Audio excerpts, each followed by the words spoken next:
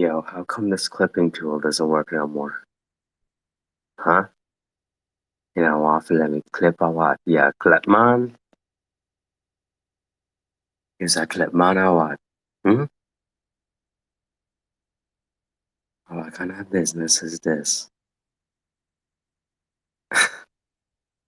Let's see if it works. Clipping. Yo, E for echelon though.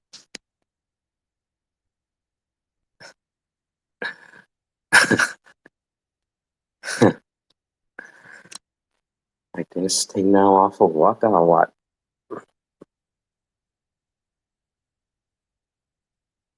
Like this thing punksy?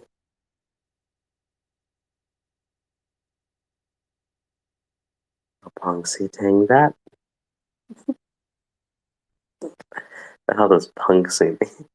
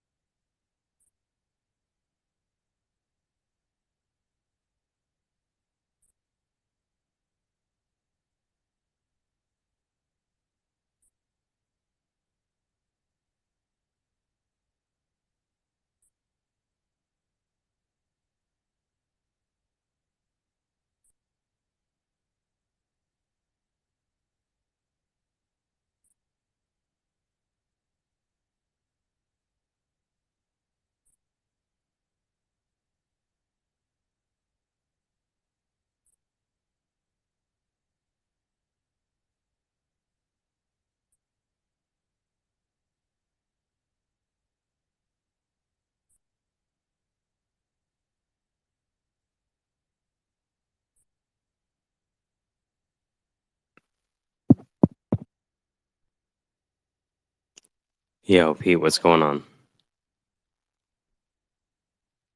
I wish I could hear you through these headphones, but I can't yet. Hey, what's going on?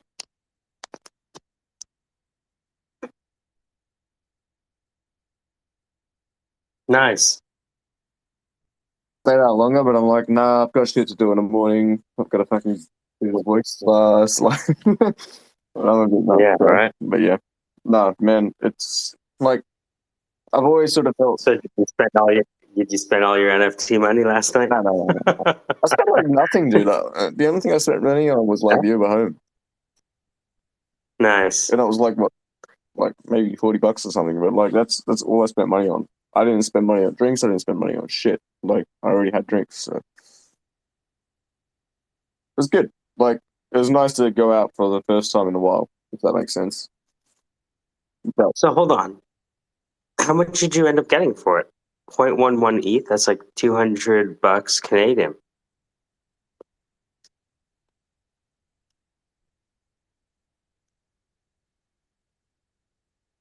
Try.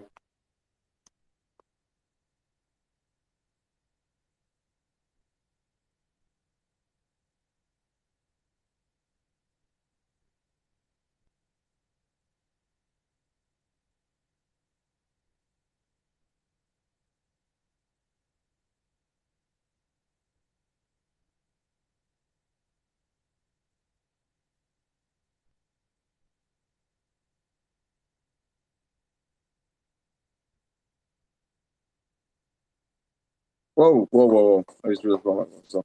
So 0.118 is 231 Australian dollars, which is a lot more than I make in a single day of work.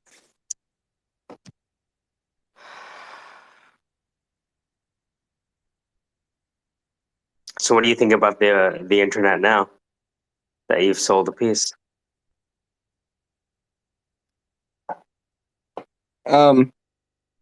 Look, like I'm still a bit unsure on like NFTs as being like a primary platform, but like, dude, if it can make me that kind of money, just like making I stuff and mean, creating stuff and it's here's the like hell thing. yeah. I mean, Victoria's Secret Victoria's Secret's a dude from Ohio. You know what I mean? Victoria's Secret's a dude from Ohio, yeah. Yeah. He's never worn Victoria's Secret in his life. I imagine.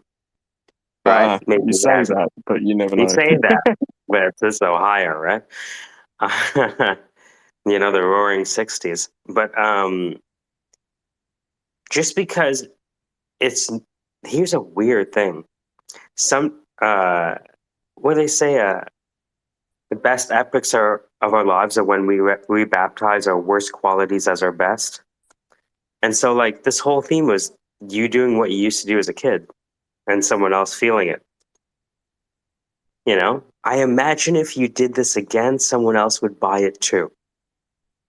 Oh, absolutely. My brother sort of suggested I try and like do one a week, if you know Yeah, what I mean. not to say that you know what I mean, but just to, I mean, it'd be interesting to find out who bought it. You know,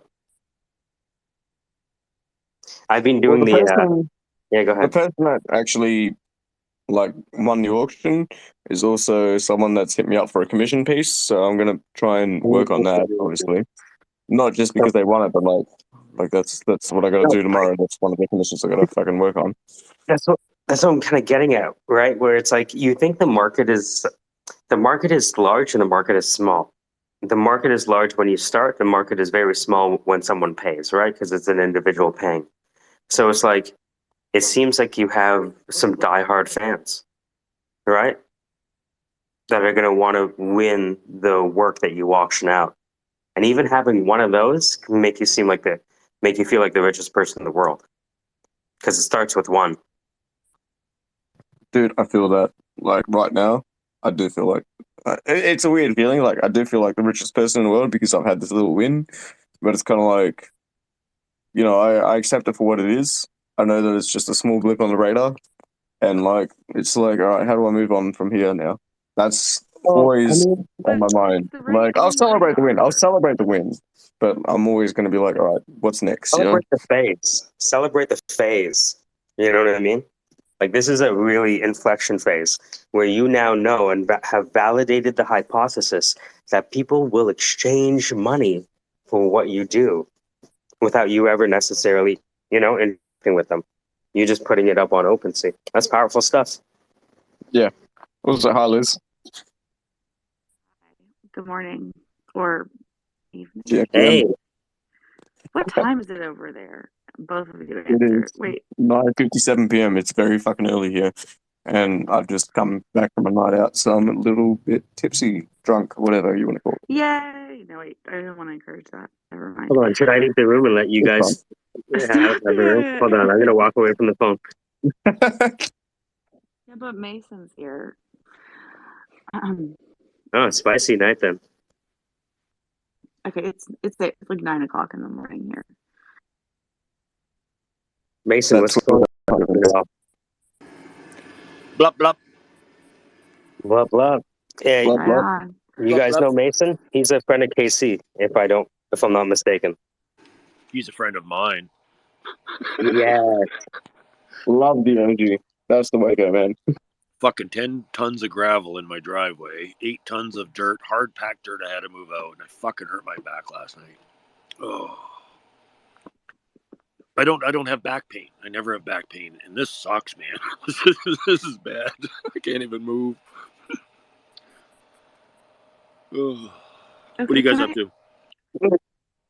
Go ahead, I E. want to try the voice transformer out because I can't hear myself. Just curious if anyone has done that before. feel like I've done it before. Like I still can do it myself. Do it again, Okay, yeah. and I'll record it. One sec. It's already recorded. All right, do it again. Okay. Do I sound different?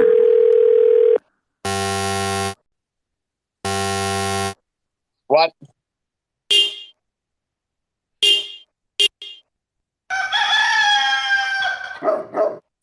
Okay.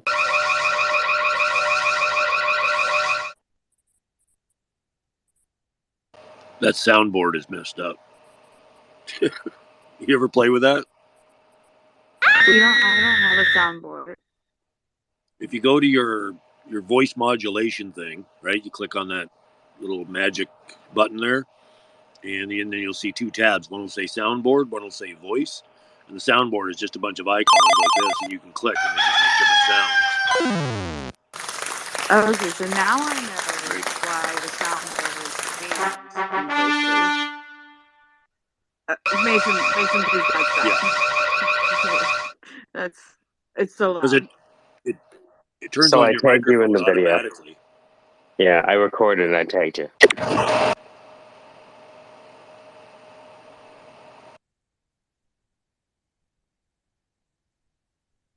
We have a fellow. Okay, I won't call her out, but I'm so glad. Yeah, okay. So that was somebody who's a real lawyer like me, but like she acts like one too. And she's a Web3. She's Oh, in nice. Web3. No, IP. She does IP stuff, I think. And I don't do IP stuff. So, Peter, if you're in it for the free legal advice, get out now because I'm not going to be able to help you with your IP stuff. Just so you know. I don't know. Peter trades dates for advice. I heard. Those days for advice. He's No, just baiting his way no. to the top. I mean, that's one way to go, but I mean, Elizabeth is my blockchain girlfriend now, so we are minted. I have no option. No. Hey, can you do me a favor? Would you ever register? Wait, hold No, on. go ahead. Can you delete that because it's horrible? And I listened to it. I don't want anyone to. I don't want to be associated with that. That's all. And you don't have to.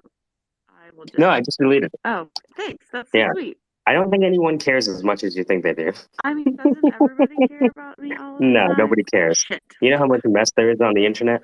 They have bigger things to deal with. Excuse me, Blockbuster and Radio Shack care. Are you breaking up with me?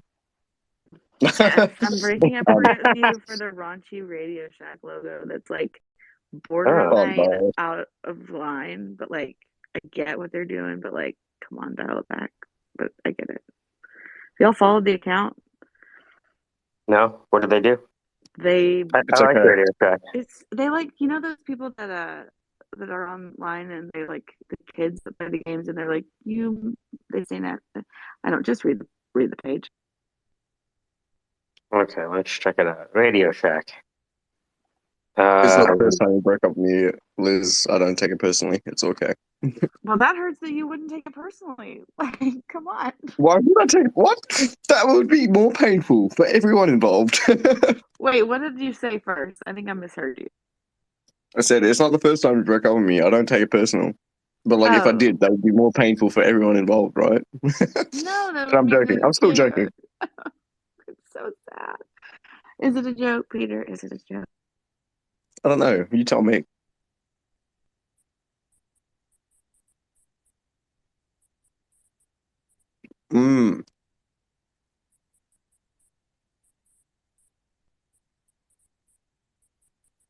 I hope you get like all the attention from the blockbuster thing, one way or the other. What?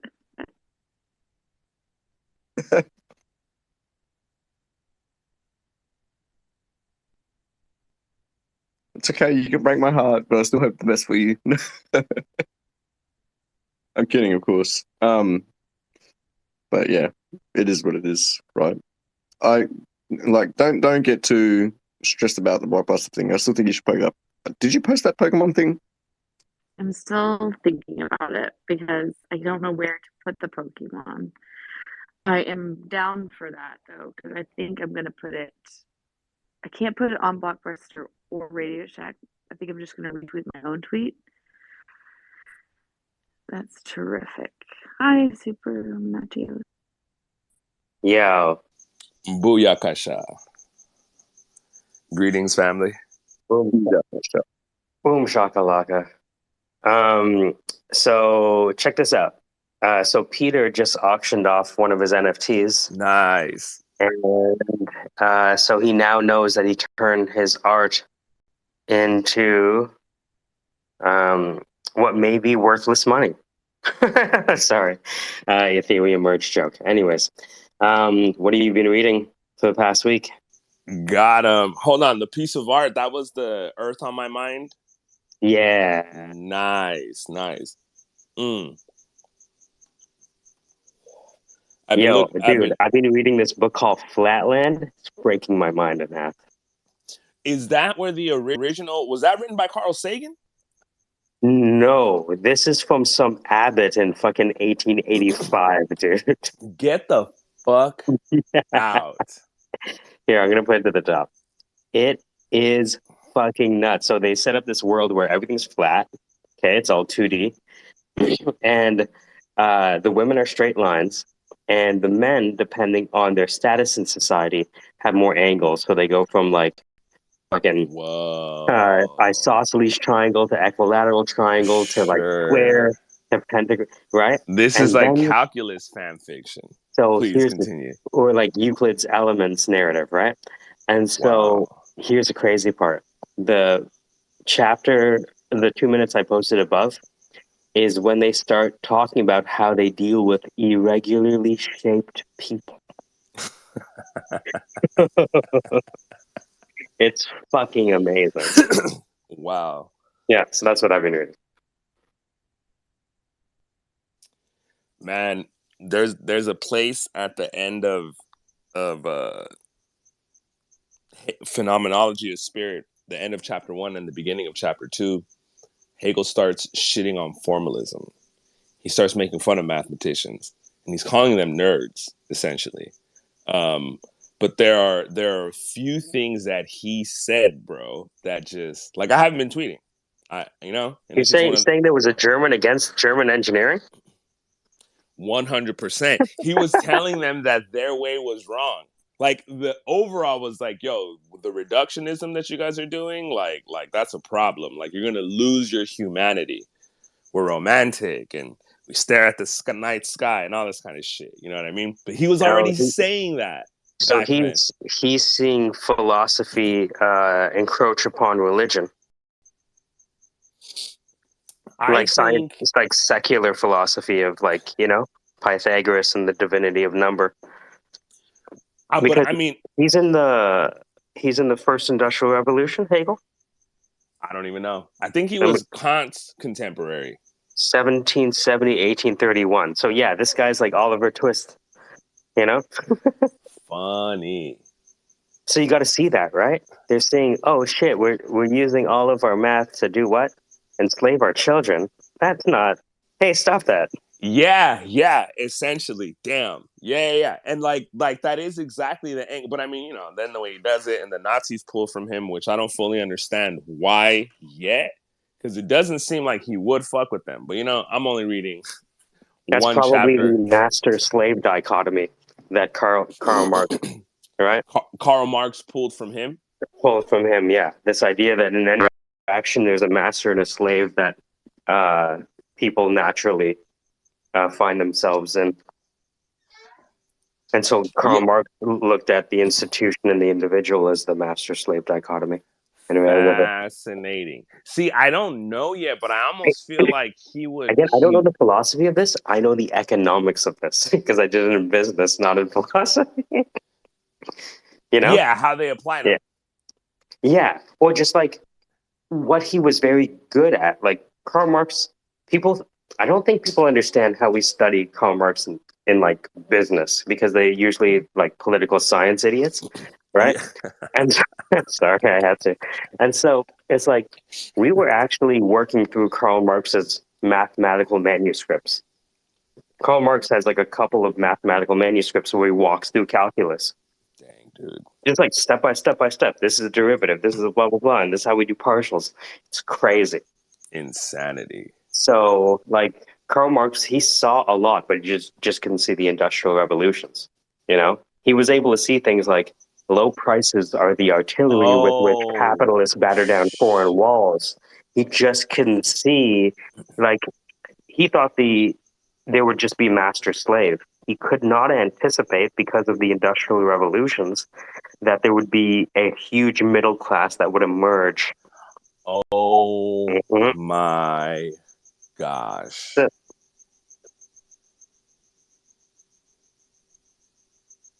Don't throw out all his work, right? It just this is Yeah, I why there was never read any of his shit. Now I'm like, this is why there was this is why there was a, and people think that it's coming to an end, but this is why he always kept being wrong, because as society devolved into an Oliver Twist, there was another industrial revolution. oh, And then it devolved, and then fuck. there was another revolution. And then Hegel it makes that. devolved, and there was another one. And he's like, fuck. I mean, I'm generally right, but this technology thing is kind of outpacing the dystopia that I thought would come first. Oh, man. And the thing is, people call it late stage capitalism. Technically, we've been in late stage capitalism ever since the first industrial revolution. It just, the technology got so good. It put What even, what even is late stage capitalism? Like, is that just a term that is thrown around just to describe current events, or what? Like, Yeah, it's a term used by flower powers to try to make sense of their squalor. Sorry, no, I'm just joking. Not, No, and they're middle I put class, it which makes it just, so I put it at the top. So this is the shit we would read. The bourgeoisie, which is the rich people, by the rapid improvement of all instruments of production, they're talking about farming, by the immensely facilitated means of communication, draws all, even the most barbarian nations into civilization. whoa. The cheap prices of its commodities are the heavy artillery with which it batters down all Chinese walls, and one would argue that they battered back, with which it forces the barbarians' intensely obstinate hatred of foreigners to capitulate. Get it? What Capitulate? the fuck? It compels all nations, on pain of extinction, to adopt the bourgeois mode of production. It compels them to introduce what it calls civilization into their midst, i.e., to become bourgeois themselves. In one Power word, of it creates a capitalism world after its compels. own image. So, like, Whoa. and that's like the What first the five, fuck? dude. That's like the first 5 pages of the The thing. Communist Manifesto? Yeah, well, I mean, it like a lot of the books you read end up starting kind of like that. You know, where he just lays down the gauntlet, bottom line up front. Go ahead, Rich. Your voice is calming. Is it because we're putting you to sleep? I was just about to say, hey, bro, I'm It about to may take a be, nap. yeah, that may be exactly what it was. But I have to take a shower and go interview an intern for business stuff.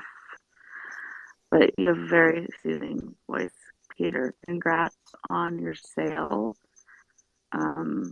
We aren't broken up yet because you cannot get rid of me. It is immutable.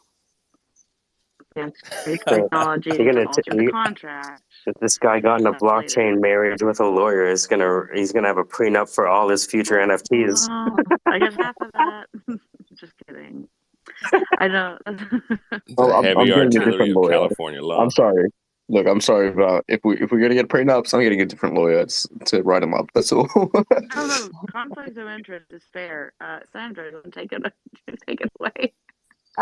I'd help him find a lawyer there, yeah, but I mean, he's in. Where are Hey, you, Peter? You're in Australia, right?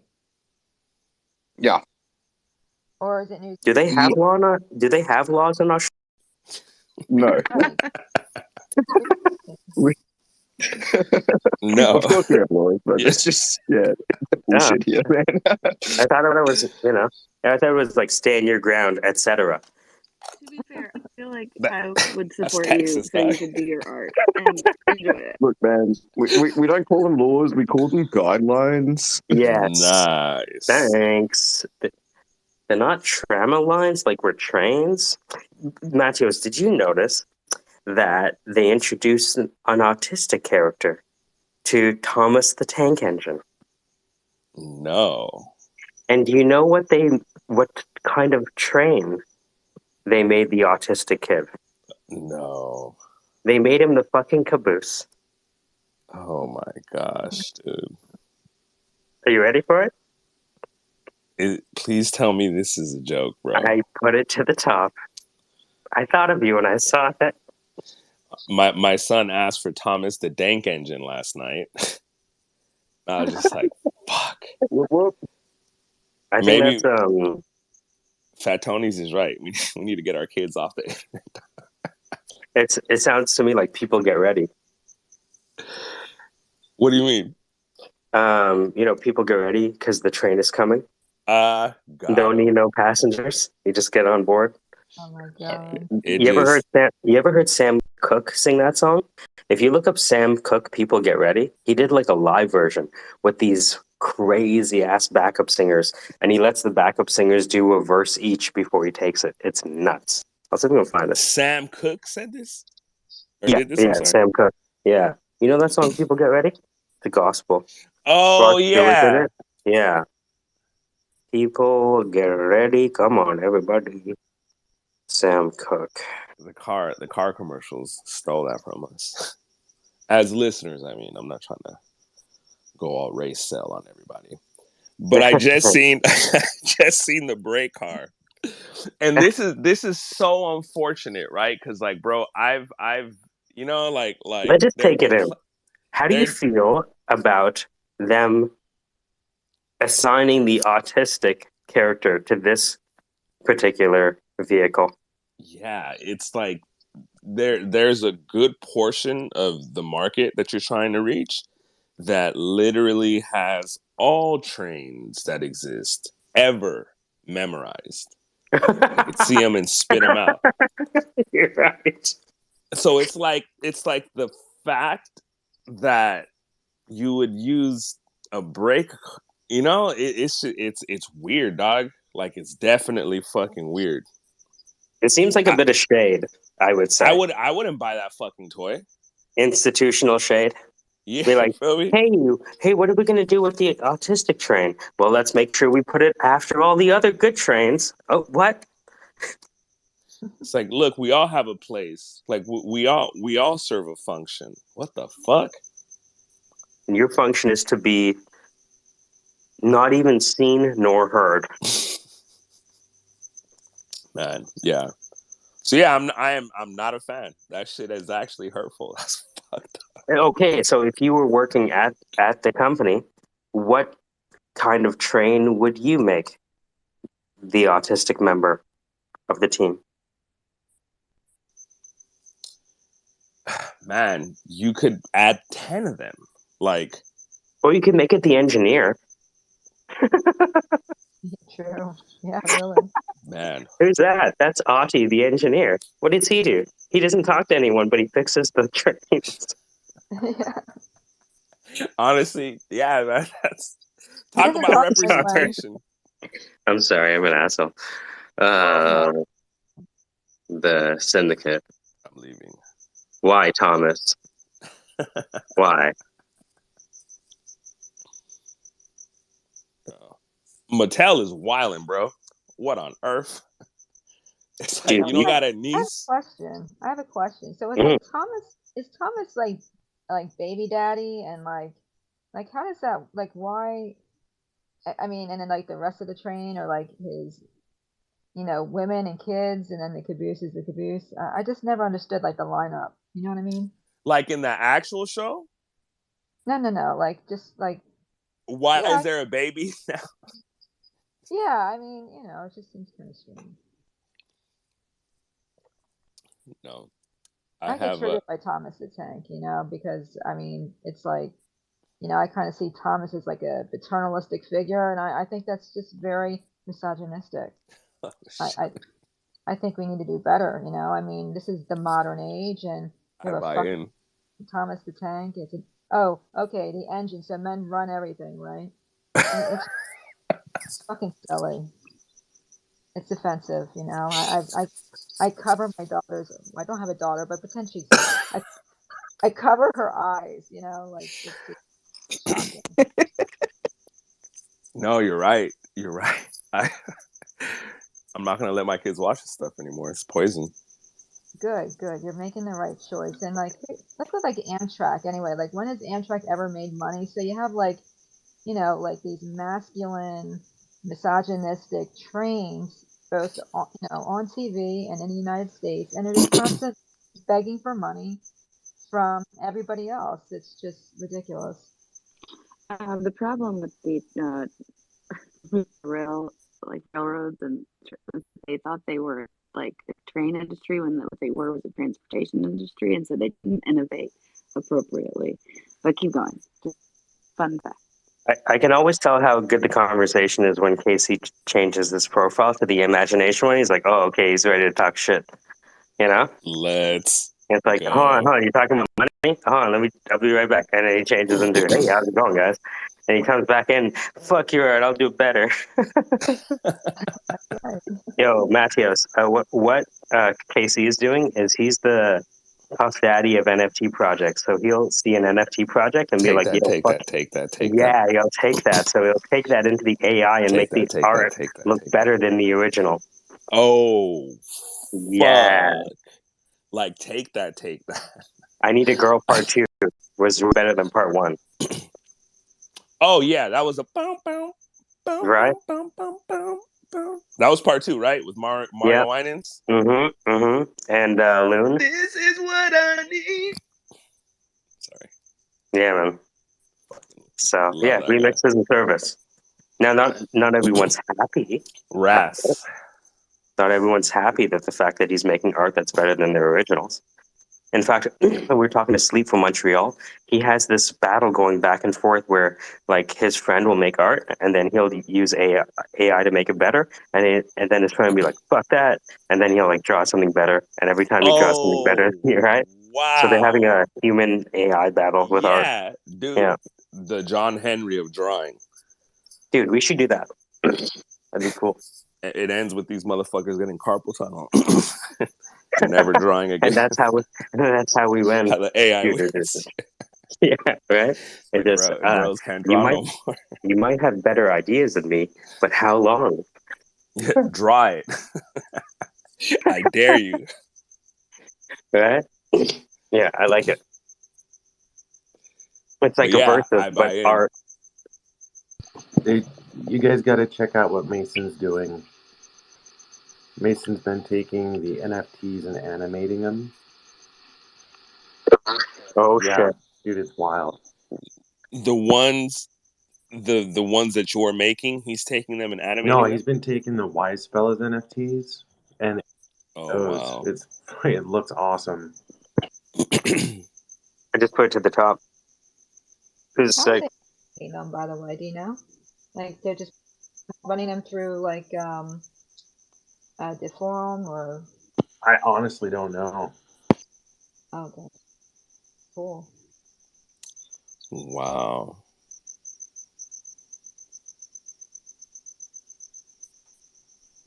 I'm gonna. So did you hold on, Matthew? Did you sleep yet? I'm sorry? Did you sleep yet? Oh yeah. Okay, because I was like, it's 7 a.m. where you are. Yeah, no, I was. Hey, thank you for caring, bro. No insomnia this time. No migraines this week. But I was I was actually on a space with Sandra and Melly last night, and then I rugged. But I fell asleep right after that. It was fucking brilliant. So I woke up as the sun came over the mountains in the east. And I was like, this was written. Like, this is how it was supposed to happen. And bro, I didn't even know you guys are doing spaces this early. So when I saw you, I was like, damn, I haven't talked to my bro, like outside of actually talking to you on the phone. But that shit don't count. That ain't real life. I haven't talked to my bro on spaces in so long, man. Yeah, if it's not It's it. Web3, it's not for me. You feel me? Like, we don't talk about what we read. So hold on. I guess you're kind of reading the gospel of Chase at this point. Chase Bank? Mm-hmm. Chase Saunders Bank. Shut the fuck up. It's all connected. Hey, man. It's funny because I had Ahmed try to explain fucking monads to us. Nice. And he's How like, did he do? So it seems like a So, okay. So you know how you have things. So you put those things in one thing, and that one thing is allowed to recapitulate all things or yes. something. I'm not mad at Like, that. whatever. That's tight. That's good. But how Look, long did he take to get that out? well, with my interruptions, you mean? Nice. Nah. Like endofunctor, it sounds like a high functor. Bro. Have you ever thought that to yourself? Like an endofunctor? Like, does anyone else? I Have don't you even been- know what a functor is. Is it the mapping between mappings? My It's a mapping. my functor smells good. Okay, that's all I know. Let's go. Okay. I'm gonna interrupt real quick. I gotta say something before I jet. Mhm. So you and Matios sound so white they make me feel black. I just want Yes. You know what? You know how Yes. parents are. You know how proud our parents would be hearing you say that. I'm saying we have to watch the movie. Casey, are you Oh, the down? code switching movie. That's right. The what movie? Yes. Oh shit. This is It's real. Let's have a watch party. I'm not joking. it's kind of like, you ever see that chameleon who is given that color obstacle course and it starts changing as it crosses the different things? That's kind of what it feels like when you change your voice. Like if you listen to the beginning of this, I was just pretending to be a West Indian for a bit. Hey boy, what wrong with you? You mother, what, you crazy? You Twitter space boy. You think it post, right? But and then I talk to you guys. I'm just saying that I'm gonna go to the bank and I want to put you two down as my references. Hey. Hey, let me know. That's wicked. Can be your credit card piggyback. You can piggyback on them. Perfect. Oh yeah. My name is Greek, So it's like, oh yeah. Look, my name is after an angel. It's a Greek guy. You think Michael is from India?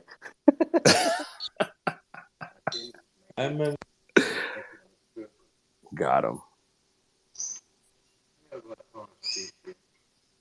But yeah, man, Ahmed's monads. I buy in. I want more of Ahmed's monads. So he starts with saying and this was an interesting definition. A category is a collection of items of a certain type. Funny. A category is a set of objects or items of a certain type.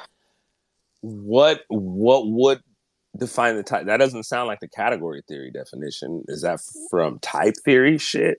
Well, they're one and the same. Like they're both like pieces of each other, because inherently, when you make a set, you're making a set of objects of a certain. Yes. Right. Like you're Oh, not touche. making an array of Yeah. apples and oranges. It's an array of apples that you're counting. Dang. Right. One through whatever. And I'm inviting him. I can't. The thing is, like, by the way, just to put everyone in the background, Matthias and I got together because we were confused by two things: philosophy, the world, and computer science. And so we combined our misunderstandings of all of these things and started talking to each other, and then started talking to a bunch of smart people. And we are still as confused as we were 4 years ago, but I think we're more okay with it today. Yeah, that part. I spent 2 years of my life seriously studying, not doing the bullshit I do now, fucking just read what I like when I like, trying to understand a concept called monads. And then it turned out that there's actually like 3 or 4 different definitions through time. One of them Pythagoras had, the other one a guy named Leibniz had. And these are all related, but those two have nothing to do with the computer science one, which is where I heard the word in the first place, messing around with JavaScript. So yeah. Monad took me, the idea of the monad took me all the way to like, sorry. The idea of the monad took me all the way to realize, oh, it's just like all the philosophy is Democritus versus Heraclitus, the doctrine That of change part. versus the doctrine of the atom. Like, That oh, part. this is perception, all trying to figure out what the fuck. And I still don't know what a monad is, but I know everything around it. That is the essence of the monad. That's the essence of the monad. That is this the structure around what oh, fuck. Whatever. That's so funny to understand. Yeah, but that's where we are.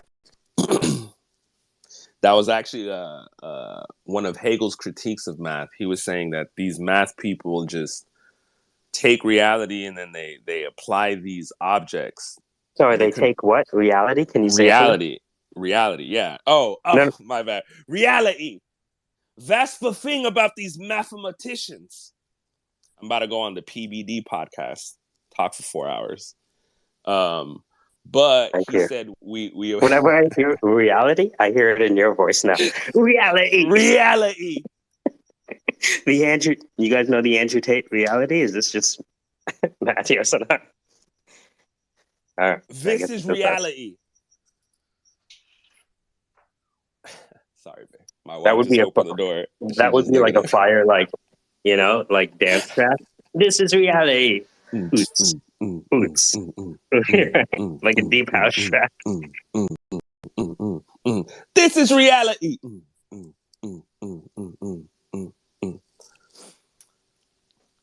But yeah, reality as measured against hypothetical structures through mathematical objects.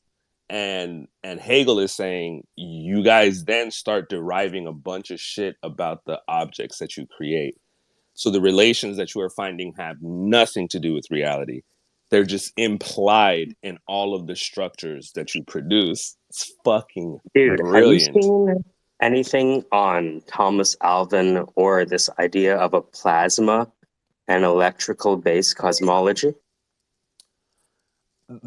Oh, that was fucking beautifully put. Dude, I've heard of people talk about the electric universe. Yeah. So but I like the sentence that you just used, because this guy, Thomas, I was talking to Brad about this. No, I don't know this guy. Okay. Yeah. These lectures will break your brain in half. And the other thing too is this guy works so hard on these videos.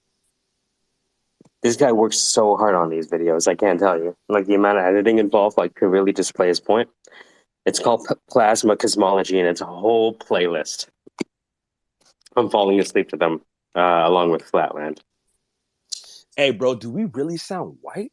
Just kidding. Sorry. I hope so. I didn't mean to circle back.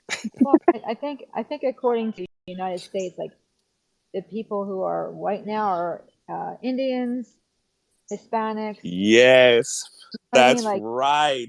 Everybody's white. Thank you, Sandra. Yeah. All right, perfect. Yeah, everybody's white now except the black people. I mean, that's. I was about to say facts, but I mean that is what it said. Asians too. Oh, sorry, Asians, you're also white, so fuck your culture. You know, government says you're white. It's true. Yeah. Black people? Wait. I think black people should be white too. I mean, that seems fair. You know, like everybody else gets to be white according to the government. You know, but like not. So this is federally observed. Yeah, I mean, for the most part, if you go and they will literally like say, if you're Hispanic, you're this. And the reason is you know they are just changing the way they define things. I mean, they can't even define gender now. Well, that's interesting, but when I tick the boxes, like there's not a box for me. Like I have to. But in terms of like the sense, you know, the people that were around. I usually on every form, like there's not like I have to tick white. Like you have to check it. Oh, like I'm in my in my family, I'm the darkest person. They're all like my dad is fair skin, like super white and green eyes. But like I've never I would never say that I'm white Yeah, I mean that except doesn't for that make sense that on to that me that they do paper. that. Right. Yeah, and it's crazy because it's white, African American, Asia, Pacific Asian, Islander, and an Asian, or one other. I don't. There's four categories usually, Yeah, and I never then know what to put for ethnicity. Guyanese. Yeah, and then Yeah. ethnicity. That's where I'm like, oh, so I'm ethnic. What? This is just like, why do I have to put different labels on me? This is just so weird. It's so weird. I fucking hate that. I know. I never fill out the race question. I never do.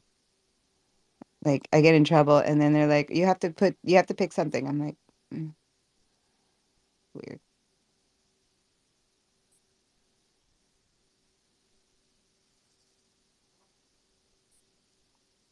I can't remember who said it, but I think it might have been a comedian, but they said that black men are the white people of black people. And Oh yeah. I fucking fainted. Yeah, I heard that. Fucking brilliant. So yeah, to your point, Sandra, I am also. Oh, good. Join the party, right?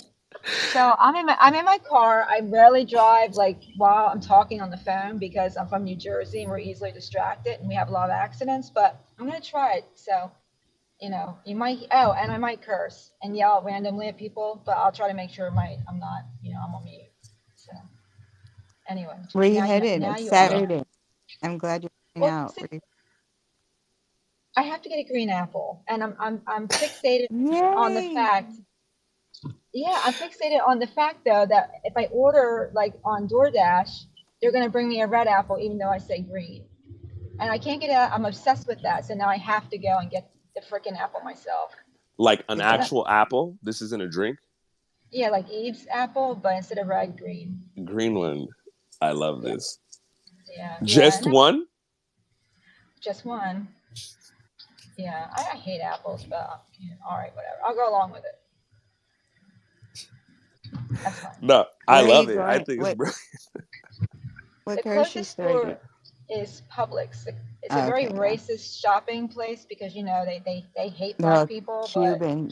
They're all Cuban in there. What are you talking about? no, they just got in trouble. Like last year, they settled a case because they're extremely racist. Oh, like actually, they're nice.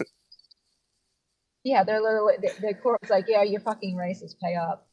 So that's what they did. Shit. Anyway, so if I start yelling, like, lady, why the fuck are you? What are you doing? Like, she's like crossing the street. Ooh, that was close. I'm like, it's a spectator sport here in Miami. She's like walking across the street, pushing a shopping cart full of food, and it's like it's a green light and there's 4 lanes of traffic. She made it though. I'm impressed. We would have ran her over in New Jersey. That's wild. Yeah, this place is crazy. Anyway, sorry.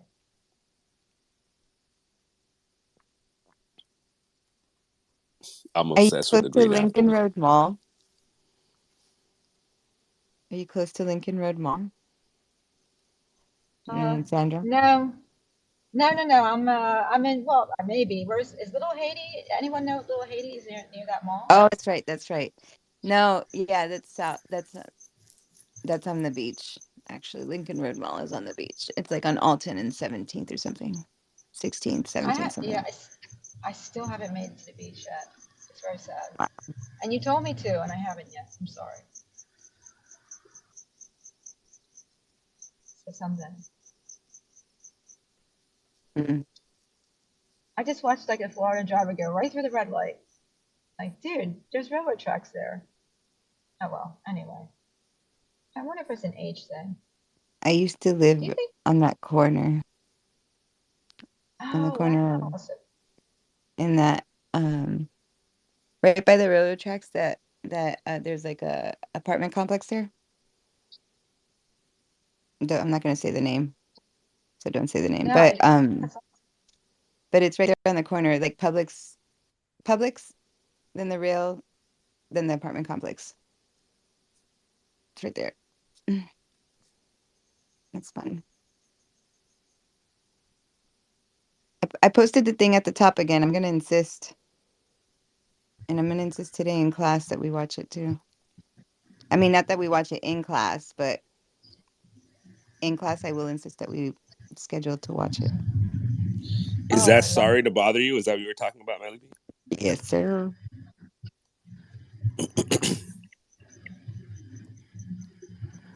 Hey Sandra, I hey might buy this Melody. movie. Hi. What's up? Oh, Monster, you changed your picture. Yeah, Yeah, check it Your out, new man. picture. Oh, how's it? only a little younger. What?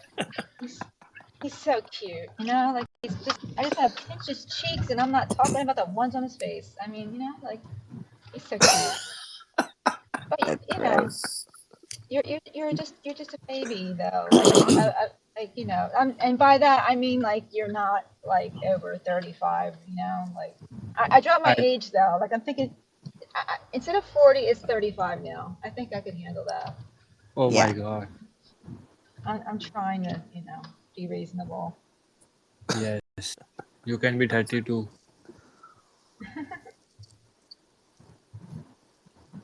Anyway, I love you I'm too. oh that's okay. I'll make you suffer like you never suffered before for saying that, buddy. So we got another blockchain Why do you relationship think going I'm on here, not or what? married? I'm 50 I years love to old for suffer. fuck's sake. I love I you love to too, and that's suffer. why. Oh, I you love love to suffer. suffer? Oh, you come to the right fucking place, buddy. I'm a lawyer. Yes. Oh my god. So in addition to just suffering my regular nagging and psychotic behavior, you get the legal shit too.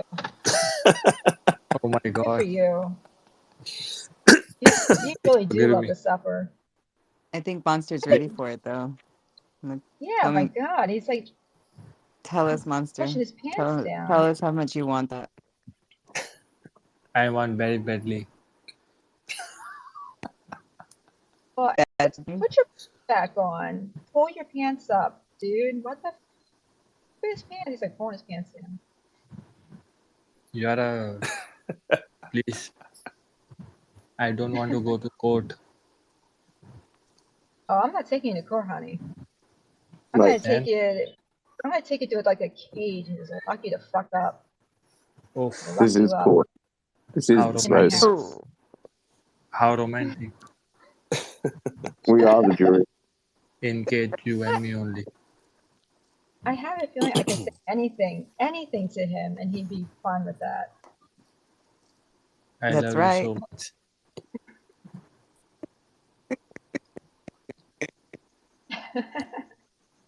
Yeah, What I've up? been out for a hot So minute. I've just been fucking browsing these spaces. Sorry, guys. anyway, I'm here. all I'm right. listening.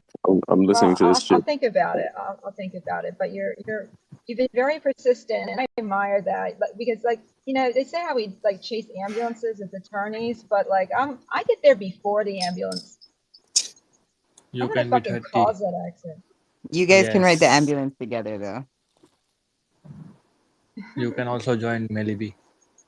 No. Oh, there we go. Yeah, you better. No. I don't share. I'm not a good sharer there, Monster. I Yeah. tend to like overwhelm my competition and freak them out. Okay, please come on one on one.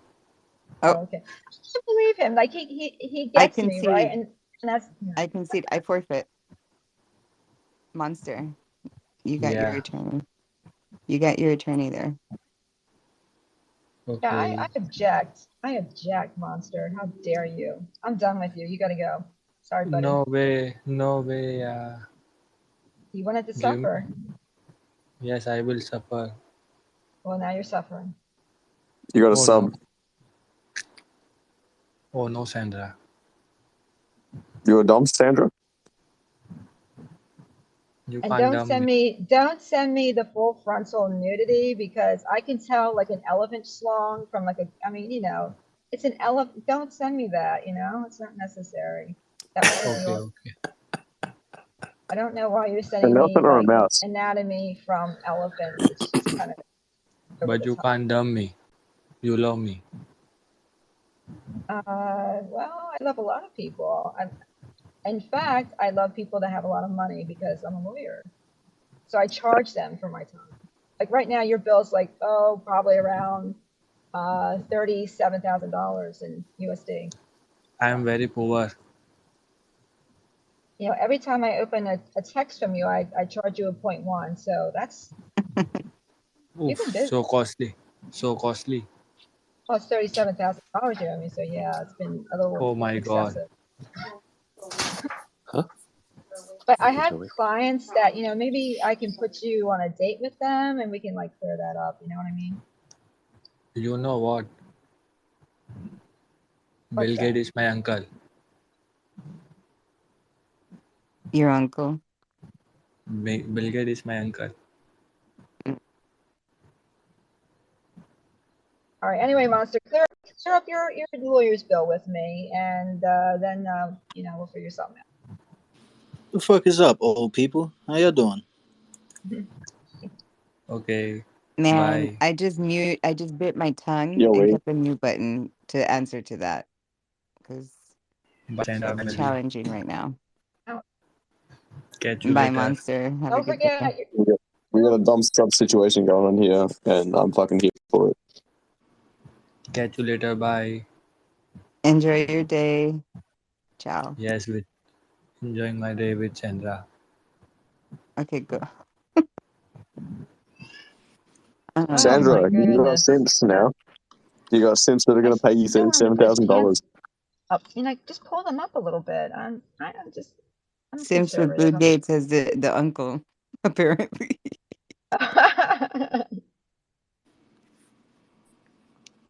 Sorry, guys. Wait, what's this? I was just doing the "This Is Reality" dance song for Matias. I'm just exporting it now. Fuck yeah. Okay, so today I want to. What time? Well, I guess no. Today or tomorrow. Fuck. What are you thinking? Well, I was thinking about like the different profiles. Like, I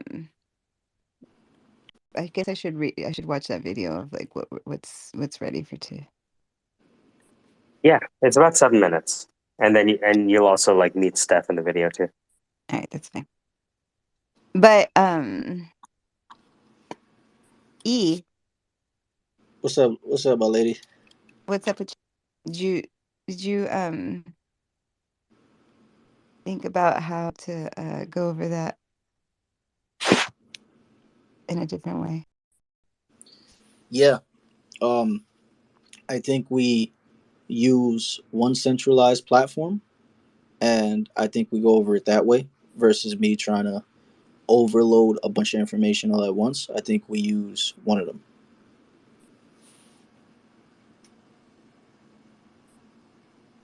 Hello? Yeah. Yeah. Somebody dumbed it down and said that it's more like what was it that he said? He said,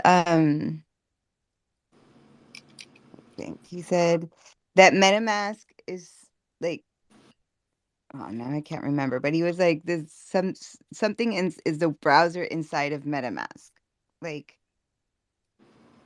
as if MetaMask was the internet. Uh, there is a browser inside of MetaMask. Yes. My bad. I was trying to process that. Yes, there is a browser inside of MetaMask, and you can use it. I mean, but why? You know, if you got Google or other things, I don't really use it, to be honest with you. Well, we'll set up a video on that. We'll do that. Who was the other person? Who was the person that said, "Oh, I know." Oh, Oh, you talking about the Rise Up? Rise Up. Okay. Yeah, I don't. he goes into more in depth with the technical. Yeah, what's up, Nelson? Just cut me off. Yeah, Nelson. Hello. Hi. Speak up, boy. Hi. You're Yeah. You better say something relevant. You cutting me off. Go ahead. I'm just saying hi, Emily. okay. Hi, Nelson. How are you? Fine. Are you having a good day? Yep. Are you doing work today? What are you doing today? Watching TV. Oh, I hope you're not watching the news. No, I'm not.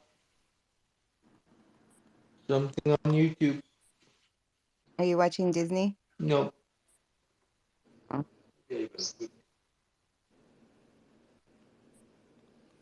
Okay, so what'd you got, E?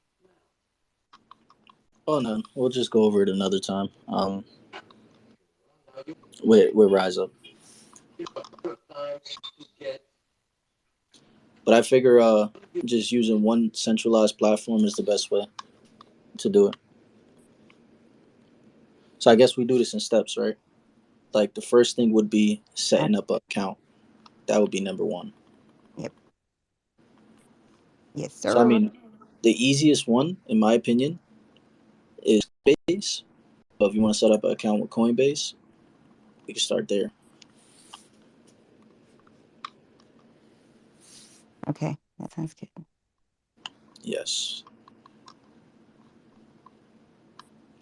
What's going on though, old people? Act like Yeah, you're old. I'm Dude, it's like, fucking Saturday. It's Saturday. It's not even 8 a.m., all right? Well, for you, it's not 8 a.m. yet. For me, it's We're almost. all on different schedules. Everybody's in a fucking different time zone here. Well, wake the fuck up, Melody. Fucking, Come wake me up. hey, Hmm. who you calling old, by the way? Surely you're older than me. Who, me? No, he's younger than you. You fucking old motherfucker. Nah, I feel like No, this bitch is younger. This is a age is a young. age is a mindset. Age is a Whatever. mindset. But I still bet you're fucking older than me. How old are you, bro? Like, I'm not. If you don't want to answer that, like, Oh, that's fine. I'm Yellow just, is don't have okay. none. Because either I buy 5,000 Granny Smith apples or wait a minute, there they are. Never mind. wait, I'm what? I Yeah, turned Buy them all. I'll buy them all like this. I turned 26 on February 27th, bro. I was gonna take yellow. Fuck, I bro, mean, you are I like actually to younger than me, get dude. this Okay, year, I'll take it but back. I take That's it what back. I said. I said he How, was younger. how old are you, Sandra, Peter? I'm gonna mute you because I can't hear you. Dude, no, I Don't. just turned 27. Oh, So, nice. Not too much of a difference. So at least I got someone who's close to my age in here. Do these old farts. you're like days within my old birthday, motherfuckers. actually. You're a Pisces, bro. Yeah, man, Let's all day. fucking go. What Yeah. day? You fucking Pisces and a Cancer over here. I will fucking snip you with these crap claws. Wait. You're a Cancer? You fucking. Yeah, bro. Oh my! Oh, listen, man. Listen, bro. You Cancers get behind the Pisces. We defend you, motherfuckers. All right. We're the big fish. You understand? We're on the team, right? We're on the same team for sure. Like y'all. This is what it is. You pinch motherfuckers. You pinch their shit, their balls off, and we slice their heads off. That's what we do. Yeah, I feel it. We're on Ew. the same team. Fuck yeah. Who are you fucking up? Slicing balls. Nice. Melody, stop acting like you ain't into kinky shit like that. Cut it out. Oh, cutting someone's balls off and eating a head? What? No, of course not. Nice. So where are you? Of Sounds like course not. breakfast. You're not the praying mantis, right? You know what the praying mantis is like. All right, Matthew. So I put "This Is Reality" to the top. Let me know what you think about it. Fruity Loops, and was it Zed Game Editor for the visualization? I love that thing. Wait, you made this? Yeah, we were just fucking around because Matios is going to do a song called "This Is Reality," where he impersonates Andrew Tate saying "This is reality," and we said we were going to put it to a house track. So this is what I have of the track so far, and I did the visualization when I was on mute. You motherfuckers be making moves on this show. I see. Just Yo, quietly though. So yo, we I need haven't even 18 seconds. 18 seconds of silence. shown you the I have the whole social audio reel from the Syndicate. I'll put it in. So these are all the productions, well, some of the productions we've done. Some of it just is featuring our audio, but some of it This is reality. yeah, yeah. Wait, I The love it, Syndicate. bro. That shit So is wait, cool. That's hilarious, wait. Mateos. Let's give everybody 18 seconds of silence so we can fucking hear that shit. Andrew Tate is a forced meme, though. Do we have a timer? I'm gonna mute everyone, dude. I did. I want to listen. I want to hear Mateos.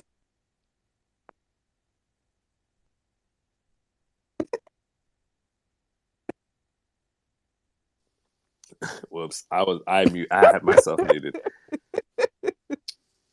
This is awesome. Okay. You guys get it? How you told us to mute and you didn't even mute, Melody? Oh, sorry. I did. Sorry. Mm. Now Melody got to stay for double the time now, straight like that. I think he's just getting the key because the thing is, it's house music, right? So it's like, it's C and then B. That's the tune. This is reality. All right, yeah. Give me a few. This is reality. All right, sorry. I So still, give me 5 of them. 5 different ones or 5 in a row? 5 in a row, and then give me variations thereafter. Okay. This is reality. This is reality. This is reality. This is reality. This is reality.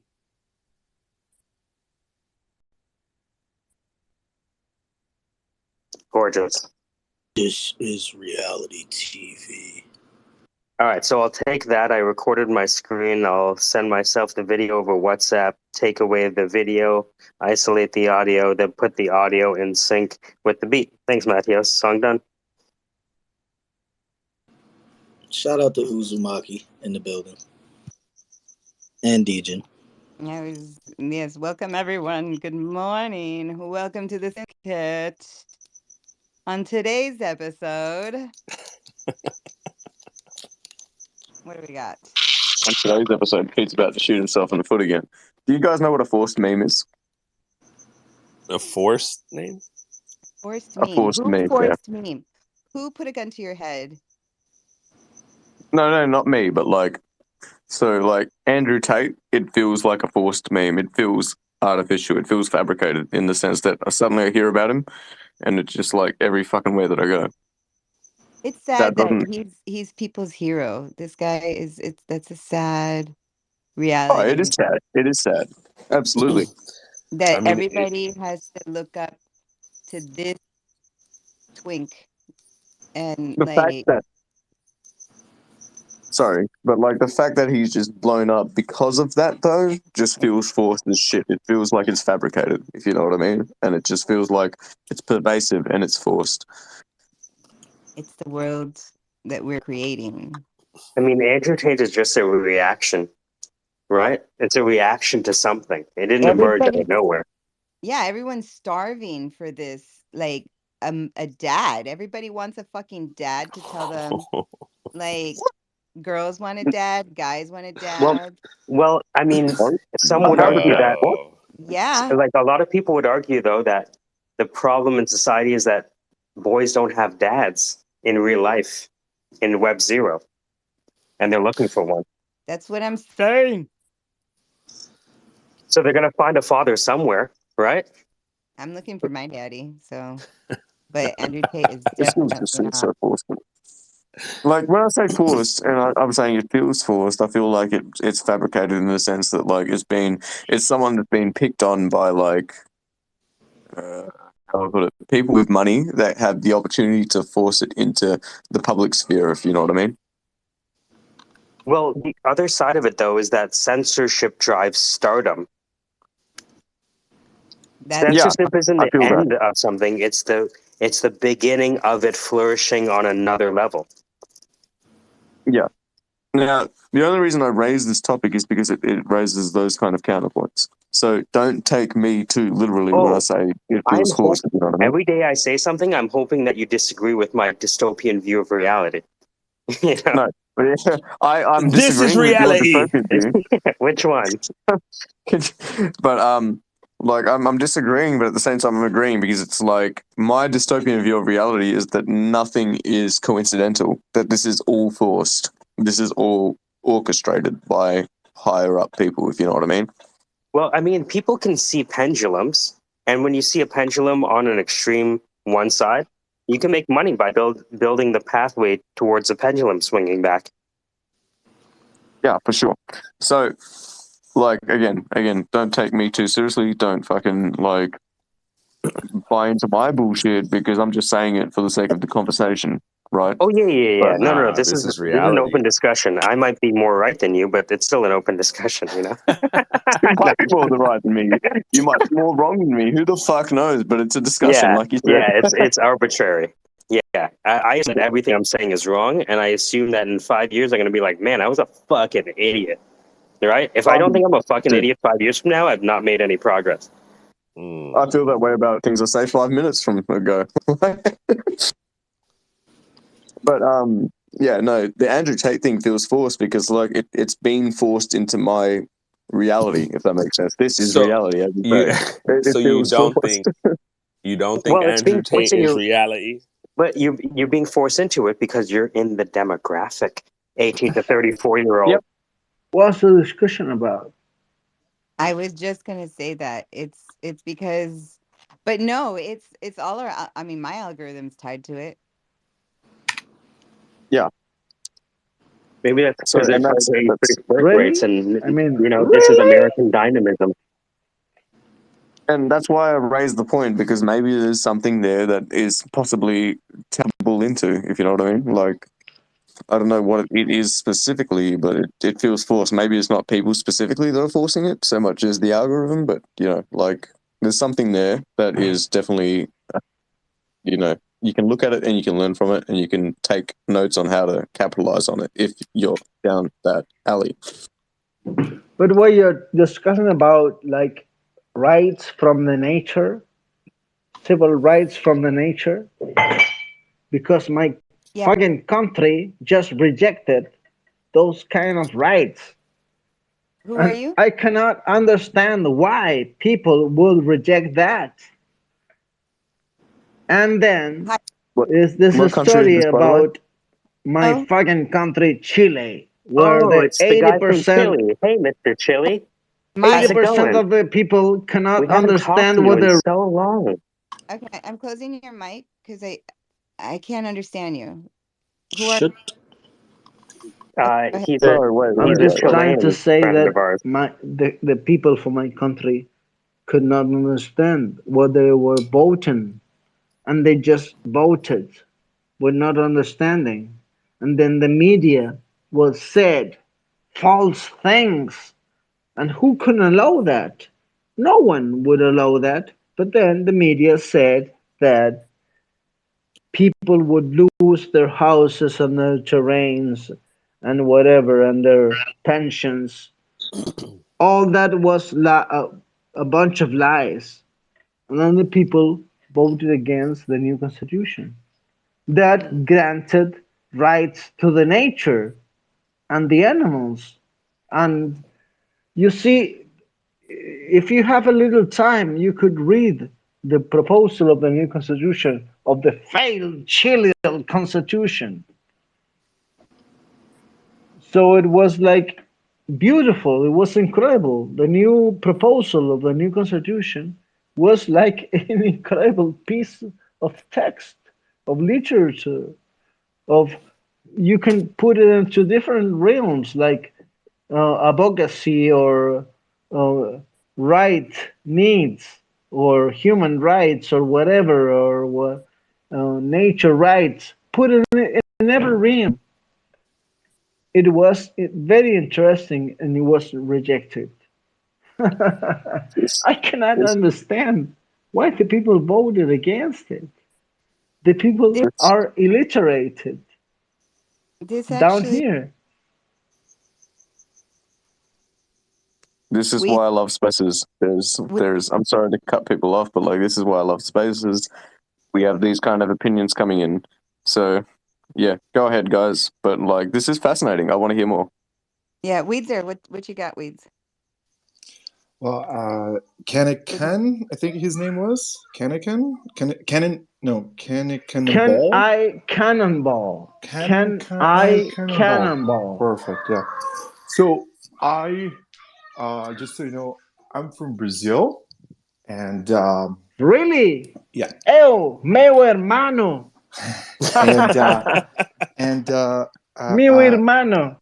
I was very scared of your new constitution, Why? because Really? Yeah, You were really. scared about I it? was. I was. I Yeah. was scared. Really? What they Déjelo, told you about it?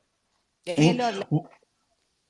Well, I think one of the things that I don't like is when we start creating segregations and some steps that undermine other folks of part of the society. Wait a So, minute. You're an from example. Bolsonaro? Hold on a second, right? So how it works is that you bring a point, and then you shared your frustration. No one interrupted you, and then you mute yourself and you listen to the rebuttal. That's how it works on a discussion. Okay. Dejen cerrado para escucharlo.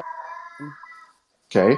I understand that you're under a socialist government right now for Barbaric, but it works this way. Okay. In a normal society, one But brings a they're from point. That's we're okay. social Hey, democrats. that's okay. Hey, excuse me. So let me just finish it up, okay? So one of the things that I don't like, my point of view, which I believe I'm entitled my point of view, Yes. is that Give it. I don't like the whole idea of creating and securing seats for indigenous people, meaning reserving a certain But it's amount not of. right. Okay, hold on a second, senor. Wait. Vocês têm que parar de hablar, porque se você hablar, você para aquela pessoa falando que está falando com você. Para. Deja de hablar, deje que hable with, señor. Para. That's how it works in a society, a civil society. You brought your point, we share our point now, bro. Shut up and listen. That's how it works. Dale, Wiz. Okay? So you have 155 members in your assembly. 80% of them are independents. Okay? So they ran. They're not party necessarily to any social political party. They're independents, meaning that no matter what was their Pinochet support or social support or Venezuela support, they got elected independently.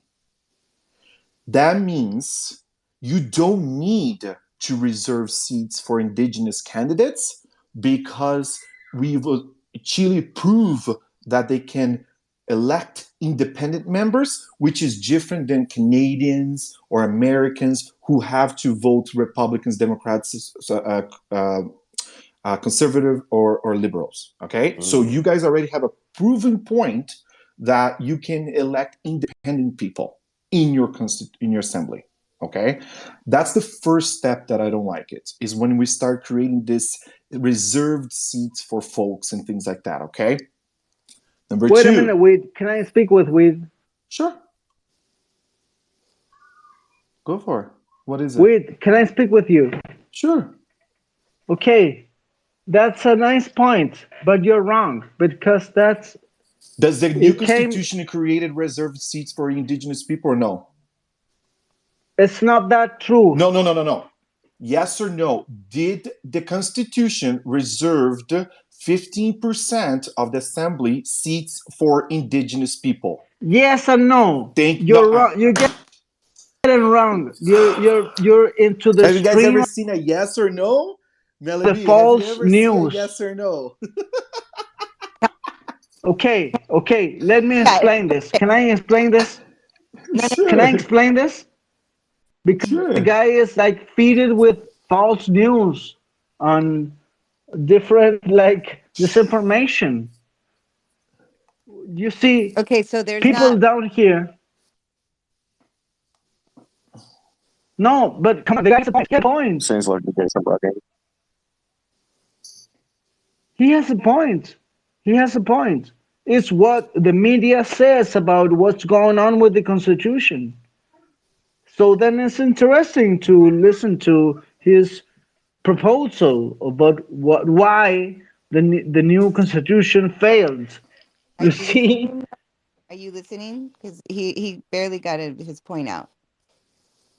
And I have a question. Is it 15 or is it 50% of indigenous seats reserved? 15%. Okay. No. Habla. Come on, man, my brother, man. Explain it. No. Explain what you know. 50% of the people are not the indigenous people. So then no. Talking about the reserved amount of I seats don't want to. out I of the don't want to shut this off. 155. Out of 155 seats. I want to listen to the guy's point. Out of 155 seats, you guys were reserving 24 seats for indigenous people, meaning you were defranchising black, white, lemon, orange people, whatever it is, you are defranchising. So out of 155, a block of 24 is reserved only for indigenous people. Wow, That's not fair. super interesting to listen because it's false. It's false. Are you sure? Because I'm looking right now here at the draft of the Constitution. Can you please go to the page 68, my dear which brother is the friend, reservation of just it? read to the fucking new idea of a proposal right of a now. constitution. I have it open right now. Yeah. And then you know another thing that I have a problem with it? Do you know another thing that I have a problem with it? Private property. It is not the government who decides it. It's not the government who decides what it should do with private property. Do not come in my house. I bought it. It's mine. Get out of here. But that's how it come works. on, brother, man. Maybe the thing that you're listening is a false idea of the new constitution, because the new idea of the constitution was so fucking incredible. My heart will blow Well, I guess off. you're part of the 38 team, bro, and 62% decided no. Exactly. So who's the right and wrong in here in the picture? No, man. Come on. Wait a minute. The guy has a point. He's been fed with misinformation. I got your constitution in front of me right now in here. I can prove other points. I actually is it the real one? PDF. Well, it's Are the you one sure? Is it the real one? It's the one that was in the Congress, the hard copy, PDF downloaded. So let's go. From where? From the government or from whatever? The one that was going through your parliament. Yes. Okay. Here's Come the on, thing. give me some feeds. Here's the thing, Melly It's interesting conversation here. Here's everything, Melly B, and everyone from the syndicate. As a South American, Melly B is a Central America person, and she's from Mexico, and myself being from South America. South American weeds. I'm from Colombia. Oh, fuck, you're Colombian. Okay, I thought you talking to me before you were from Mexico. Sorry about that. Okay. But you know, the guy has a point there. South America is right now. It's like right? from the people from the rejection. We're in a world right now in South America where there's a lot of socialist communist parties. They're in power. And then you have the largest country of South America under a democratic elected president, which is Bolsonaro in Brazil, which the election will be happening in 15 days. Next October 2nd. And this would determine how a country with over 250 million people in a capitalist world will basically free up the South America from this disgusting politics that's current right now. So let's speak a little bit about Chile. But the guy is just like feed up with this information. Can we speak a little bit about you for a second here, since you're in Chile and I know you're suffering because since your president was elected 2 years ago, you're seeing the worst of inflation and also purchasing power and declining, you could blame the new government. Your GDP is decreasing. Yes. Do you know why I blame? Because the example, Chile was the richest country in South America. The highest per capita GDP. The highest per capita GDP in South America. The only country that offered everyone over there free university for everyone, no matter what. Okay. Now it was in the Constitution. The new constitution that was rejected. Cánica, deja hablar uno a la vez, por favor.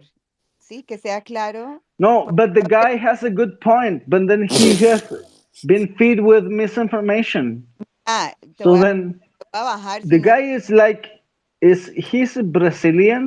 I'm gonna remove him if he doesn't let people finish their thought.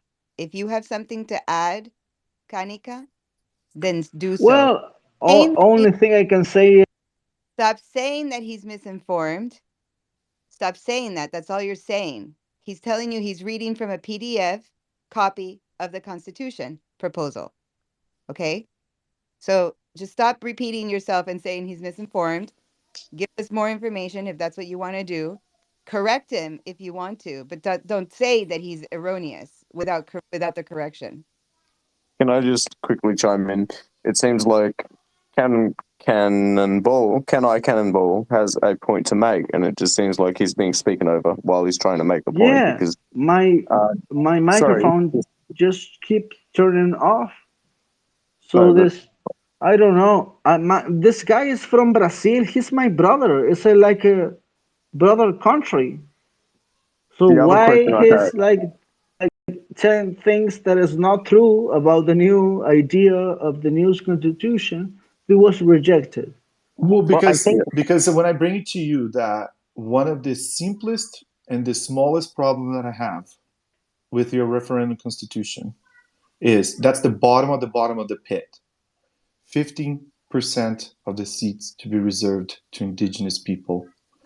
the I come weeds. from Brazil, But come who on, guy, has it's not indigenous true. people. What you're saying is not true. Where do you get that information? Where do you get that information from about? Can you please? Okay, I'm gonna send you the link of your own constitution so you can read page 68, bro. But where is your constitution coming from? I think it's a fake constitution.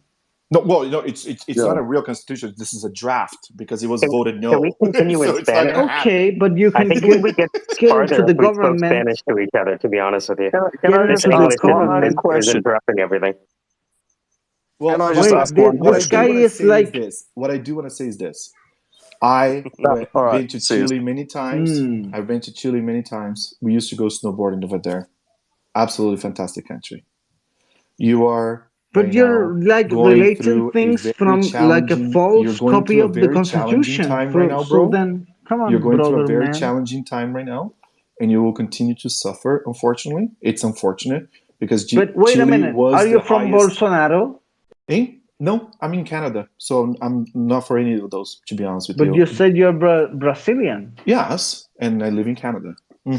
Yeah, it So happens. It's then called you like immigration. Lula or Bolsonaro? I am none of those. I am a conservative Ah, here come in on, Canada. man, you're Bolsonaric. So what? He's Ford. So what? So what if I am Bolsonaro? What's wrong with that? Okay, okay, Yeah, you're okay. Bolsonaric. So what?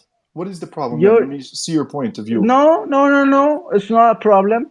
Okay, It's there an we go. argument, a Okay, point of an an argument. argument. A people's choice is not an argument, sir. That's where you're getting the wrong from your Are you constitution too. Bolsonaric? Yes, there. Yeah, nice, man. So then hmm we can discuss the thing going on. So What the thing you going will on? be feeding with this false information. No, you see, here's the thing. And maybe Brazilian, but 20 years living in Canada gave me the ability to actually search for both Sorry. sides of the problems. But come on, Okay, what is your that's the difference. what is your name? Weeds? Yeah. Oh, Yes. my hermano, mi hermano. Well, I want to speak into you in like Brazilian or Spanish because Yeah. anyone would not understand, right? I Say would I it, will try understand. to say it into English. say Then it in Spanish. your country had this emperor that was a child from the great emperor from Brazil or Portugal, that made the guy was a child and he become like the emperor from all Brazil Yeah. that So was what? separated from Yeah. Spanish Portugal. Yeah, Portugal. that because happened in Canada. We call the him Justin conquerors, you Trudeau. guys, not American people Listen, here. yeah, we have one of those in Canada. We call him Justin Trudeau, a boy who became a king off the name of his Oh father. shit. You know, this is a universal truth to Oh everyone. my gosh. And actually, Can he I just might be, not even. Well, I mean, have you read those? Or never mind. Trips to the Caribbean. What happens in the Caribbean doesn't always stay in the Caribbean. You know what I mean? Yo, here's the thing. If it's simple and just Google real data from the Central Bank of Chile. The country is in the desperate recession right now, which it shouldn't, Come by the on, way. weeds. They should not be in And a what about recession right now. Brazil? And Brazil is not in a recession right now. They're the fastest growing economy in South America with a deflation for the past 3 months. A deflation in the past 3 months. Currently, right now, we have Argentina with 100% inflation and 75% interest rates being charged by the central bank. You have Chile, which is in a disaster right now, in a spiral out of control with the recession, and it will be like has been in the past. The Chilean population is very conservative, and they will be going on the streets, and they will be yelling and screaming and destroying stuff like it has happened before on your fight for free education, for secondary education. But this time it will be a different fight. Come on, guys. But it will be a different fight this time because it will be about inflation and recession and no jobs. So I think you may be concerned about your constitution and changing to more social liberal, where you don't even get to say what is a private property or not, which is bullshit, if you ask me. And especially if it's a business owner, so it's fucking bullshit. There's no other simple way to say it to you. Okay, sure, you may dislike capitalism. That's fine. But do you know what? How's it going for But Venezuela? wait a minute, the guy is just How's it going fucking for lying, Bolivia? telling How's it going lies. for Venezuela? How's it going for Venezuela, bro? How's it going for Bolivia? How's that Pascual, going? Pascual, aquí decir que él está mintiendo no hace nada. Si tú tienes It's un not punto, true. What he's saying, tú it's tienes not true. un punto, si tienes un punto, Can you aclárelo. ¿Entiende? Deja de decir que está mintiendo, aclárelo. Él está diciendo, el primer punto que dio, de que 15% de la población, de las sillas del Congreso son guardadas, reservadas para las personas indígenas. El punto es de que van a sacar a las personas negras, a las Eso personas... no sucedió. That Ok, didn't happen. entonces, Your argument about that Melody, he 50, didn't even read the 50%. draft, Melody. He doesn't Come even know on, what is he wait. talking Can I about it. put my points here? hold on, let him... She said that 50% of the 15. people, 15. 15. 50% of the people 15, were. bro. That's 1-5. That's his accent. 15. Ya, Weeds, ese es el How acento. many times have to say it? Come on, man. My first language is Spanish. I'm trying to speak English here. Go. 50% Speak of the Spanish people instead. I'd rather would hear it in Spanish. not. You would Bro, not even here's the simple thing, understand okay, it. Melody. One sec. All right, sorry, one sec. I just want to let you know, like, I'm from Guyana. Matios is, from the The guy California. is He speaks lying, man. Spanish. One sec.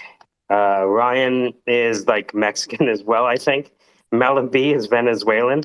So all I'm saying is that speak Spanish. Feel free. I may sound white, but I don't look like it. Colombia. I'm okay, but this is the here we're in the stereotype. Everybody's Mexican, everybody's everything else, but except for I'm Colombian for the record. Okay, wait. You have a point there. But then, whatever you have been told is not truth. It's not Because told, the it's idea- reading it. You read, there's 388 articles and 57 clauses in your potential Yeah, you draft said three. constitution. Wait a minute. You said 388. You said 388 articles. Did you say that? Yes, that's your draft. Well, you're talking the truth then. 388 articles is the and truth. 57 clauses. Yeah. I just have one question. Look, can You I have just fit this one question in, please? Part of the truth there. Oh. Because I'm here to spill the beans about Chile and their constitution. That's my time, guys.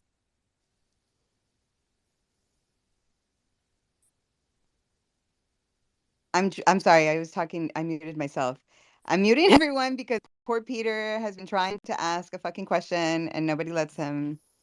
So Peter and then Kanika, if you have an answer, I want to hear an answer. Stop saying that it's not true. Stop saying it's not true. Stop saying it's not true. Stop saying it's not true. Peter, My go. one question, thank you, Melody.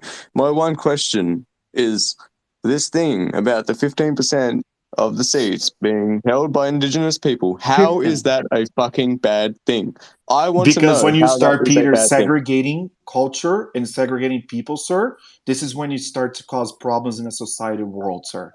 Everyone is equal. Oh, come on, man. And in Chile right now, sir, when you believe everyone is equal, you can elect 80% of the 155 members of the parliament, independents. 80%, because the society of Chile believes everyone is equal. You don't need to be associated to a party. Come on, wait. You It can was just rejected, run on your man. beliefs and be elected as it. So an indigenous person can absolutely compete in a fair It's election, interesting idea, which but it was does not need rejected. reserved seats, How's that sir. bad? That's the No, It problem. but was rejected. my question is People from I'm Chile sorry. voted against it. Whatever. It was rejected. The new No, but constitution was rejected. Peter, My sincerely brother speaking, Witt, it was rejected. sincerely speaking, Peter, this is it's key here, sir. And I preach this as a dad for my kids. Okay, I'm trying to understand. So that's all. That's all. if you start segregating, if you start placing favoritism in a society that believes No, everyone I is equal, disagree, my okay, friend with you commence defranchising folks. And Okay, that's look, he dude, has the wrong I'm from idea Australia. about it. Look, can I just speak for a second? I'm from Australia. Here we had a fucking stolen generation of people, and their whole land and culture was destroyed by the white people. We are absolutely fucking shit. White people are fucking shit over here because of what we've done to the indigenous folk. So my question isn't one of like, like political, rorting or whatever, fucking whatever. It's just purely asking, and I'm purely trying to understand where this argument is coming from, where 15% of Indigenous seats are reserved. Okay, It's that's not good. To me, 50%. from my understanding, that's a good thing, but that's from my perspective of the world as it is over here. So I'm just trying to understand your perspective, if that makes sense. Here in Okay. Canada too, Okay, right? So wait, Peter, wait, you and I, we have a same colonization style, Peter. We're like where fighting this thing around, right? that's okay, My man. friend, We already passed your turn, bro. Okay, thank you very much. Give So me my turn. here's the thing, Peter. Well, man, In you've Canada been talking too, all around, in Canada man. here, we also had a colonization that destroyed the indigenous, and today we have major problems with indigenous folks, drug use, no water. How would you get the guts to say something about like that, man? Have you even read the new constitution about rejected from Chile? We're good, bro. We're good, bro. Okay, we're good. So then You're when you argumenting something have, that is not even that's in the okay, bro. Thanks, in man. the part of the Okay, thank you, man. constitution. Thanks, Have you even read it? Cool. Thanks, bro. So Oh, man. when you create a situation, Peter, that you commence doing seats, special situations for a part of the society. So here's the thing, right? Where we differentiate, and there's a lot of people that speaks that, oh, why do people with special needs, or as an example, why does a person on a wheelchair or special needs can get the spot in front of the grocery store, right? Because here's the situation. That was a health problem that debilitated that person and requires a little bit more assistance to reach to point B from point A. Okay, so that's why that person gets the right to have that little blue tag that gives them the right to park closer to the door, so they have that disability. They didn't wish to have that, but unfortunately they have that, right? So The guy is you super can have intelligent, but then his argument is wrong. some special you can have some special laws to defend that right, okay, such as blind people No, or you're deaf wrong. people and That's things not like the that. idea of When it. you go to start creating laws which differentiate, segregate, and give special favors to indigenous, black, white, and things like that, then it brings back to that point that we all want, Peter, which is It's not right, my no friend. You're more, just lying about the new constitution. no more good thing, no more special laws for the white people, no more special laws for the rich people. That's not Because true. if you're opening the door for a special law to give it to the indigenous or the black or things like that, then you're not anymore believing that everyone is equal. No, Oh, but he's lying. their past Okay. was very harsh. Their past was, completely understand. But Why are you doing this, or my we friend? live on the past, Peter, Who is and we'll paying you? continue to remember the past, which is important, but we can't just continue to suffer from our wrongdoings of the No, past. That's the you're problem, wrong. Thank Peter. you, thank you. That was the whole point of my question, right? It was just trying to work out the standpoint of the argument. Yeah. Now, and No, I'm it's sorry, wrong because Canon, those Cannonball. kinds of laws are supeditated to a greater law, that is the law of the state, because the idea of the new constitution was not a great country made with different societies.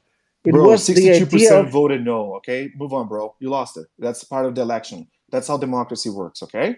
62% voted no for the new yeah. constitution. I agree Bye-bye. with what the Ciao. way I agree. So did the Constitution change? Does it include the point that we're making here? Cánica, Pascual, decime, ¿por qué no me decís si la Constitución la cambiaron y ahora está en eso o cómo la han cambiado? ¿Cuál es la vaina? ¿Por qué no hablas puntos en vez de decir que él está errado? Te lo repito.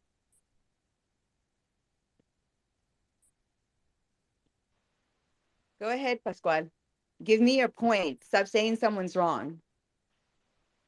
Well, I just keep being like, shut it up in this Because you're space over people. in favor of this other guy, and then you see everyone believes the new idea of a constitution was communist or socialist, and that was wrong because the new idea was social democrat. The guys wanted to make like a new constitution copied from the Scandinavians, you see, like from Switzerland or Denmark or Finland or whatever. And you see, this guy has some intelligence in his pointings, but then he fails to tell the truth about the new idea of what was going on. That's what you're So here then, for. That's what you're here for. So what is the new So, idea? Melly B, can I just add something, Melly B, just for a second? What he just spoke, if you read their constitution, ma'am, read it. exactly, Come on, guys, read it. exactly how he's speaking right now, vague, no points, not knowing exactly what's in Oh it. man, There's nothing. You said nothing with Who is nothing. this guy? Nothing He's with Hispanic nothing. Maybe or we should something. call it a draw and move on. You know, like I hope so too, because he doesn't Just understand read even it. his own Just read it. constitution. okay. And Melly B, You could you guys, imagine interesting. you being a Chilean country with a history and I went age that shopping it at is the store and came copying back. You know. constitution from European countries? How You already funny went to is the store and that? Yeah, came back. yeah. Copy a constitution from I I think can't, copy a constitution. Wait a minute. The guy has a point I there. done Copy talking. a constitution I think where copy all constitutions and get the great things about every constitution. no, bro, it So doesn't then work that you, way, bro. You are a country that run your own but then constitutions. You don't you copy just and keep paste from other people's interrupting countries. me, That's how it and they works, bro. favor you. it's not that you're. I think what's happening is it's kind of a case study in your voicesmoney.com, isn't it? Like the voice acting masterclass. I think there's a difference between having a good point and making a good point. You can have a good point, but if you don't make it well, you're doing a disservice to your point. That's right, your voicesmoney.com. You have a good point to make, but nobody is taking you on. Well, maybe it's not what you're saying, but how you're saying it. That's right, your voicesmoney.com. Continue, everyone. That was the All right, you're smoothest favoring this guy advertisement I've ever seen. I loved it. Smoothest one against the ever. new idea of a constitution. Okay, so So I have then, una pregunta, listen Pascual. to me. No, you cannot make that point. You've been going at it, just saying no. So we're moving another one. My question, Okay. mi pregunta, Pascual, quiero que me escuche sin interrumpirme, es So, Peter, tell us about your next Magnus opus you'll be working on. thank you. Yeah. It's a project on you guys and the way you discuss Indigenous people because, like, honestly, that argument, I'm sorry, but, like, that argument is so fucking weird and baseless.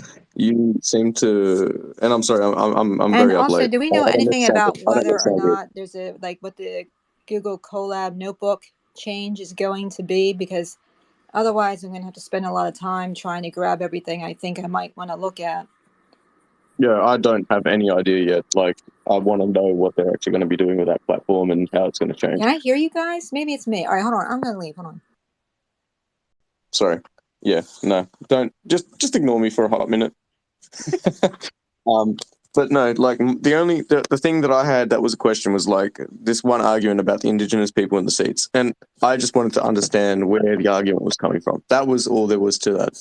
It seemed like a thing that was just sort of thrown out there, and I couldn't comprehend where the argument was coming from. But thank you, Weeds, for actually elaborating on it when I asked the question finally, if that makes sense. Weeds. So Okay. I respect that, and you know, You like just that's all don't there was to want it. If you like have this an new argument, constitution like to be I like love it. from the people Why do you interrupt?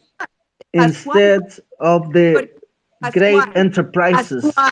Pascual, To be escúchame. fair, ¿Por qué interrumpes y no das el tiempo para que la gente responda? Y cuando es tu turno, no das un punto. Simplemente decís que está errado. Come on. I'm not saying he's errado. I'm just saying the new constitution put rights because my country lives under this constitution that is like giving grants to the enterprises, the international enterprises. I think So then the idea was that you should have this new constitution that would give people, normal people, rights like the right of education, the right of health, the right of nature, or whatever. You see, like the human fundamental rights, or even the animal fundamental rights. If you see an animal be like mistreated, you can like tell someone that is going something is going wrong with those animals, like being mischieved, you see. And then this guy comes around like fighting around and saying all this thing that is not right. Why this guy believe these things? Because the misinformation has been going on so long and so strong in my fucking country, my fucking little country, that told everyone that you will lose your right for your house or your terrains or your pension, and you will lose your house, your terrains, your land, and your pensions. And that was not the truth about the new idea of the Constitution. You see? So then everyone rejected it because the fanatics of the religion, the fanatics of the evangelistic religion would go into the fields and will go into the rural places and said and told everyone this kind of lies that you will lose your house, your lands, and your pension. So the people voted on it. And then there is this little statistics that said that 80% of the people right down here could not understand what they're reading. So they choose to vote against it. And they lost this great opportunity of making my country like not into a third world country, like a modern country. The idea of the constitution transformed my poor country into a country from the Scandinavian country, like a new country, like a modern country. And then the people rejected it. So then we the people, the 40% of the people that voted to approve the new constitution, we could not understand what's going on right down here. So then this guy comes then and says some incredible things that is not true. So why, why? What is Well, the hold on. interest of So that? what you're saying though is that it sounds to me like the root cause of this is that the population is not literate. If the population can't read, they can't understand the decisions that are being discussed. Very important point. I'm not sure if I would blame necessarily a politician for the population being illiterate, because for a population to be illiterate, that has to happen over decades. So what you're saying is that this problem started 20 years ago, starting with literacy rates. Very fascinating. 30 or 40 years ago. Okay. No, I think literacy is something that we take for granted. You know, when I teach kids, you can see the level of literacy rates that are out there, you know? So, yeah, I think So, literacy is a root cause of a lot of this, from what so, I can hear. so you don't Wait, like wait the a minute, challenges sometimes, your weeds. Just read the new constitution, my I brother, have, man. and I'm not going to spend my whole weekend reading Yeah. the Come on, 388 man. I don't clauses, which believe is our you. garbage. One sec, can I Because want to your hear argument weeds? is against So it. you want, I so you want to hear want, weeds now. so you want. Do you know what? Do you know what I have a problem? Like, and I think Mhm. you're an educator. I think social media in the past years have opened a door for some folks to believe their beliefs are the most righteous ones and the election results are fake, or because it didn't go his way or her way, then it's fake. There was interference from the Interesting people. thought. There was, hold on, bro. You Interesting have to thought. listen, man. You have to listen, bro. You And don't. You I cannot. want to listen to weeds. We were able to listen to you. Okay, Yeah, let's go. man, bro. You gotta listen. But I think, Do you know what I yeah, mean? Like this whole narrative. well, You know, like like as a conservative dad, as a conservative man that I am, I believe, I understand that the elections in the United States in 2020 were fair and had an outcome. And if you don't agree, too bad. 2024 is here for you. Go out and vote. That's how it works. yeah, Because I it think, didn't go your way, you feel like the media played a role, the Russia played a role, this played a role. Then you start creating fake ideas that why did I not win? And social media is creating this idea that we should always win. We should never fail because fail is a bad thing in the social media world. well, what's happening though is that it's almost like we're having class discussions through the icing of politics. And we're also having medical conversations through the veil of politics as well. Right. And so, kind of what I see is that you also have millennials being the largest demographic cohort in the US as of 2016, June, I think it was. And so, you know, when you have one group who knows how to use maybe TikTok or social media, sometimes you can be led to believe that that's the dominant opinion. But it's not necessarily the dominant opinion. It's just the opinion of those who know how to use the communication tools, right? I was looking back, this is a long time ago. So this is going back to 2016.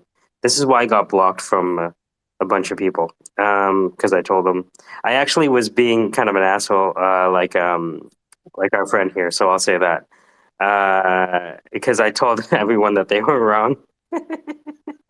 So hold on, 270101. Because what I looked at is the diffusion of the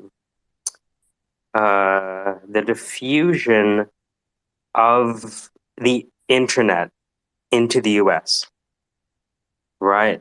And it's not as it's like when you're on the internet, you like to think everyone has it. Like there's kind of like implicit assumption, but when I looked at the map of the use of the internet It was very heavy on the coasts, but then dissipated as it got to the center. I'll find it and post it. But that's the thing, right? And it's just easy, right? So like look at how we've been going now for about 40 minutes, right? And so look at how the things go, right? So he says, I'm so sad that my country uneducated and believed on some evangelists are walking down the path of the country roads of Chile between the Andes Mountains, which is super easy, right, to do that in Chile, but whatever. So he goes over there and preaches the gossip that the Constitution is bad. The new draft Constitution is bad. And they were able to convince 62% of the population. 62%, bro. 50 or 51. 62%. But that is bad. That is bad to create awareness to the garbage that they were trying to draft and pass it. But Kenneken's point of view was, it was beneficial to me. It was good for me. So I'm upset now that I'm the 38% losers and the 62% winners got what they want. It's called democracy, Kenneken. We cannot make everyone happy. But if the majority wins, it's time for you to sit down, relax, and then when it's your next turn, you go out knocking everyone's door and preach your way to succeed, bro. It's almost like as an individual living in a society, you should act as if your party is always going to lose the election. Yeah. No, and I'm sorry for being like pushy on the subject earlier, but it was just like a genuine question that I had because I felt like the point of conversation kind of derailed itself, if that makes sense. And I just wanted to get some base on what was happening. But I'm glad we've sort of gotten to this point now. But Peter, do you know why, Peter? Peter, do you know why? Because here's the thing, Peter. I'm an immigrant in Canada. Okay? Yeah. I came to Canada 20 years ago. I made the decision to come to Canada. So when I come to Canada, sir, and there's a culture and a government and a structure that I chose to partake, I cannot come over here and say, you know what? The Queen had a bunch of pedophile kids, so go fuck yourself, Queen. That is wrong. You can say it. That is wrong of me. It's wrong, but you can say it. No, true, but it's wrong of me doing that. Let me tell you why. Because I made the decision to move to this country that had a culture, a structure already in play. So I'm the guest in here. So as a guest, I behave properly in here. Such as I speak English, my wife speaks English, and my kids speak English. Do I teach them Portuguese? Yes. But in public, I speak English, bro. Because that is the culture and the language of this country. Yeah. That's how it works. Look, man, my parents came to Australia from Poland because of communism, right? So the only reason I ask these questions is to get understanding. I'm not trying to sound like I'm being offensive. I'm not trying to sound... No, you're not. I swear to God, Peter, you're not. It's just that, and I'm super sorry but it's just that some folks have this belief that once you come here, you know, you can say, you want to change the landscape. Then don't come. No, dude, honestly, personally, I feel like if you want to change the landscape, these conversations are great, but you have to come at it from a point of understanding. You have to see where people are coming from. You have to have these conversations in a way that are like, yeah, okay, I have this question, right? And so like myself, I threw this question out there and I threw it out for a reason because I wanted to understand more from where you're coming from, what your point of view is and what you're trying to say. Because, and don't take this the wrong way, but like you were making the argument, but I couldn't understand why you were saying it as if it was a bad thing, right? No. I'm really sorry if it came out that way. No. And I'm sorry if it came off that way, like, and you didn't mean it that way, but like that was why I threw the question out. And that's why I was trying to make that point. It wasn't like a attack on you personally. It wasn't an attack on anyone or anything. It was just kind of, let's get this understanding down. Let's get this point down. Let's get some base here so that we can use it as a point of conversation to move forward, because otherwise it's just a point of conflict, right? I would like to kind of put a bookend on this conversation. Crypto, I see your hand up, but I see Canacan in the audience. I see gotta add Cana- something. One sec. I just see, just to bookend this, right? I see Canacan in the audience. I want to have Canacan speak his piece before we move on. I do want to interject though. Okay, that's nice. The guy has a point. Go ahead, Canacan. You have the floor, and then we're going to move on from this subject, if you don't mind. And then we're going to go to crypto after you. Well, the guy has a point. But there's a wrong idea of what it's about. It's like trying to make a greater structure of a society, you see? So then, whatever anyone told you about it, it's not the truth. Because the idea was to make a great society. Like, make my country not being like this fucking country so awful. And have having this rights for medication or like education, the meaningful things, like the little things going on, adjusted. And so can I just for 1 second, because he's naming things, right? So can we share here? There's a lot of Americans in here and Canadians too here. Okay.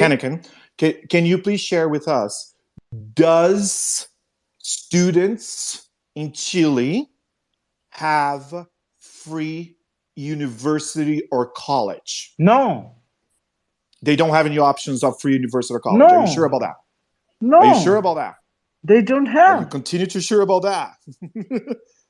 Why are you laughing, my friend? I just want to make sure, because if you're gonna spew fake lies, then we gotta call you out on it, sir. You can call me out, but Okay, then it's not again, like right. Myself, Okay. I am a guy. Listen to me. I'm a guy. I'm 40 and more years old. So then, I wish to have like studies into cinematographies. You see. Okay. I wish to have studies into what I know, like culture and history of art and whatever. I cannot have that thing going on. So what happened after 2016?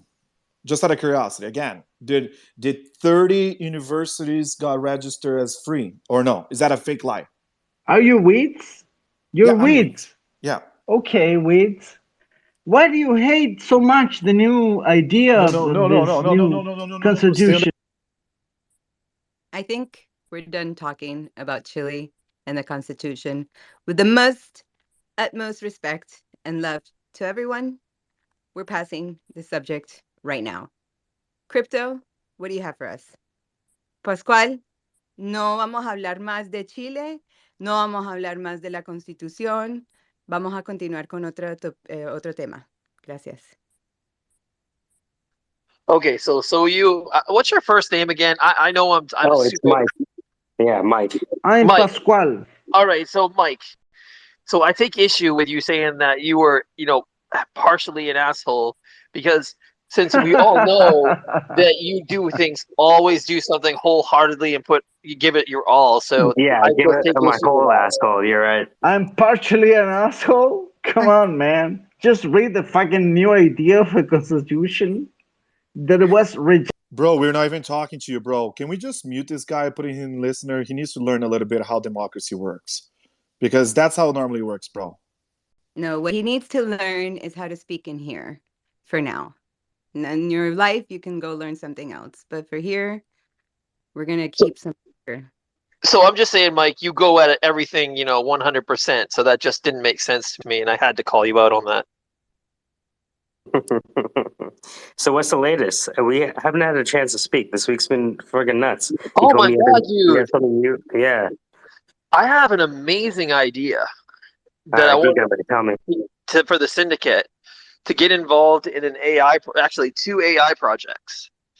So I think I figured out something. I was thinking because AI has a problem in this space because it's very hard to market AI projects in this space. People challenge it, and people are afraid of AI. And I'm not saying anybody here. I'm just saying as a whole. Okay. Um.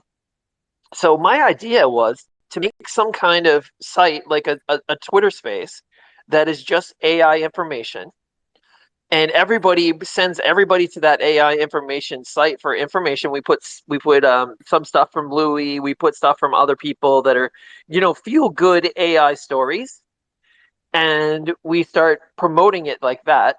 And I think with promoting a site without any product, I think will be very easy to promote and get a ton of followers. And then once we get a certain amount of followers, say we say 20,000 followers, we go and we start, advertising in very educated way of explaining projects and asking the input of the group, the focus group of which is the people that are the followers, right? Asking their like what they think of things, and then making that group and then actually making a huge community on Twitter. I think we could do it by not offering any product, and especially AI, because AI is very people will just join it just to be pissed off about what we post.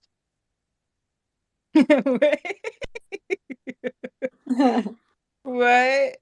People that are the followers, right? Asking their like what they think of things and then make a group of and then actually making them a huge community on Twitter. I think we can do it. Not Yeah, off. I've already got 2 projects that are super in these 2 AI projects. Um, One is a something very similar to Mark Cuban's project, where it's a smart AI NFT that will be able to be sent out and do like for better terms, it's probably an indentured servant NFT that like an artificial intelligence indentured servant that you send out to do your deeds and bidding. And then the other project is a sentiment market project that can actually read sentiment from voice and text. And they're super interested in it as well. And I think we'll probably get every AI project that is out there will want to get involved. And I think it could be something that could be very viable because it could become an AI launchpad. Right. And that's what I was thinking. And I just thought that it'd be something the syndicate could do together, and it would be a lot of fun, and we could build a massive group. And I think we all know the value of community. Yeah, so Mike, I just want to throw this out there. That feels very in line with what you're doing, right? That just sounds very, very, very in line with what you're thinking in general.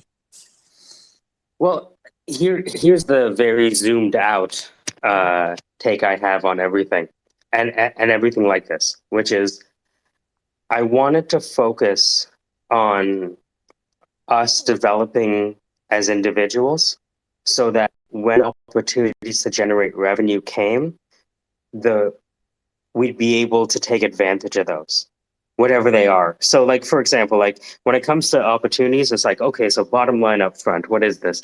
You know what I mean? I have like a bunch of questions, and I think we could swarm the answers to these questions.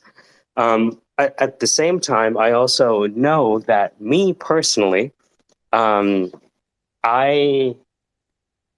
can only be a part of the ideation of a handful of things before I get the law of diminishing returns on my personal brain. And so if this seems like something that's fruitful, for this one, I would love maybe someone else to take the lead, just because I don't want, like when I think about talking to crypto, it's like, man, I'm going to have to bring my whole fucking brain to that. And if I take my whole fucking brain to that, then I don't have my brain for these other 3 things that I'm laid on. Right? So Oh, that's dude, kind of my way. a great way to think of it is you're a peanut butter and jelly sandwich, and you don't want to have thin jelly because you make a shitty sandwich. Especially if there's other peanut butter and jelly connoisseurs who want to step up to the plate and create a masterpiece. You know what I mean? Oh yeah, but still could be a syndicate thing where we all work You together. understand. And Yeah, you won't understand. Mhm. yeah, you don't we because there's a way to do this like a tribal thing, right? We all use a PFP, like PFP that's like a little AI, and then people will ask about it, and then you talk about the AI group, and then you don't really Well, have to market it really per se. You so just in spaces. so this is where I confer with my consigliere, Casey. Go ahead. So there's an alternative here. At Kevin W. Page runs the AI group of experts, Yeah. and following right and following with your basic idea, if you as a syndicate member want to infiltrate their group, promote the idea, and ask for help sourcing and refining it, it's probably not a bad idea. They're super nice guys. It's a good culture and community over there. They're super helpful. So yeah, Can you DM go me for the that, like resources. that link? I'm super interested. I mean, I want to do it as a syndicate thing, but yeah, it'd be cool that we could kind of swarm the AI thing, and I think that would Yeah, be really a great way of doing it. yeah. Go after the resources, man. I'm all about friggin' not reinventing the wheel whenever I can. Well, one of the ideas that Sandra had might be an opportunity for a swarm as a service, which is Sandra was looking at developing a unique tool that would identify valuable NFTs. And of course, there are, at least 25 to 30 sites that already do this well to a certain extent, but Sandra has a twist on it. So I wonder if a swarm would be able to better predict future NFT performance versus just a platform that was driven by API data. We've actually done a test with that and done very well to the point where we did it with a company where we predicted which NFT would perform in the 30 days, and we nailed it at 100%. So I'm not saying they'll always do that, but when it's a sentiment thing, How we many usually runs are did you put on that? I'm so sorry to interrupt. I apologize. Did you do one run on that or multiple runs? We did a couple. So we never do one run. What Yeah. happens is when a swarm happens, when you do a swarm, it's all about the question and it's all about the answer, right? So you start with like a great way to think of it is like you start with a tree, right? And you keep chopping it away till it falls, kind of thing, because you keep narrowing it down. Like it's not. You ask a first vague question and then you ask a further question to reference it and keep Okay, going down. I'm with you, Swarm. I'm familiar with inputs, but my business associated question is exactly how many runs were done and what was the revenue gain off of it? I'm sorry. I don't.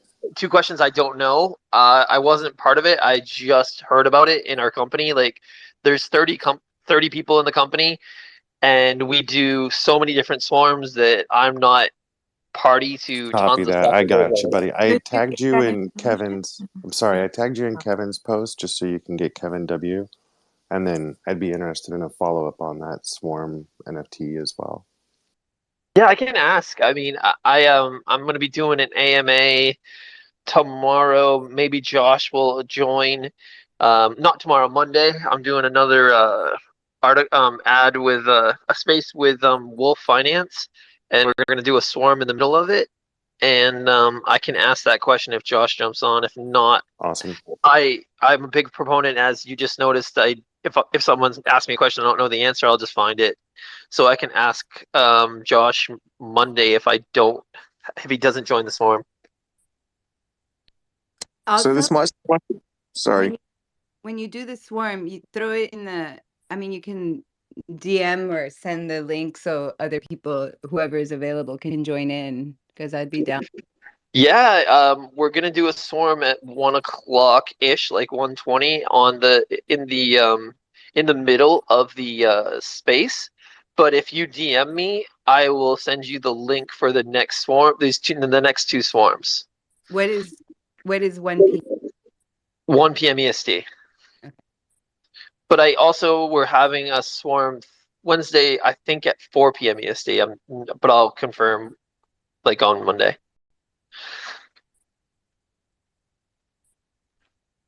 Oh yeah, I might jump in if I have the time and if I'm available. I have a small question. You know me, Crypto Swarm. To what degree is this predictable, if that makes sense? Like, could I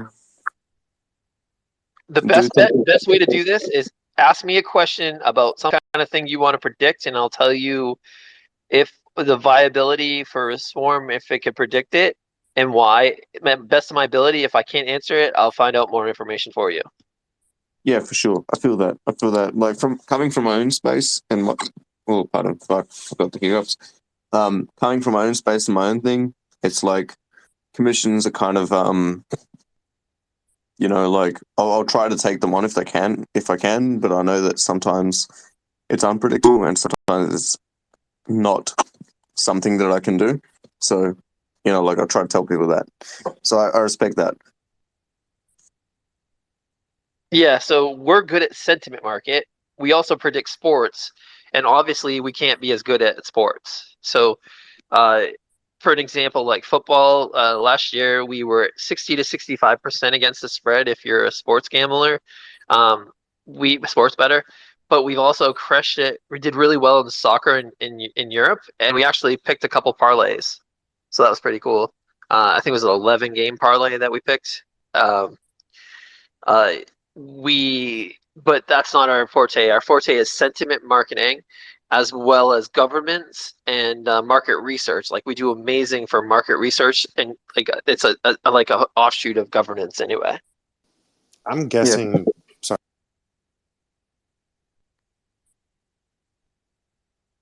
Casey, did we lose you? Nope. Sorry, Peter. Didn't mean to talk over you, bud. No, I was just saying, fuck yeah. So I imagine that the data that the AI is scraping for sentiment analysis is across social media platforms. Nope, not at all. No, really. No. We're not an AI company. Even though the name of the game is Crypto Swarm AI, we didn't call ourselves Crypto Swarm HI because no one knows what it means. We are a human intelligence company. We are using human intelligence, and we only use AI to correlate data and also for anomalies and stuff like that. We don't have an active AI in this. We don't put a data stream into it. Can we? We can, but we don't normally. But we use human intelligence. So I don't think you have heard like how it works. So CBS News came to us 2017, and they asked us to predict who would win the Kentucky Derby. But they got really fancy and they asked us to predict first, second, third, and fourth place, which is a superfecta. So this is how we do it. So we actually got 20 people that were horse fans, not horse specialists, because you don't need super minds. You just need to have good minds. And then we accentuate that intelligence and we do a swarm, and then they come to a consensus. So we actually came to a very good consensus in this project. So we provided that consensus data to the journalist. Well, she didn't tell us, but she actually went to the Kentucky Derby and put $500 down. Now, this is where she kind of screwed up. She would put like $5,000 down. She could have retired that day, but she won $15,000 because we got it correct. First, second, third, and fourth place. Oh shit, that's pretty wild. $500. Could I ask a small question? No, sorry, I still got the hiccups. How much would you charge? What was that? How much would you charge for this kind of service? Like, if someone came to you and just asked about Kentucky Derby? Okay, so it depends. Like we don't. That's not how the company works. So the company works on like contracts. So like I'll give you an example. Like we work with the United Nations, and we help them predict where the next famine will occur in the world. And that's like it's because it's a national, not a company per se, so there's no profit there, so we can't do a profit. So I think it's $100,000 per swarm or something like that. With hedge funds, I've seen it be $300,000 a year and a percentage of the company. Like it's not cheap, and the crypto swarm is the cheapest way to be able to do it, and it's actually going to be the best way because we're kind of in a conundrum. So it's like a chicken before the egg kind of thing. because once we start, like once we have 300 people and they're doing the swarms, we'll have amazing data to show people what the predictions were. And what we'll do is we'll tape the prediction and then we'll show it on Twitter, and we're not going to have any problem getting people after that. But we don't have that, so it's a chicken before the egg kind of thing. So once we do that, then we're going to do a stock market NFT, and then we'll do a currency NFT, and then we're probably going to do an international business NFT, and we'll get to the point where we have 10,000 people, and then we'll have a correlatable database of intelligence that we can use to answer pretty much any question. And then before that, actually, the companies that we work with, like Red Bull and CBS and CNN and other companies, actually want to bounce their swarms off our swarm data, because we'll actually be more of a polling situation where we'll have a percentage of the populace when they only put like 5 analysts on a swarm. And sorry, can I, in theory, commission you for a thing and then say, like, if it pays off, I give you money from that payoff? Not very likely. We've got so many clients. It's nothing. I don't want you to think that it's anything about a project or anything. Maybe it's possible. I mean, it's happened, but at the same time, like, you kind of have to definitely show that it has a viability. Like, that's what I did. Like, I came up with an idea and I brought it to UMass, and it took me 6 months to sell them on it. I sold them another idea to get in the door, actually, for free. I gave them an idea that they hadn't had previously, and they used it and ran with it, and used that as a loss leader. So if you have something, we can talk about it. And if you want me to sign an NDA, cool. I might be able to help you get it to them, and we could maybe do something. I'm not making any promises, but it's definitely viable. And the best bet would be to go through with me and them and working together. So, but yeah, I'm open to it. Question because I'm chasing personal gains. I'm asking the question because I feel like it's one of those sort of things that helps define what you're doing, if that makes sense. So yeah, it's not like I'm chasing a thing.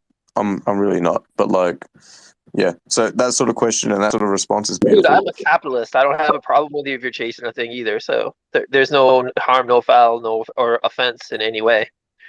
Dude, I really don't think you could offend me if you tried. We're all trying to make it, right? But like, it's a beautiful response. I respect that, right? So anyway, I'll just leave it at that. I'll go on. Yeah, DM me, dude. We can talk offline and we can talk about it, or I'd really like to have you with it involved as well. So, and maybe do it as a syndicate thing, whatever. I'm open to it. So, Swarm, I want to ask you a couple of questions, if that's cool, because Dude, absolutely. Yeah, all right. So, this is a formal incorporated business right now, is that right? Yeah, we've been yes, absolutely. Do you have an evaluation?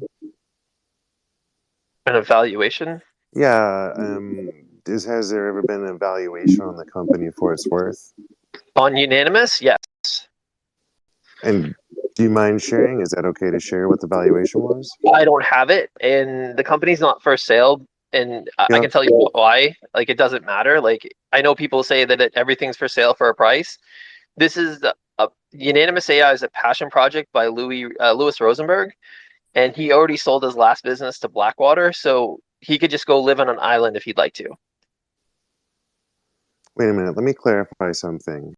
You're working with Unanimous, but Crypto Swarm AI is its own tool, right? Yeah, Crypto Swarm AI is a exclusive partnership with my company, which is Genius Collective, and Unanimous AI. So is Genius Collective Incorporated? Yep. And do you have a valuation on that? Recently, it just got valued at $1 million. There we go. Okay, good. Do you have a revenue stream? We do. Beautiful. And do you have working capital? We do. And are you guys searching for additional capital, or are you guys set for Maybe now? we're set for the near future. We're set till we do the mint, this mint. After this mint, when we do our 700 mint, we might be interested in additional capital. Interesting. I recently sold 2% of my company. All right, this is kind of a dark question, but I got to ask it. Why would you guys not use the tools you've built to place bets to make money for the company? Who says we don't? There we go, kid. I knew I was following you for a reason.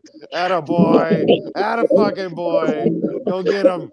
Go get him. That's beautiful, man. Congratulations. I'm just saying it, but let me preface that one thing with crypto, okay? Keep in mind, our software has no value in the crypto space without crypto people to be part of the team that does the predictions. But yeah, we already do a ton with right, and let me rephrase that. What you guys are actually doing is social sourcing with AI data management, right? That's cool. Yeah, that's pretty close. Yeah, But you awesome. really downplay the AI part because it's really not an active AI; it's a passive AI that just helps with anomalies. Like you could totally just bypass the AI and just call it data analysis of the human. It's not, yeah. Oh yeah, absolutely of the human condition. We That's can cool. actually. So one of the projects that I'm doing, this is the first project that we're doing. I already have two in the hopper, I guess would be the best way to say it. Three actually. One is a game so that we can have a multiplayer team card game where one team swarms against the other team, and so it would be like Team Magic against a Magic the card game, the Gathering card game, where you'd have like a team of 5 or 10 people against another team of 5 or 10 people playing a Magic the Gathering like game. That's one project. Another project is I am going to start my own think tank with a bunch of like-minded people that we're going to do some amazing things. Can you make me a Web3 avatar that goes faster as your credit score increases? I'm actually I just got contacted by a company that's doing an AI NFT that will go through and do work for you. This is AI service agent, right? Yeah, like an AI service agent, like or better yet, AI's indentured servant. Yeah, I heard that. Yeah, that's the ha ha ha. But as you get into Web3 and you get into these metaverses where activities earn you tokens, coins, benefits, and you send a small army of AI bots out there to do those chores, that's pretty lucrative, right? There's going to be all kinds of different things that are going to be super lucrative. I kind of if I just focus on CryptoSwarm, I'm pretty confident that I could sell it in probably 3 years and be fine. But I probably will eventually. But I've already got some other projects that I like working on, and the funny thing is I like working on the project, but I don't like running the projects that much. If that's fair. Yeah, no, it's totally. Do you have like a database of your people for swarming? Like repetitive. So if you've got your financial advisors, your developers, your horse I can swarm at any enthusiasts. time. Like I can get a group together and swarm for something if I need it for my company. Like I just have to contact Unanimous and I can swarm it anything I want.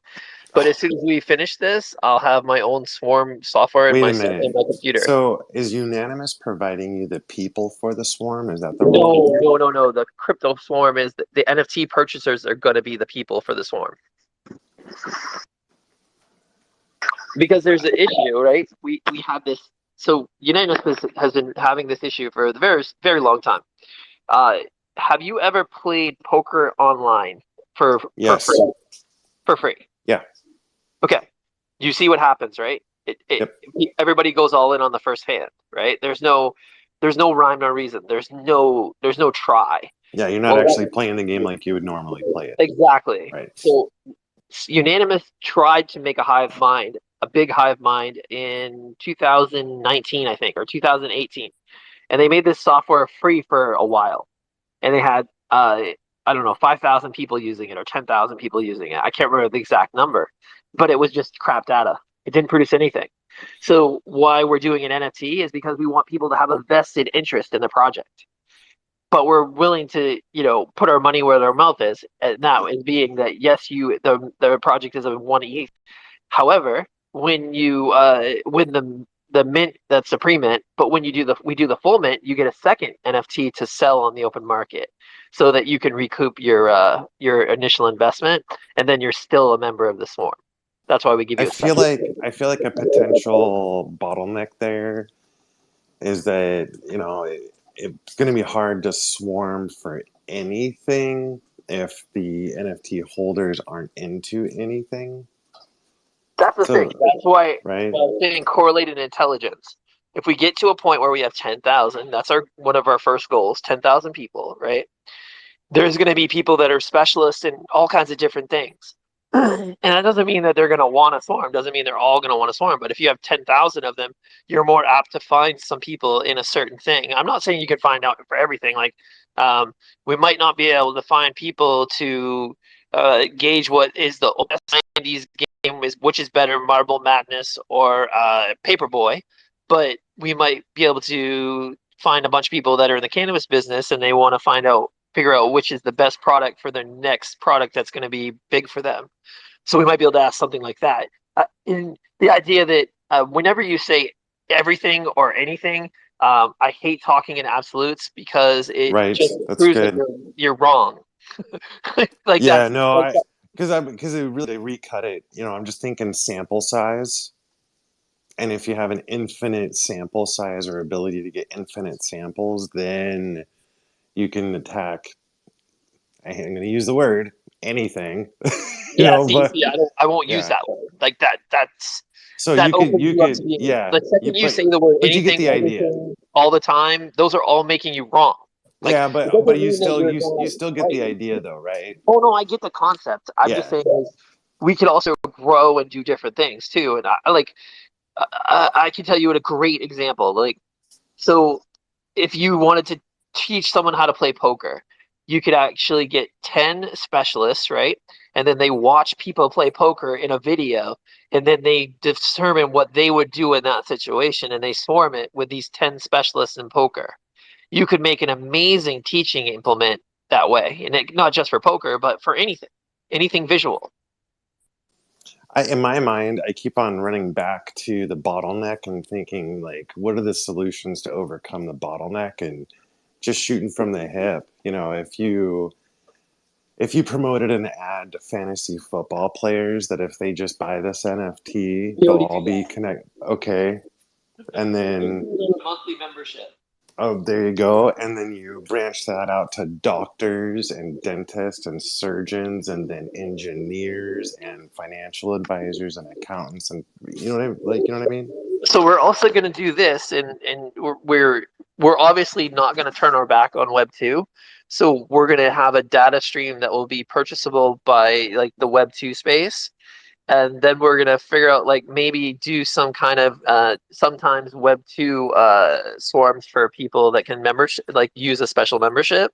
And then we also we already have 2 hedge funds that want the data feed.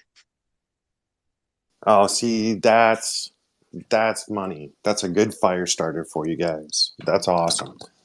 So I this is something about NFTs that kind of bugs me. Is when I look at NFTs, if they don't have a revenue stream that's a repeatable revenue stream, then essentially they become a Ponzi scheme. I'd hate even using that word, but don't even say essentially. Just say they're a Ponzi scheme at that point, or they want to be or not. They are. If they don't have a revenue stream, they're a Ponzi scheme. And if you really want to be gentle about it, you can call it a lottery. No, they're a Ponzi scheme. Honestly, they're a Ponzi scheme. I mean, that's what it is. If you don't have a revenue stream and you're selling, it's a Ponzi scheme. There's no way to look at it. Well, the only thing that makes me hesitate on that is art, because that's why if you want to be gentle about it, you can term it as a lotto. Art is weird. I'm a capitalist, so art and utility are on the opposite spectrums for me, and the idea that people say art is utility kind of makes my skin crawl. So I don't know how to All really. those all those empathetic people out there surviving on emotion are like, yeah, and all the people crunching calculators are like, fuck that. That's true. Yeah, it's kind of like that. But yeah, this is a fantastic conversation, dude. I appreciate you guys' questions. I never get asked questions. I always just overwhelm people with data and they don't ask questions. I think I Well, I've overload also been listening to you in the. spaces for a while, so I kind of had an idea where you know what I mean. Just been waiting. Just been waiting. Well, you need to retweet me now. I'll retweet you when you retweet AM's art. How's that sound? AMSR? DM it No, to me. Yeah. What? and Mariah Yeah. And down Maria. below Oh, in the listener. Yep. And Grab up her art and retweet that, and I'll retweet you. why in general are people not tweeting and retweeting? Poor Mike over here is like, I'm going to post this, and then it's like, he gently Dude, like twice. bang and post out of So You and one like, one retweet. And it's him retweeting it. I don't get it. I don't understand it. Oh, I retweet a lot of it, yeah, but it just depends. But no one else does, or except you. Oh my God, Casey! Good morning, everyone. What's up, AM? Thanks. I love it. Yeah, I'll do it, but you need to. I just quote retweeted a bunch of her stuff. Yeah. Man, thank you. Oh, I love your art, like the beach. Oh theme. no, if I thought your art sucked, I wouldn't have done it anyway. Can you guys hear me? Yeah, I can hear you, Sandra. Oh, Okay, yeah, you're good. I've been having problems this week. Anyway, no, I love your art, like how the light hits the ground and how you notice all the color variations, and you include that in choosing how you picture things. It's cool. Thank you. Yes, I spend a lot of time out there looking at the light. I mean, that's a lot of what photography is, right? Just waiting for I don't like to use Photoshop. I only use color correction, so I'm not adding anything, or I'm just doing color stuff. So yeah, it's awesome. Thanks. Excellent. I like to capture it as it's happening, as they say. That's how it should be. So how's Tezos treating you? Did I say that right? Is it Tezos or Tez? What is it? Yeah, Tezos. Tezos. It's all right. Yeah. It's for me, it's a place to showcase my art. Honestly, that's how I'm sitting. And then eventually, maybe somebody will buy it. You know what I mean? It's all good. One day. I mean, I'm lucky. I'm not out there hustling my art to eat, right? So, I have a job, but I am. That's trying what to OnlyFans is for. Gosh. I know. Get it. Where's your OnlyFans, Casey? It's It an would only have audio. to be his voice. You're sexy. Yeah. Yeah, that's where the sexy code goes in. That's where the sexy, financial literacy portion of your. Would you like a better credit score? See, that's where the debt OnlyFans is for. ratios. There you go. What's your LTV? 30%. Ooh, that's hot. Why can't porn be realistic though? Like, it's weird. Oh my God, my fucking back. You finished already? Fuck. Exactly. There's Oh, real I porn got a for you. cramp. There's a cramp. I got a cramp. Pull my leg. No, God damn it. These are the new sheets, not here. Oh my God. Oh, I'm a horrible person. I'm sure there's people out there that have that kink, right? You just got to make it. Right? Yeah. Let's I'll look at the make it video. and they build it and they will come, right? Just me moaning and Nice talking one, sexy while Anna looking at a credit Mariah. report. Build it and they will come. Fantastic. Oh, the puns are horrible today. Anna, are you In which part of the nation are you in today? I'm still in West Coast. I'm still West Coast. Yeah. When are you Yeah, gonna it's when are you gonna moving go from slowly. West Coast to East Coast? No idea. It's moving slowly, and there's all it's Maybe moving that's a slowly. feature. It allows you to kind of slowly unwind. You know what? It's allowing me time enough to be like, you know what? Maybe I'll run up to Monterey Bay and take some Yes, photos. You know what I that's mean? Maybe exactly it. I'll quickly go into the desert and take some photos before I'm into Florida. So I'm taking this opportunity to kind of like, what can I do while I'm here? Yep. Because I am going. It is frustrating that I don't have a definite like, yeah, like you're going or whatever. But it's fine. I'm just gonna try. I'm trying to chill, and it's very difficult about it. And yeah, but yeah, just That's take more time exactly here. Yeah. that's exactly right. Do the hike that you thought you wanted to do back then. Go down to that beach that you've heard of. Go to the restaurant that your friend told you to check out. Like do it. I'm No, in the middle of that. exactly. No, exactly. Yeah. So instead of like, Yeah. being, I mean, inside I'm still raging, right? Yes. Yeah. I have reasons, but Yeah. I'm just gonna take this opportunity to, you know what I Yes. mean? As I said, every day there's sunset. Ashe. So I mean, Ashe. think about it. Like, if you're single and you know you're leaving California, you get to like, you know what I mean? yeah. One last Well, hurrah. Yeah, it's I'm not more gonna get to like see you again, for me. motherfucker. You know? That's funny. Yeah, not in LA. Have you been to LA? I Yeah. have not. No, no, no. It is no. I You think Tell it's a me haven't? about You it. haven't Tell me. actually? Yeah. no, no. I live vicariously through Matios. Funny enough, he's in Ontario and I'm in Ontario. We both have Ontarios. I did something very Hollywood yesterday. Ooh. What's Yeah, and his name or what's their name? no, Oh, Casey, stop. Stop. No, I went to a photography art like gallery exhibit thing for Ooh. for the guy that shot Jane's Addiction way back in the day. It was Oh pretty wow. interesting, and I fell in love with a photo of Blondie, and I'm obsessed with it. You I'm know, I obsessed know with they're that photo. keyboardists. I knew a guy he helps companies raise money out of New York, and on his LinkedIn it shows the Rock and Roll Hall of Fame. I'm like, hey, I saw the Rock and Roll Hall of Fame. He's like, yeah, I used to play keyboard for Blondie, and I'm like, get out of here.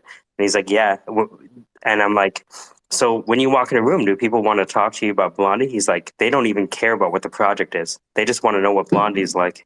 I'm like, get the fuck out of here. And this is, he's just Yeah, raising dude. money for Okay, so companies.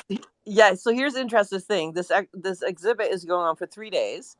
Yesterday was the first, or not yesterday. The day before yesterday was the first day. Then yesterday was the middle day, and then today's the last day. The first day, of course, I don't know who showed up. One of the members showed up, and then tomorrow or today, somebody's showing up.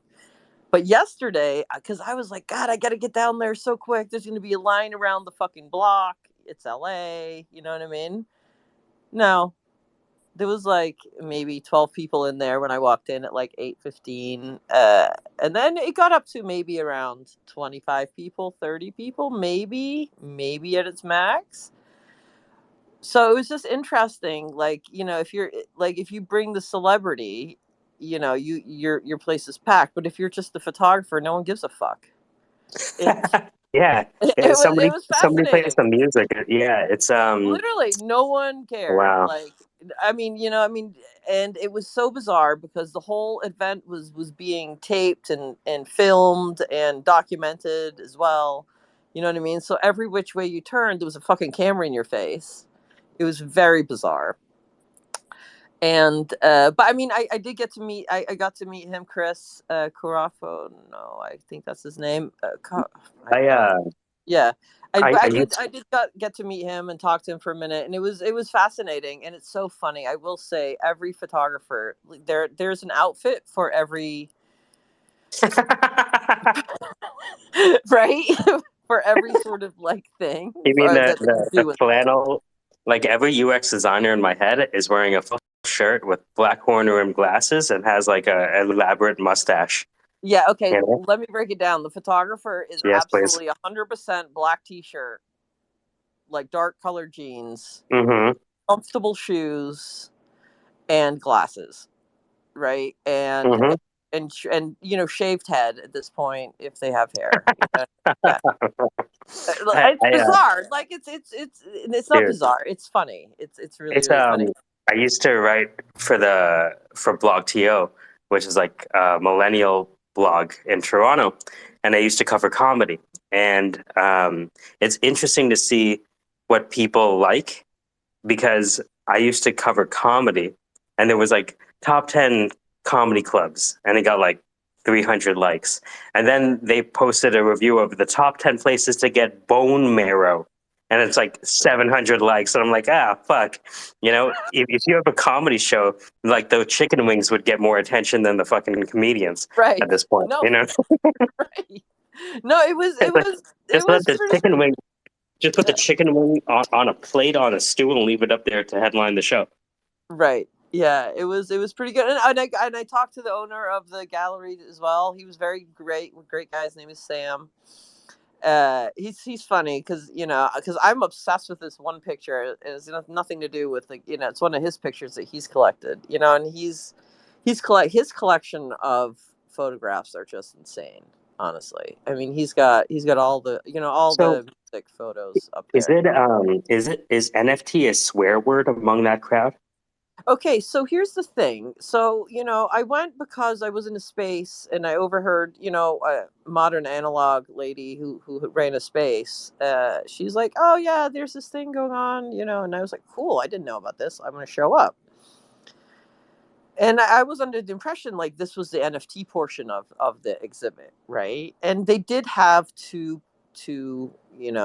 digital screens up, and I apparently there was one person talking about it, but I did mention it to the gallery owner, and I think as soon as I mentioned it, he was like, "Oh, okay," and then he had to go. We were having a wonderful conversation. I think I didn't talk to a lot of other people in there. Los Angeles is strange, right? In a way, like I saw some people that I knew from before there, and real quick, I saw one of my favorite actors. Obsessed. Oh my god, 100% Nicholas obsessed. Cage? No, No, it's no, joking. no. Can you imagine? I saw Nicholas Cage. Oh yeah, how were the Oh my chicken wings god. though? Look, if I saw Nicolas Cage, I would have done that weird thing and taken a photo with. I would have been like, Oh yeah. "Hey, dude, it's Can Nicolas you? Cage. Come Yeah. Can on." you give me the? Can you pose like that thinking David guy? You know what I mean? Like getting to do poses. Yeah, That exactly. stand like this. No, not like that. I can see this is why your movies aren't popular. Getting mad at them. Don't you I want? like it. Yeah, I go ahead. like that. I like that Guns movie with Nicolas Cage. You know, where he's an arms dealer or something like that. It's a really good Oh, movie. that one's a. Oh, that's a good movie though. That's a good That's a movie. Yeah, great movie. yeah. With Leonardo. No, I'm thinking of something else. Yeah, no. Yes. I can't remember. I get that mixed up with the one with Jonah Hill. Right? It wasn't. What was the one with Jonah Hill? Who's the other guy in that? It was an War arms Dog. movie. Leonardo War Dog. Yeah. DiCaprio, right? War Dogs. War of I yeah. can't remember. Yeah. Yeah, yeah, yeah. It was Leonardo and Nicolas Cage. Jonah Hill. Jonah Hill and Leonardo DiCaprio in War Yep. Dogs. But Oh, sorry. leaving Yes. you watched Leaving Las Vegas, right? Oh yes. Oh my god, That I was saw my that. first Nicolas Cage movie. Just That was killing himself with a stripper, with a hooker. That was amazing. that's I the image remember I watching have. Ghost Rider. That's the image. Wait, hold on. Casey, can you hear me? Yeah, I hear you. Um, that's the image I have, like of like American men. Oh, that's brutal. Yeah, man. I was like a teenager in Colombia when I was like 12 or 13 when I saw that movie. It was like a family outing. So Nicolas Cage in Leaving Las Vegas was the mental image you had of American men. Yeah. That is What? hard fucking core right there. Yeah, it's weird, isn't it? I mean, it's crazy. So It's like let me tell everybody. So for anybody who has never seen the movie, Nicolas Cage plays a guy who's dying and goes to Vegas to blow his money on hookers and booze and dies Yeah, but drinking he's and dying. fucking. But Casey, he's dying because he drank himself to death. Like well, Oh, he's it's horror. dying Yeah. It's not like oh poor because guys, he's but yeah, yeah, it's just and a movie of self destruction to death. yeah, like it's when I pretty see horrific. single white older men, that's what I think of that movie. You're Like not wrong. Damn. they die and they're like, if the guy passes the age of 27 to 33 and he's still single, he'll die alone. I have beaten those odds, motherfuckers. Yeah. Obviously, these are my thoughts. I mean, No, this it's is okay. just my observations. In Canada, Nicolas Cages marry Filipino wives once they're divorced. You're gonna tell me you haven't seen a 52-year-old accountant with a 27-year-old Filipino nurse? You've never seen that before? I'm the only one? Get out of here.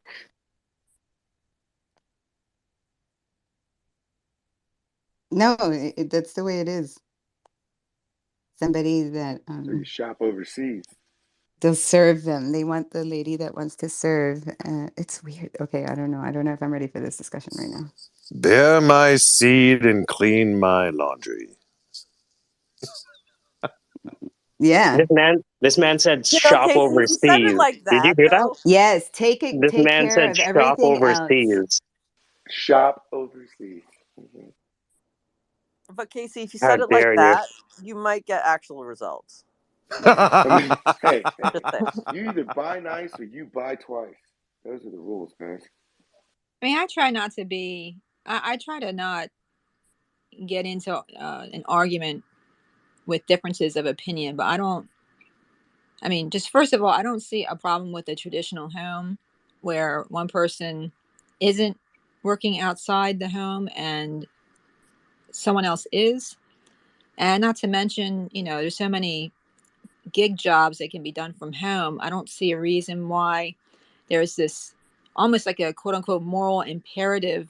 It's like a social disease, if a woman doesn't have a career and, a full life in terms of like juggling home and a complete career, then, she doesn't count. And likewise with men, if they don't produce a family by the time they're 35, they're, impotent and weird. And I just think the whole concept of gender constructs kind of reflects capitalism and like the banks. I mean, you have I'm you have the Federal Reserve that has basically forced people to become two income families, and nobody comments on this but to say, well, if you're an anti-feminist because you want to raise your children in your home and monitor your school systems and not let the state through the corporate oligarchy control everything. And that's bullshit. I don't believe that at all. If I want to stay home and not have a career outside the home, I don't have a problem with that. And a little confused. I'm a little perplexed here. Okay. I understood that you said that you're for someone going out and someone staying home, and that you're against gender what was it? What I'm is not it called? against I'm gender not. constructs. I'm Yeah. more questioning how things break down on gender. Like, for example, Mr. Mom back in the day was like a huge success in terms of a movie because it took that gender norm of the guy working outside the home and he's trying to raise, a child by himself, holding the baby to the dryer, the whole 9 yards, and that was funny. Um, you know, but when I hear things like what we're talking about here, get your overseas, wife to like get pregnant and clean your house. Yeah, I mean that's a trope, that's a stereotype. But That's I there's much prefer that one. I prefer yeah, right. that. I'm saying right, and people make fun of that. And to me, it's like if we sat down and calculated, an economist, how much it takes a woman that's raising two children, doesn't work outside the home, but probably does philanthropy, probably does charity work. I would think that, you know, the minimum economic value of trying to do all that successfully, and I mean, it would be like $60,000 to $80,000. I mean, that's at least what I saw statistically like 15 years ago. So I think it's silly that we kind of think about it in kind of a Federal Reserve induced way, I guess. Well, that's the American way. And the thing that I want to share here is that the US, okay, I say I live in the future. I live in the future. I live in like in the Bay Area, in Silicon Valley. Like there were robots here before robots started going out anywhere for like delivery. So anyway, I see that. And then I see the culture that exists here, right? I see how people really just thrive on saying like, I'm alone, I'm independent, that's all it is, I'm here for this, right? And it's like, to have a partner, to have a boyfriend, to have a girlfriend, to have a relationship is a distraction for me to get ahead. That's what my culture, like my generation was taught, like because of the US. That's what I'm saying. Okay, so sorry, I'm also doing something else, so I'm going to concentrate on this one. That I feel like the US has, okay, so here, the future that I'm talking about. Tinder, like, how do you guys think Tinder started? Like, it's like people that are working like 12-hour days that are alone behind a computer need physical contact with another human, like, and sexual desires and like porn and all that stuff, right? So that loneliness produced going out to just like perpetuate the, let me stay busy doing what I got to do and I'll break for pleasure and then I'll go back to doing what I got to do. But the thought of like being in partnership with somebody and growing with somebody is not something that is spread. It's the opposite of that. And it's literally going, so what is that? That's the hookup culture that has like moved along through this society that's been happening. I don't know. Yeah, that's been happening for like the past 10 years, 8 years. And so now it's super international. Like I heard this woman, I went to an event. It was like a networking event. I can't remember what it was. A Latinx event. And there was somebody speaking about like how these like, all these startups, which it was Tinder there was Bumble, like a whole bunch of these like apps, these companies, right? And they were so proud and happy that this girl in India could now, access and have conversation with this dude from another, city, not even, in his or her town. And how that disrupts that culture. Like it disrupts the norm over there. And this is just in many ways how I see that people love saying, a lot of people like to say that America doesn't have culture or America doesn't know, like what is America's culture? But that it's kind of that. It's like, this is for me, I'm gonna stay single because it's my money and I can date have sex with somebody I want. And this is my four walls in this building, and that stoop there, don't sit on my stoop. Go, it's weird. I don't know. I think I don't know if I'm digressing or not, but that's just how I see. And it's like, that's not normal. That's not normal. Like we're supposed to be Well, in groups. We're supposed to like meet somebody in our social circle or around and like in our environment. But well, anyway. we make fun of Andrew Tate, but this is one of Andrew Tate's core tenets, which is that women have been psyoped into thinking that raising a family isn't just as honorable as becoming a CEO. But what's important here, which is, yeah, this is right. But what Sandra said about the money, the taxes, like if I'm with somebody, I was with somebody for 10 years and we did not marry. So we pay taxes individually, separate, each of us.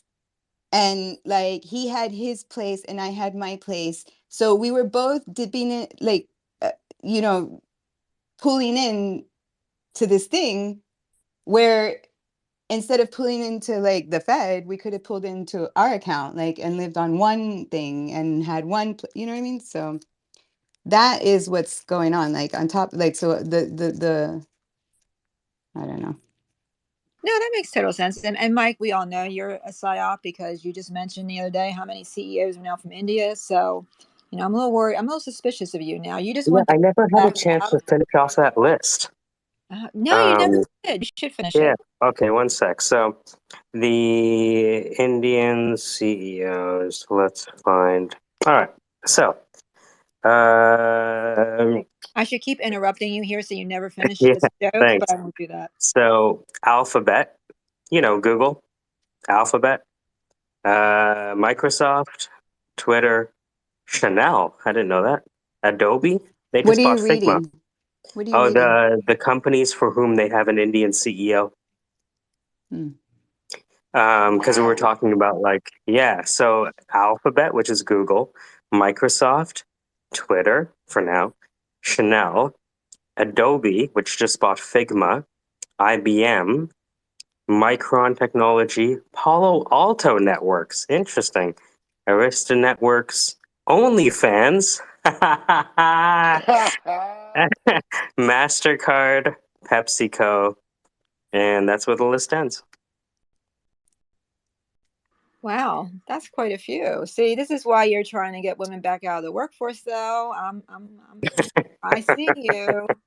What if those are Indian women? Well, yeah, that's a good question. How many of them were Indian women? Let's take a look. PepsiCo, Indian woman. OnlyFans, Indian woman. Arista Word. That's what I'm Networks, talking Indian about. woman. Let me keep Power going. up, pussy. Yes. Right? Chanel, Indian woman. Pussy power. Yeah, Yes. yeah. People don't see it, but it's happening. But behind every good man, there's a good woman, and we wish we had more good women. Look, I tell people that Ali's the brains of the operation, and they don't even hear me say it. I be hearing you, dog. Oh, I hear Ali. Well, I you know, heard it isn't Ali. really I heard nice. Ali the other day, and before she, I tried to cut the room. Before I tried to save everybody else from hearing it, but then it was heard. Truth. What did I say? I said consciousness comes from women. You birth the universe. Well, if you look at Amen. even the Ashe. Kabbalah, Ashe. if you look at the Kabbalah tree of life, we go from tree to male wisdom to female understanding. Male wisdom is disembodied and without context. It's only with the women figure that it becomes truly understanding, savoir faire. And that's just you know what I mean? And you can see that even in the people who speak. So there's people that only are interested in the ethereal realm of ideas versus those people applying them in real life. There's a divide between techne and episteme. Oh, you So do you're all an this while Episcopalian. I'm just having eggs, bro. I'm just trying to have my eggs. Okay. Can you send me some? Right. This omelet is amazing.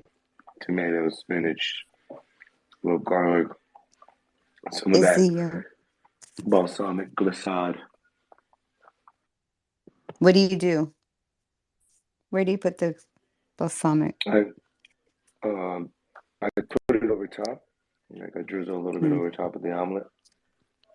Do you put water or cream in your omelet? In your egg batter? Never. It'll fluff it. I need no fluffer, baby. I'm all you got. You know what I'm saying? Pre-fluff. We have The pre-fluff fluff out love. here. Boy, The fluff love. no fluff. Oh, see, that's what it is. I think that was a Freudian mute, no? what it is on my phone?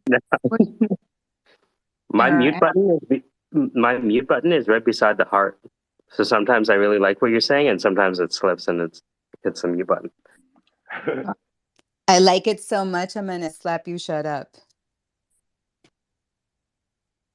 Well, yeah, that's true. High five. Did you just say that in old dude's voice? High five. High five. That's right. That's good. We're getting along, everybody.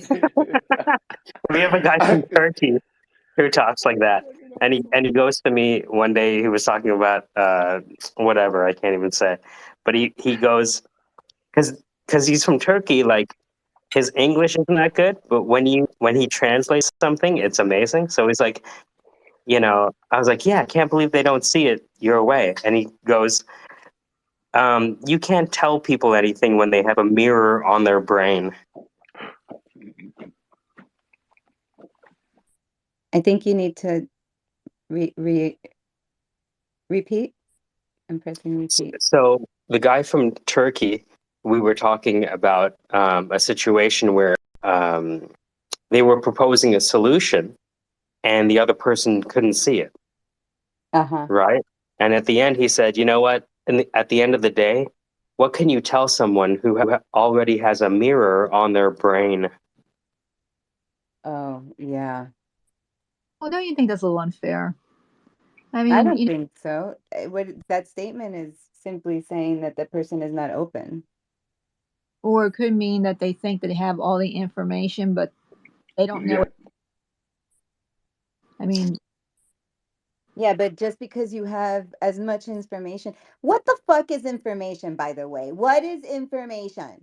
Please fucking tell me what information is. I'll give you an example. And why do we need so much information if we're still gonna do the fucking thing that we thought we were wanting to do, and then we go and then we didn't do it, and then I did it, and then I'm like, oh, I should have done the other. So what the fuck did the information do for me?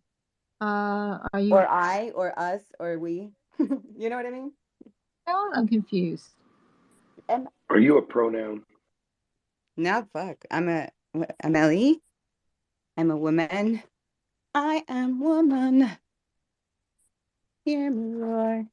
No, it can. What I'm saying is, I mean, I know for me, sometimes there gets to be a little bit of a, I often feel like everybody around me has far more information than I do, and I'm like the person with the tiny brain, and I don't know what this is all I know, that everybody around me has more information than I do, and that I know. So I know that I don't know a lot of things. Okay. So when someone tells me or anyone else that they have, the whole mirror on the brain thing, what I come away thinking from that is that's an intellectually lazy exercise on the part of the person that says that, to assume that the other person is the problem. I mean, we always assume other people are the problem, right? Because we're the protagonist of our own lives. Yeah, but I like to think that I'm enlightened enough to kind of assume that I'm probably misinterpreting, misunderstanding, or don't have information that would change my mind about how I feel about a particular thing. Absolutely. You always have to keep an open mind, right? But I think there's a difference. I think it's something that you can feel rather than something is said, And sometimes I think we forget that sometimes we're like water and oil with people, And I think it's good to recognize, when that's there, right?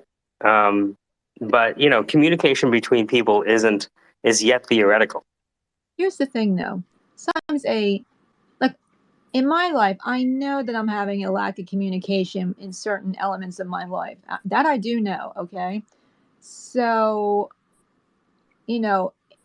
it's hard for anyone to be open-minded when they don't know what everybody else around them knows. And I don't like it when people accuse me of things if they know that they're concealing from me something that I need to do something with. And now I have roosters. You hear my roosters? No. Anyway, confusing for me sometimes, and you know, I think I will say this, I think as people get older, they become a little less flexible in their thoughts and how they think, and I do try to keep that in mind, you know. But yeah, no, I get what you're saying.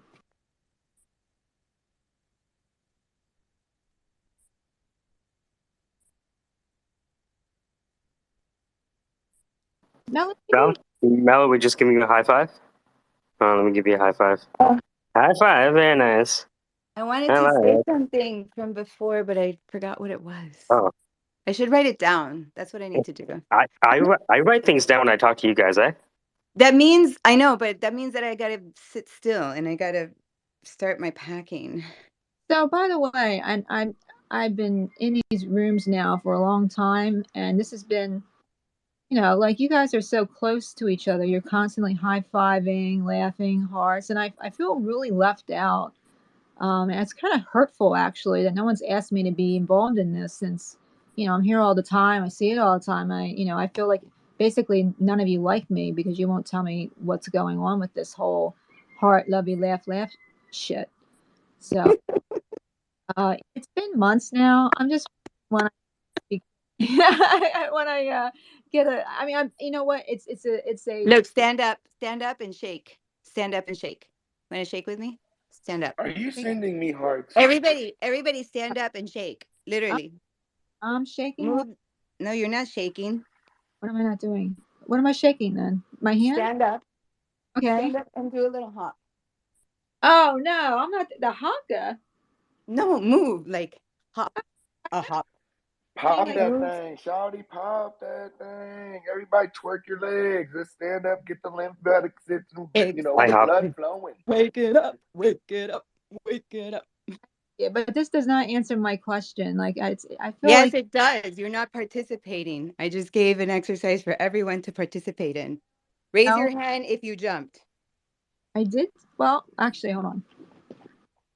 All right, there. I jumped. I was not jumping. I want all of you to know. Nobody in this room jumped. Okay, we're gonna give it another go. Music.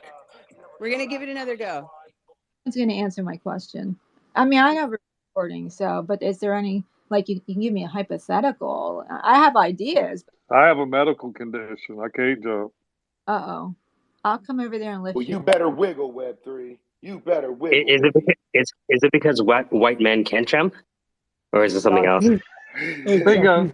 Exactly. All right. Anyway. He said bingo. Yeah, I don't think there's a, you know, I don't know if we have any. I mean, I talk to you guys largely on here. Yeah, right. I mean, but you know, you went into the whole mirror on the brain thing, so I'm like, am I supposed to be like asking something? No, it just no, just an You're example. being serious, Sandra? No, Sandra. Listen, girl, you best to know. This is Twitter, baby. That's true. There's a lot of trolling that happens here. You gotta pull your britches up, muck through the muckety muck and the yuckety yuck, the little weird smiley faces, and the guys that are lucky that have that little 100 sign. How the fuck they get that? People got emojis I've never seen on here. I am so jelly beans. Nobody's helping me. I don't know how to post shit to the top board. I can barely DM. I'm losing it. I'm totally unraveling here. I'm sorry. can you hear me? Yeah, I can hear you. Do you hear the sounds? Yes. Oh, they are coming through. It sounds for Those you. are so dope. Where'd you get that?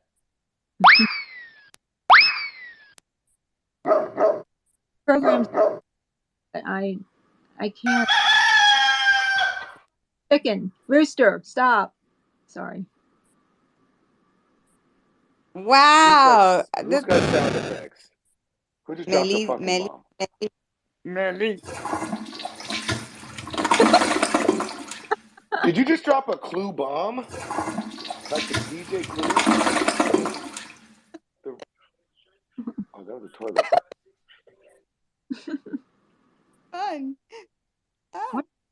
last night. My God. Huh? I just wondered what he ate last night, you know? Jesus. I had grilled salmon and potatoes and fresh asparagus. Okay, well, don't flush it with. Mm. Sounded like he was trying to flush like a freaking elk down his toilet. That sounded fucking delicious, though.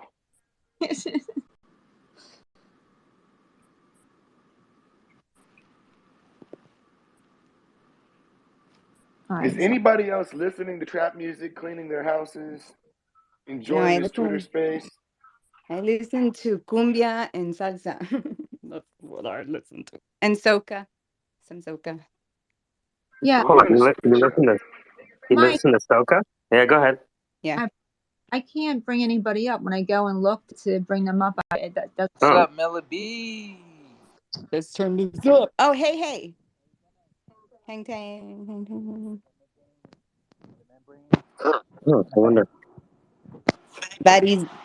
Anyway, Okay. my beard.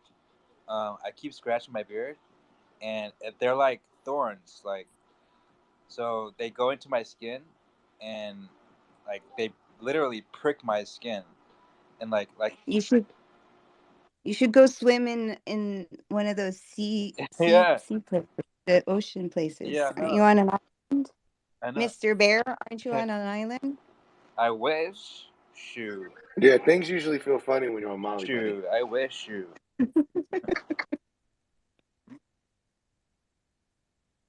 Oh, I want to ask a question. What's up, guys? What's that? You introduce yourself to. Mela B, you know me, right? Yeah, but introduce yourself to everyone. You have the microphone. All right, so you got my back, right? I got you. All right. Wait, no shilling. Don't fucking shill All anything right. here. No, Okay. I'm not gonna show. No. Okay. All right. So my name is Moonrise, and I'm from the other space, and yeah, that's me right there. Oh, okay. Oh, wait.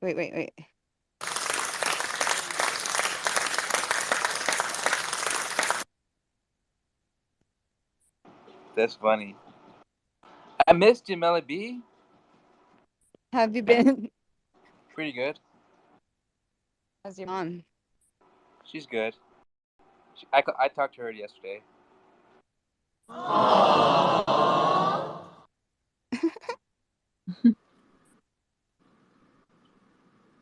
Yep. What are the people around your place? How do they date? How do they meet? How do people make friends over there you live? You know, basically they just go to the bars. Like the bar is like 2 blocks down the road. The bar, and every Friday night this bar is like open, and like it's like got music and there's people up and down the strip. I basically live right next to the strip. But if you go there, it's just like, well, how are you gonna go to a bar, right? And then look beyond the bar, because you go to a bar, you want to pick up a guy, right? Or a girl, you want to go pick up a guy, or a guy want to pick up a girl. How are you gonna go to the bar, right? And well, I don't get this, but I don't know. Like, I don't know. They usually don't do that to me. When I go to the bar, I mean, I get, like girls to actually talk to me, but not all the time. You know, how are you gonna go somewhere, right, and then be like all extra, like, you know, like, like what's that word? Um, that word they're like,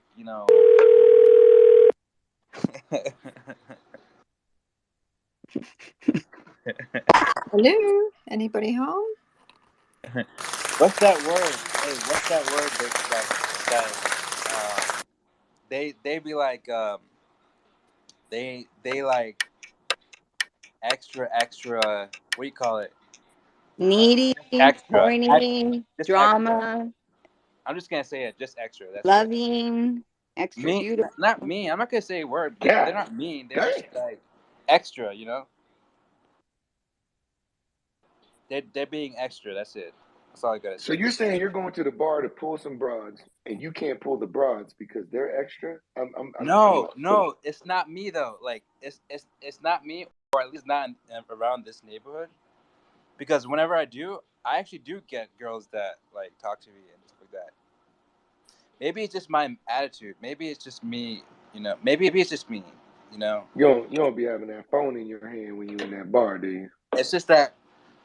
No, dude. Why would we walk around with a phone in the bar, man? Mm-hmm. You know, that's that sus. You might be getting skipped. You might be getting skipped. You know, you got to put the bar down and have 2 cups.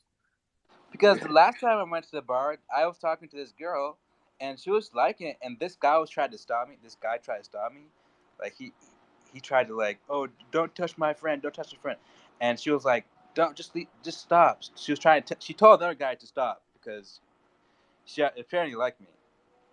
But Wait a minute. You but approached a chick with a dude? no, she wasn't with a dude. She was the guy, the dude who was gay, right? Apparently, the dude was gay. Okay, and they're all hanging out.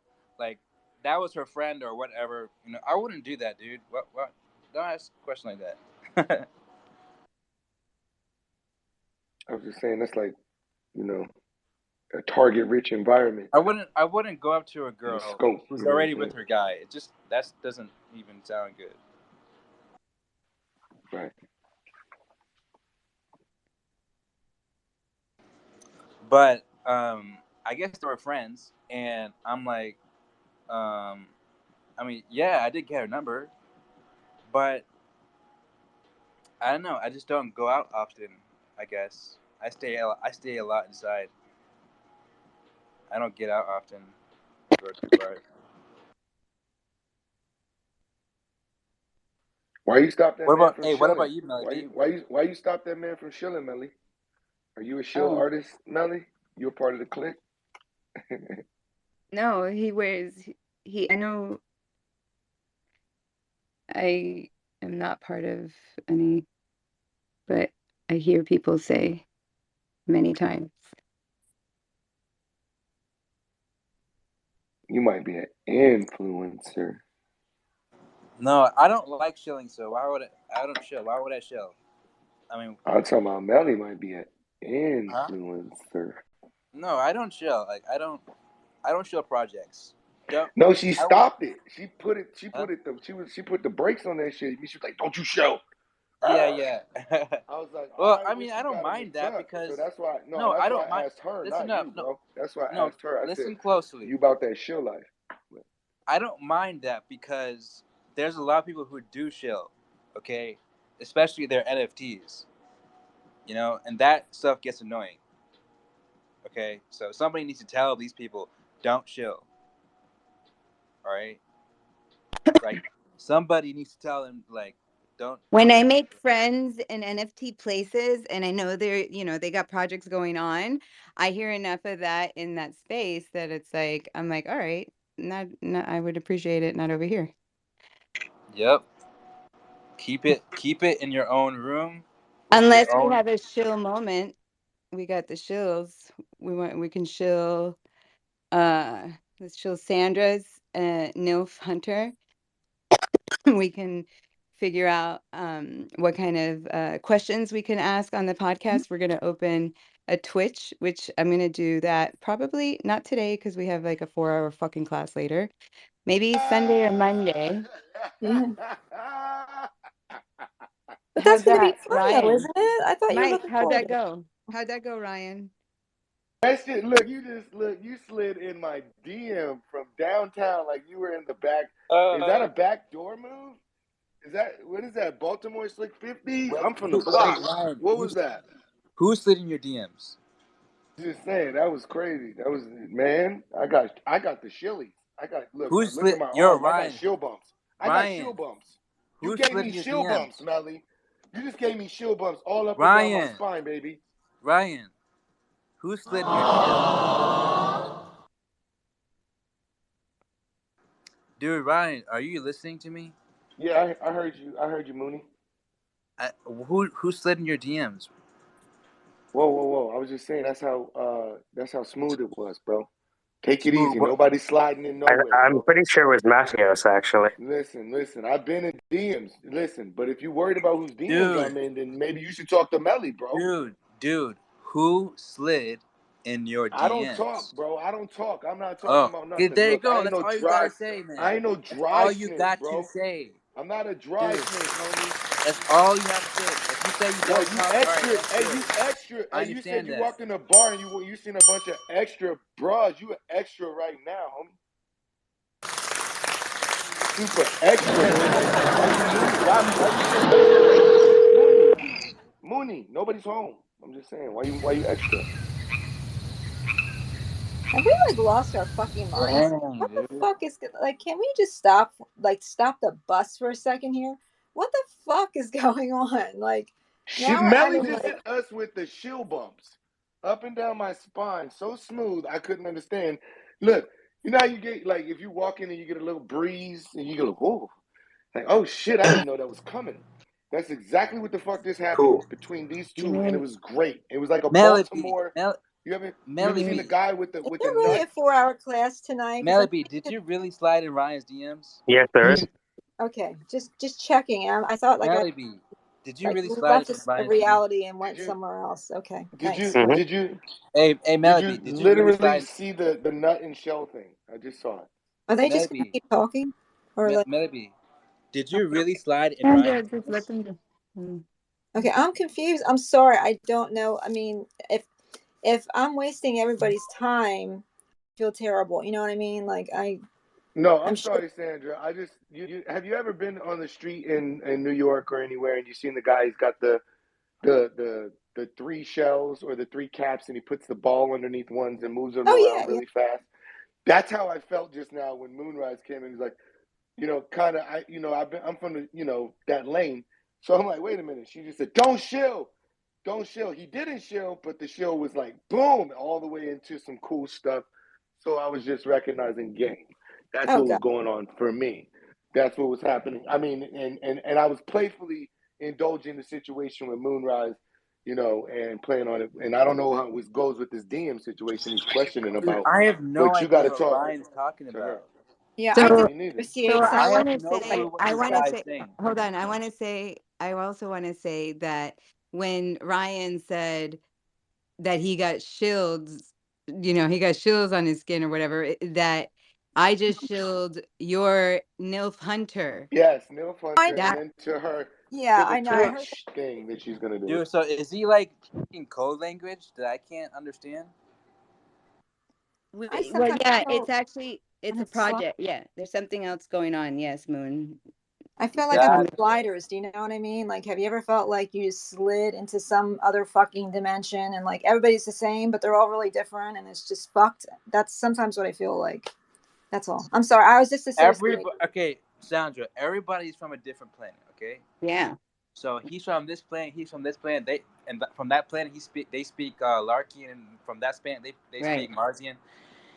If you want to integrate all these communities, you have to get basically like a period where you're like a quarantine period. When you go into like a laboratory and you gotta clean, right? Mhm. And then you go into the laboratory and you do all this work, this like intense work. Yeah. That's what I'm talking. That's what you guys need to integrate. What people are talking about, because if I can't understand everybody, you know what I'm saying? Okay. No, I meant the TV. Maybe you're too young. The TV show Sliders. It was a group of people that they could never find their way back to like where they originally came from, and they would slide into all these different dimensions. Yes. That's like I disassociate sometimes when I get a little stressed and wackadoodled, and that's what it feels like today. Sometimes it's just like, what the. Can I just like stop and get off? Like everybody else can go on their way with this, but I'm I'm not. It's not you guys. It's me. Like sometimes I feel like I just landed somewhere the fuck else, and don't take it personally. I'm just kind of like trying to like bring my You Try know, to find a reality. you know Okay. why people, do drugs? Escaping, escaping emotions. Because they want to go to different dimensions. Well, they're fucking welcome to take my ride, man. You don't really want to fucking do that. You really don't. Do what? But anyway, never mind. Never mind. Anyway, I'm never just ignore me. I'm fine. I'm just like, I don't know. For a second there, I just kind of I don't know. I'm all right. I'm fine. Sorry. Lady K. That's So my friend from Matthias, another space, guys. Lady K. Matthias. So are you reading anything right now? You just finished the first chapter of Hegel, right? Phenomenology of Spirit. Started the second. Yes, sir. So what? So train Slut told me that you understood Hegel more than Marx did. Why did you say that? I don't know. I'm still trying to figure out how all the German idealists tie into all the Nazi shit, because that's what people say. But like, I go through it and I don't see that, But I think to his point, he was just saying, "Oh, you brought up something beautiful when Marx not seeing that the conditions are changing. So like Right. we reach a critical point with technology, and then a new phase kicks in. That's Mm-hmm. Hegel. Like that's what Hegel was saying, and It's he was also. saying, So go ahead. no. Go ahead. It's also a bit of Veblen. Sorry. It's also Malthus. You ever come across Malthus? No, not yet. Okay, so Malthus was one of the key dudes, and they're all growing up at the same time, 1766 to 1834. And Okay. so Malthus has this idea of a Malthusian catastrophe. And the Malthusian catastrophe was when our population growth outpaced our ability to feed ourselves. And him, as an economist, was worried about that crossover point. Now, And so Marx Mhm. was Marx looking at the same thing then, saying like once we cross that point, They're all kind of, you got to understand, they're all swimming together. Sure. They're all like Newton and Leibniz kind of wrestling with these things, just like the French philosophers were, and they all have different perspectives, right? So I just that's my professor, my mentor at the top. His name is Tim Richardson. His family is all military. And I asked him about Malthus, and I remember him saying like the the human female is the only mammal over a weight of XYZ pounds that comes into estrus with quite regularity. That's how he Whoa. described it. Yeah, like really fucking biological, right? And he said, what the industrial revolutions have allowed us to do was to postpone the moment which our population growth outpaces our ability to feed ourselves. But Shit. but that crossover point is always something that's being looked at by economists, right? And they're worried about it because they say, okay, population growth is this and food creation is this. Then eventually, doesn't that mean that there's going to be mathematically, they would say, again, we studied economic theory in terms of math, right? So they said Malthus described a situation where population growth is geometric, but subsistence is arithmetic. And when you have on a graph a line growing geometrically, it curves upwards. But when you have a line growing arithmetically, which is by addition, it just grows in a straight constant line. And when you cross over, there's disaster and competition for resources and maybe even war. So that's how they would look at war. They would look at war as a crisis within a country of the population growing faster than their ability to feed themselves. So what do they do? Well, you're going to have to do what? Maybe conquer some more arable land. Oh, shit. You see it. Yeah. So that's third year economics. Most people never make it that far. They usually make it to like first year poli-sci and they tap out. Because to read these guys is like reading fucking Shakespeare of economics, but they forced us to do it. you know. So, and it was useful. I didn't realize how useful it would have been until you realize how shallow people read these thinkers. And you're like, motherfucker, you're just like one Wikipedia deep into this shit. Get the fuck out of here. That part. Yeah, Right? that's But really we had to study it. And they had to forced us to do it.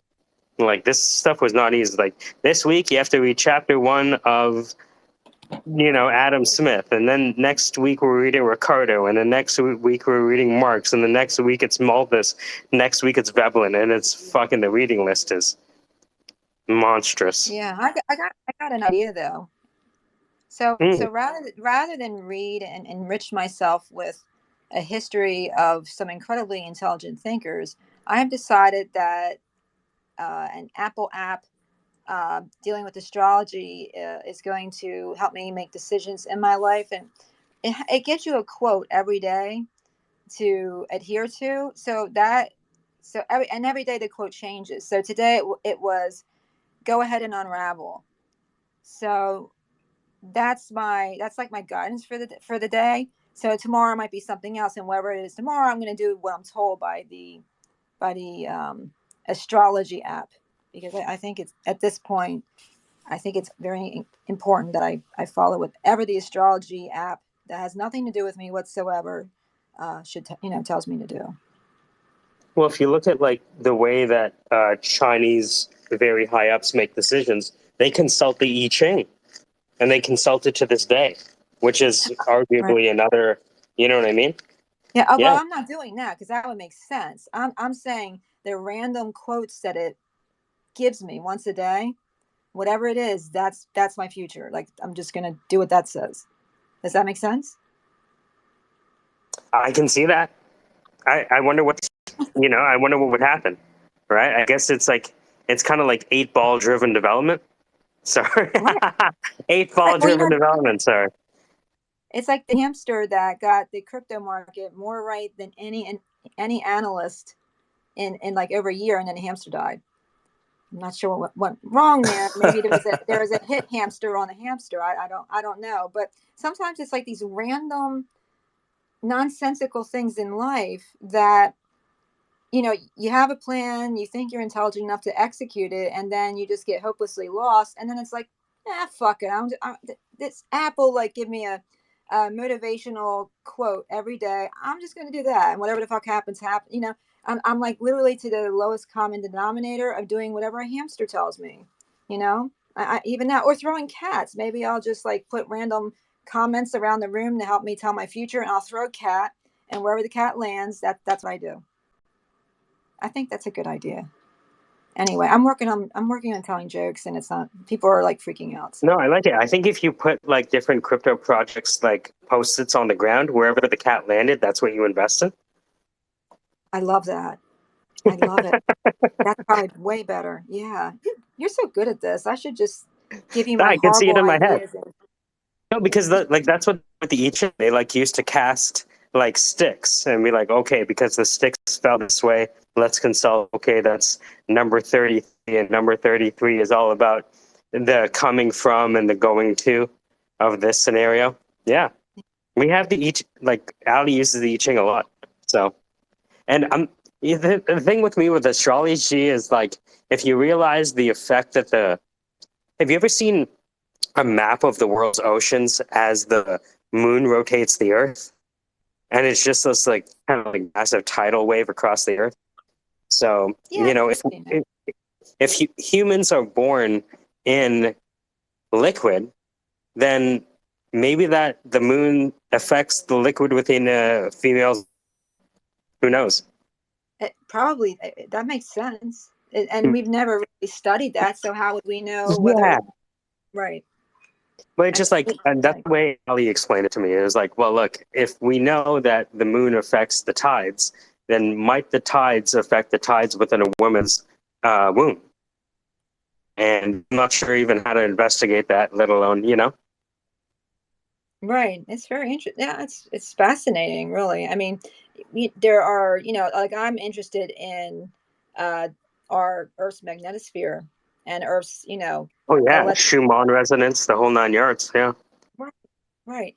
And so we know that those have a factor on health. So what you're saying is a logical, it's just as logical as what's already been proven by science in terms of the, how the Schumann resonance is, beneficial in some ways. So I think you guys are right.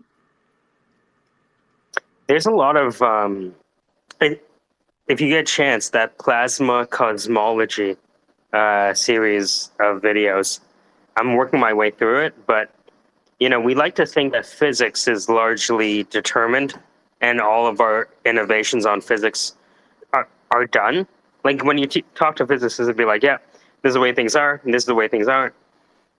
But I've talked to enough people that are working on the fringes that have actually operationalized their fringe research to be like, maybe it's because I'm a recruiter too. So usually I'm the dumbest person on the phone when I'm recruiting, and I should be, because I should be speaking to the expert. And whenever I speak to someone working in the field, they'll teach you just how much is undecided.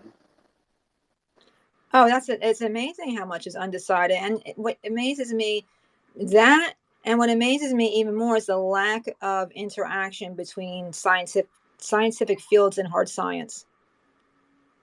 Like you won't have the people that are studying the Earth's magnetosphere speak to the heliophysics people about the magnetics of the heliosphere. And there's clearly a relationship there. I hope that changes, but I I think guess we'll see. a lot of it has to do with the way that they're funded. So that quote, Upton Sinclair, it's hard to get someone to agree to something when their salary depends on them not agreeing with it. So like when we spoke to Professor Mike McCulloch, he's saying dark matter doesn't exist, and I'll show you why. And so for everyone who's receiving funding for dark matter, they have an incentive not to understand that answer. Oh, completely right. And it's a shame that, we're literally turning into like the cargo cult scientist scenario that I think it was Sagan or was it Feynman? Well, one of them would talk, I think it was Sagan. But, when you talk about that, everybody's got the same parroting view, and they do it with intent over the financing and the politics of it. It's just a shame. Well, I remember seeing like a video of a guy, and he won a Nobel Prize, and he won it for what? Disproving someone else's research that won them a Nobel Prize. And so they say that like science advances one funeral at a time, but it happens over a time scale of like 100 years. So yeah, there's a lot of I'm very, like, first of all, South Korea, I think, is deeply working on fusion, right? So if you look up fusion reactor South Korea, you'll see what they've been able to do recently. If you look up Professor Mike McCulloch on quantized inertia, he got some of this funding from DARPA. There's a lot of research that maybe wasn't as affordable as it was before to do now, That's awesome. Yeah. And I know that every era there's been some sort of human issue that inhibits, that stymies the forward movement of science. So this is really nothing new. I probably shouldn't complain. No, I think we're on it's an exciting time, but with any new idea, it's always displacing existing solutions. And whenever you displace an existing solution, you're going to run up against, Tesla found that out, Yeah. right? And how many Teslas exist that we never even hear of? Yeah, I think about that sometimes, eh? How many other Teslas were there? Right? That's just the one we hear about. There must have been hundreds. Maybe. Yeah. I know that China has a few. Is it Xpeng, and there's a few others that are coming along. There's a lot. Yeah. And I mean, like, I don't think we recognize how much, while nation states are competing with each other, how much the universities work with each other, because the universities are constantly having conferences sharing their research. And that happens regardless of sometimes what's happening in the geopolitical realm. That's true. Well, every so often I like to kind of like touch the earth with my foot to make sure I'm still here. So I didn't mean to interrupt anybody. If I was rude, No, It's Melody good. fled the room. I'm sorry, Melody. You know, but it just seemed like I'm like, what is going? There's like all these sound effects, and people are, what the hell is going? You know, I had to, you know, clear my palate, so to speak. I guess I don't know. So anyway, sorry. What's up, Lady K? How are you? Hey guys, enjoying the conversation. You know, I came up to ask a question that I've been wondering and posing, and nobody seems to want to talk about it, but it sounds like your experience with economics, maybe you could take a stab at it. In the crypto world, you know, they do a lot of burning, right? But I haven't seen and you reduce the supply, it's supposed to up the price, like economics 101, right? But I haven't seen a single coin actually do that with burning. Like Stellar burned half their supply, it didn't do much. Reaper, they burn all the time, it doesn't do anything. Why do you think that would be? Like, not follow those basic rules? I look at it as, you know, what is the Web 2 analog, right? So the Web 2 analog might be companies. This is a nefarious thing with CEO compensation, where the executives will buy back the stock to raise the price artificially. Does that make sense? Okay. Right. So by burning, the idea is to decrease the denominator, right? So that does happen. The challenge is, what are the motivations that are leading someone to maybe do an arbitrary burn? And they may be motivated to do a burn because the token is not achieving the price they want. And sometimes people think, oh, if I burn some of the token supply, the price will go up. But other people might say, oh shit, they're burning. Get out, get out, get out, get out. So you have this mechanism in the background of not everyone buying the intention of the burn and saying, and they might use that as a signal that the project might not be doing as well as people thought. Oh, okay, that's interesting. Keep in mind that like Ethereum was on a burn tear. Hold on, let me look it up. You know how much? If I just look up my name and burn. Well, I wasn't expecting that because that makes it more like psychological. Hold on, let me. Right. Yeah, it's they in the wire they would call it juking the stats, right? So, for example, 4 billion burned by LUNC. Where's the Ethereum burn? Dude, Ethereum was burning a lot a few months ago. A lot. Let me see if I can go burn Ethereum until 2022 -05-05. All right. How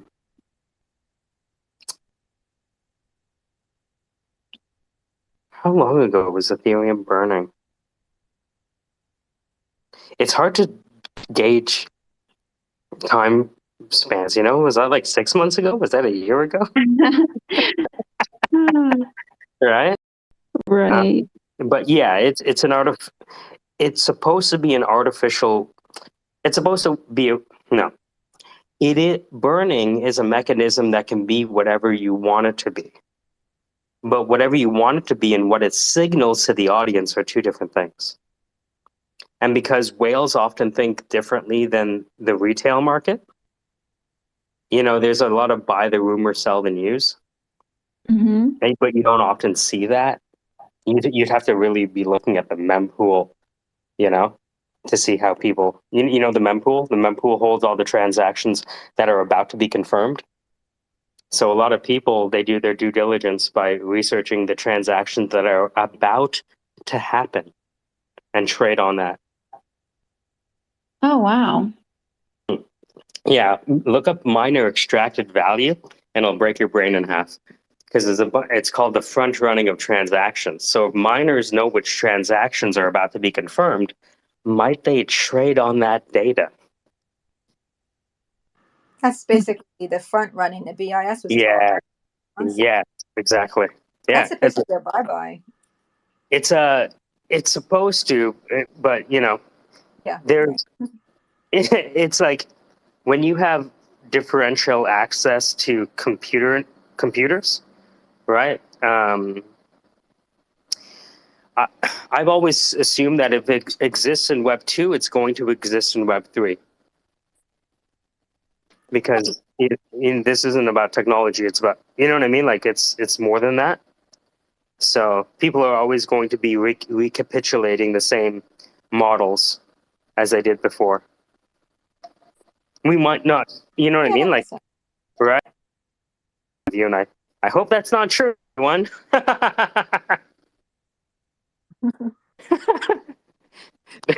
Please prove me wrong, Well, everyone. maybe I'll Prove me wrong.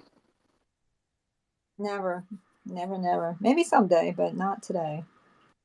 Because front running of transactions happens, right?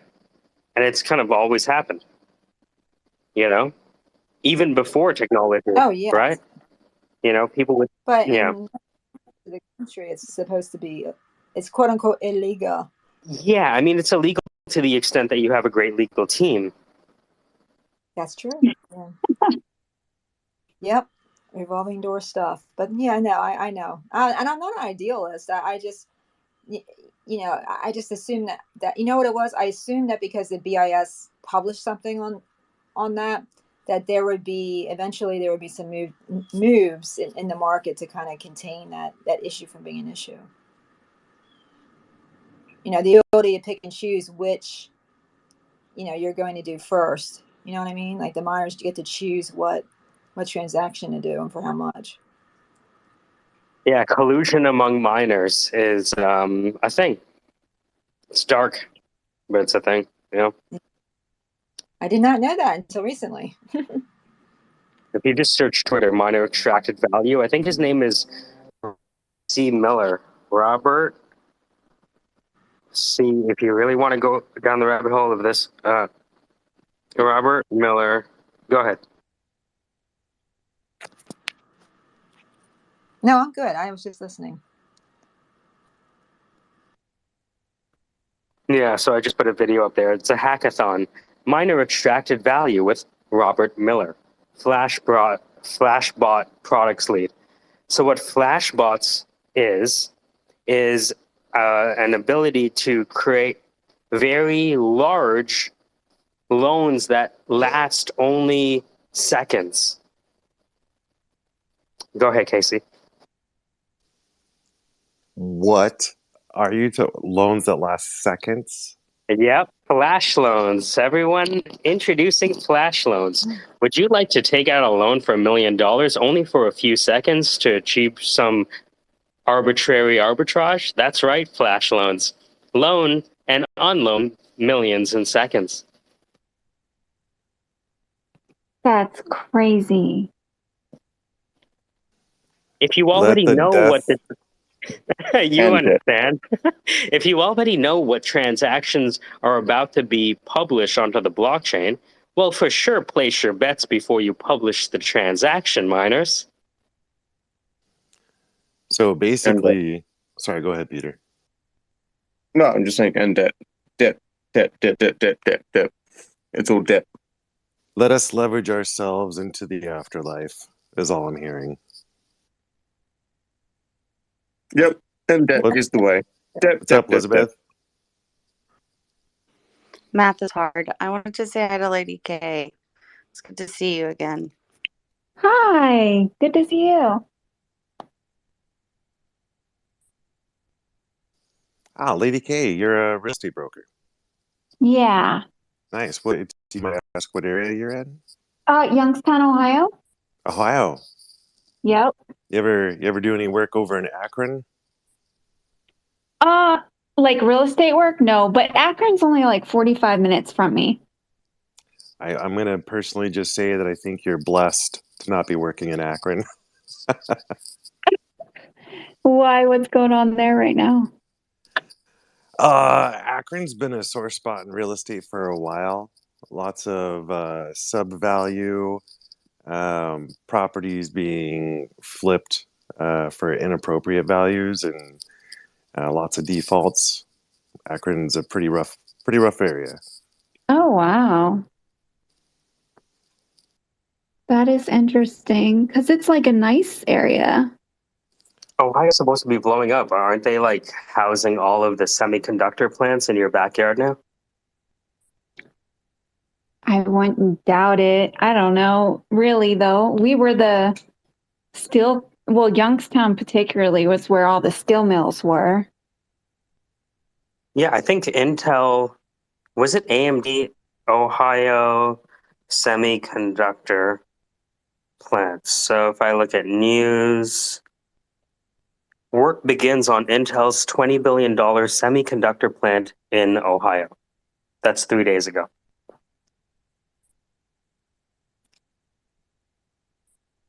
Yeah, I think Dan was talking about that recently too. Mm-hmm. Mm-hmm.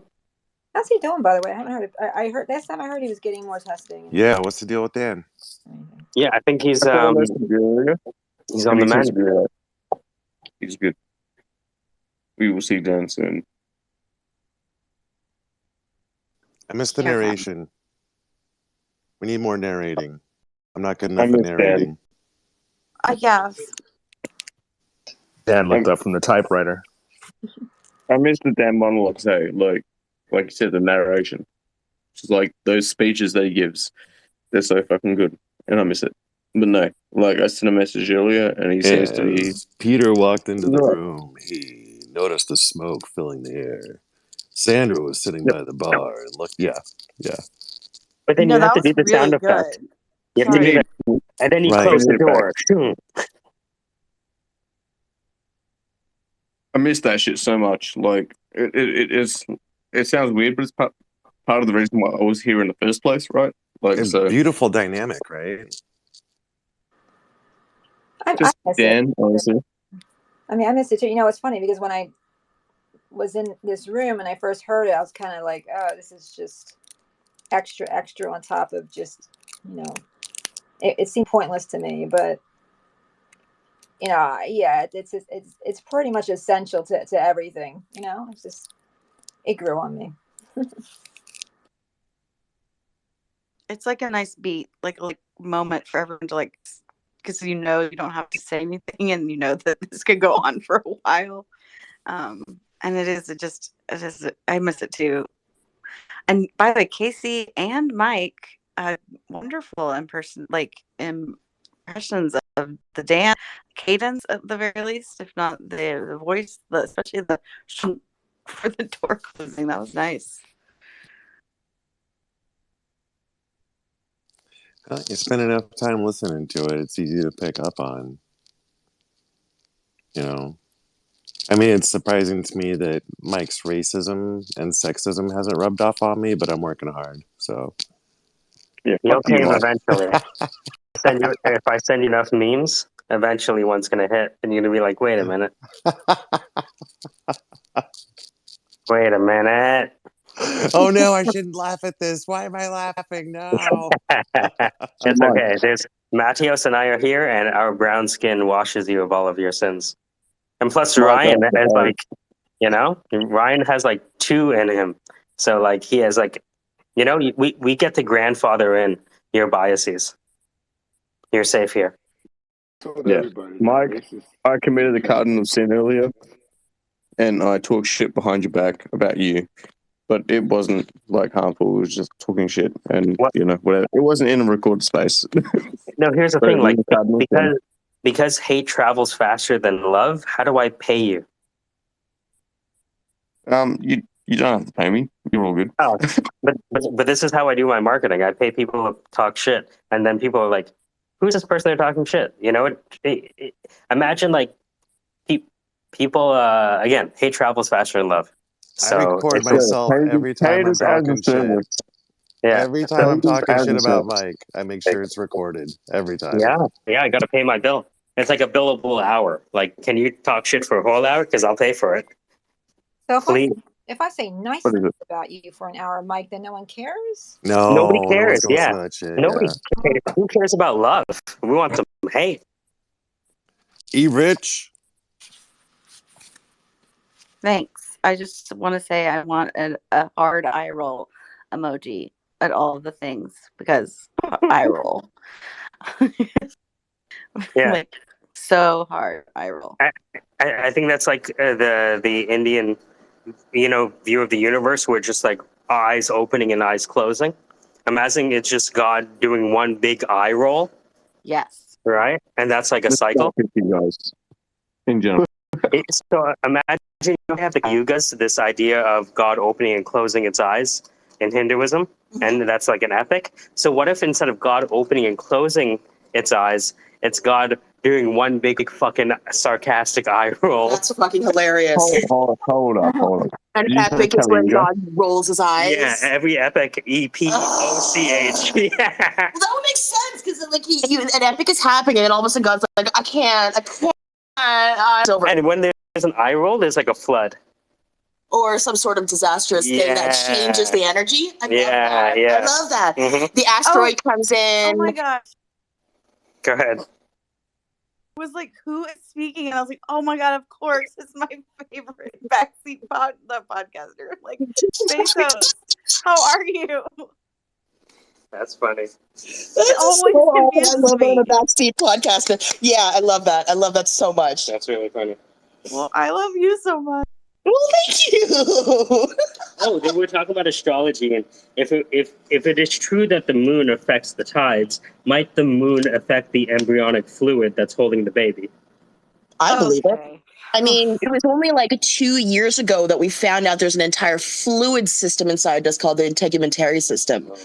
So, and my favorite thing to teach during astronomy is when I bring up the full moon, because I love showing clips of sports athletes completely fucking up on a full moon. Really? Yeah, it's wild. Like that's when you see like the wildest pitches and the craziest jump shots that go into the crowd and like all these crazy things that happen, and it's because your body's thrown off by the tides. Wow. And so it's like if you don't think that a professional athlete, I mean, is affected by the moon more, or are we affected by as babies? Who knows? So I don't know. I don't know exactly. Maybe when you're getting born.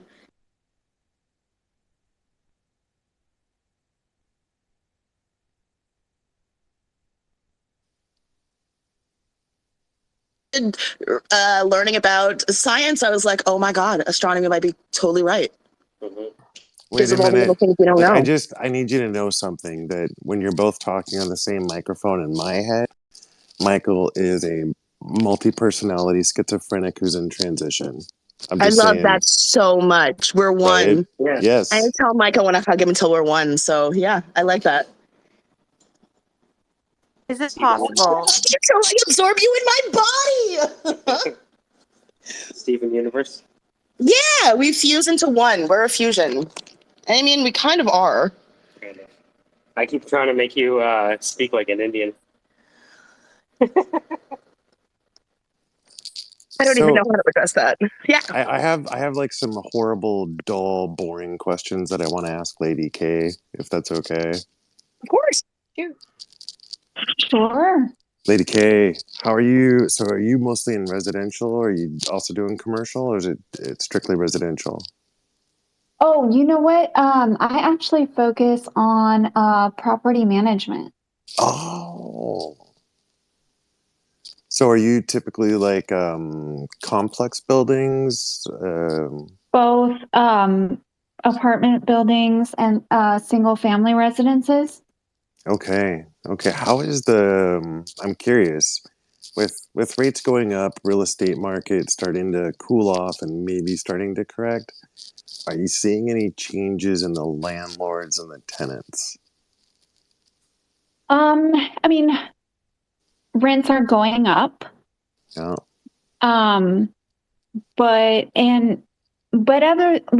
So the change actually really right now is that contractors are hard to find.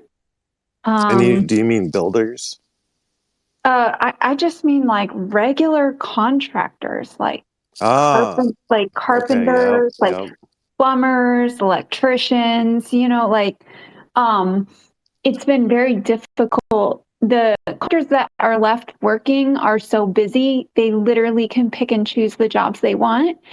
And I don't know where the rest went. I mean, that's been difficult. So I know some investors who have stopped buying until this corrects because they just can't find the people to renovate. I was about to say, so one of the things that I'm starting to notice is lease corrections that include maintenance by the tenant to cut out the servicers, the contractors. Oh, really? Yeah, I'm starting to see lease adjustments that include things like standardized property maintenance, gutter cleaning, leaf removal, mowing the lawn, small maintenance jobs. Basically, the lease reads like, don't call me for anything and you'll get X dollars off of your rent, basically. But, you know, there's more formal structures to that, but I am starting to see a lot more of that. I can see that. It's sort of been an issue. And people finding things, you know, has been an issue. I mean, during COVID, the rental market really went up. Nuts. Yep. Yes. And so I saw an increase in landlords not accepting like Section 8 governmental assistance. They didn't need to anymore because Yep. there were so many qualified tenants, you know, that they could have their picking. I got like, that was nuts. I mean, I literally would have people call me like, do you accept Section 8? And it's like, I don't have anything Section 8 right now. And they'd start yelling at me. Like, Yeah. they're frustrated. Like, they're very frustrated. Oh, yeah.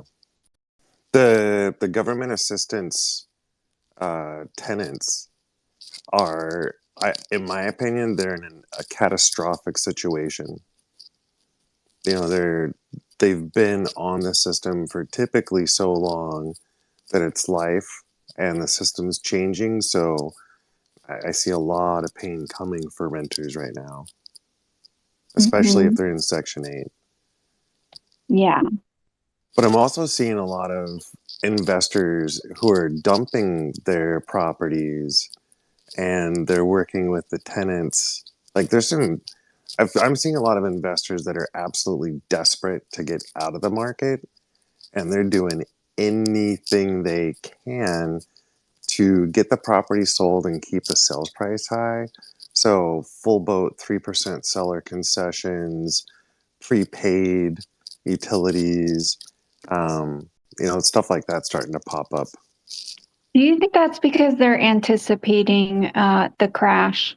Yeah. So they're trying to get out now to buy back in later? Yeah, and I think they're either scared of a crash or trying to avoid a slow death. I mean, technically, the rents should remain stable during the crash because there'd be more people needing to rent. I mean, during the crash, they restrict the loans. That's really what crashes it, right? So there's less buyers. Yeah, I mean, like with the rates up, your buying power is cut down a little bit. And then I kind of wonder if it's going to be a matter of desperation for the landlords that'll force them to start readjusting the rental prices, because usually there's like a 6-month gap between when real estate comes down and rents are adjusted, sometimes a year. So theoretically, coming into next summer, we see rents, you know, stop increasing or maybe normalizing, come down a little bit. I kind of hope so. I feel like it's corrected a little bit since COVID, but I feel like it's going to remain stable. They'll start correcting after the crash. I'm afraid that you're right. I don't want you to be right, but I think you might be. I'm afraid of I would prefer a crash than a slow death. All right, tell me about this crash. Does that mean the Well, prices of the houses go way down, or what happens? yeah, we're talking Because about like an I own the immediate crib. correction. You got it. You got it, Ryan. It's So an the challenge is, imagine a bunch of people bought a home with very little down. Let's say they bought $1 million home and they owe $975,000 on the home, right? Okay. And all of a sudden, that home is now worth $800,000. Mm-hmm. It's a problem for someone. Yeah. So, and that's what I was talking about earlier. You either have a situation where people are trapped in houses they don't actually want because they can't afford to move, or we go back to defaulting, foreclosures, etc., short sales, blah blah blah. I know this is an unpopular opinion. Everybody argues it with me, but I don't think the interest rate truly affects the market in any other way than it just reduces the buying power. But it doesn't stop people from buying. You know, I mean, okay, they can't buy. Like they can't. They're in a different range of Yeah, just purchase. because you can't buy at 300 and you have to buy at 270 doesn't mean you can't buy, right? Exactly. And it doesn't mean you're not going to buy the 270. People purchase their homes and their businesses because of life decisions, not because the Fed raised or lowered the interest rate, like period, right? So this But is, but this what is, sorry, go really, ahead. oh no, that's okay. But what really inflates the market and deflates the market is just access to the loans. So when they have these, open ended loans where it's, stated income or lower credit or whatnot, more people can purchase. So there's more buyers. It creates a seller's market. And then when they pull that back and restrict the loans, less people have access to it. There's less buyers and it flips, right? So the Fed released that they were going to reduce their mortgage-backed securities at the same time that they said they were going to raise interest rates. Well, they've raised the interest rates first. Next is going to be the restrictions on the loans. That's how they're going to reduce it, and that's what's going to crash the market.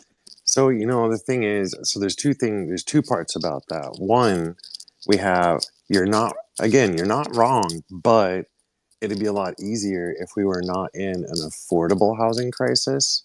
So when your buying power goes from 300 to 270 as a starter home, the area you're living in doesn't have anything livable under 300.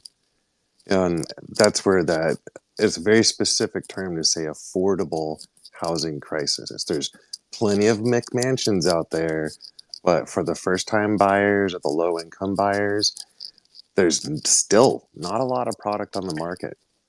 Can you guys tell me about this new zero money or Yes. the Bank of Yeah. America? Yeah. Let's talk about that. How does that work?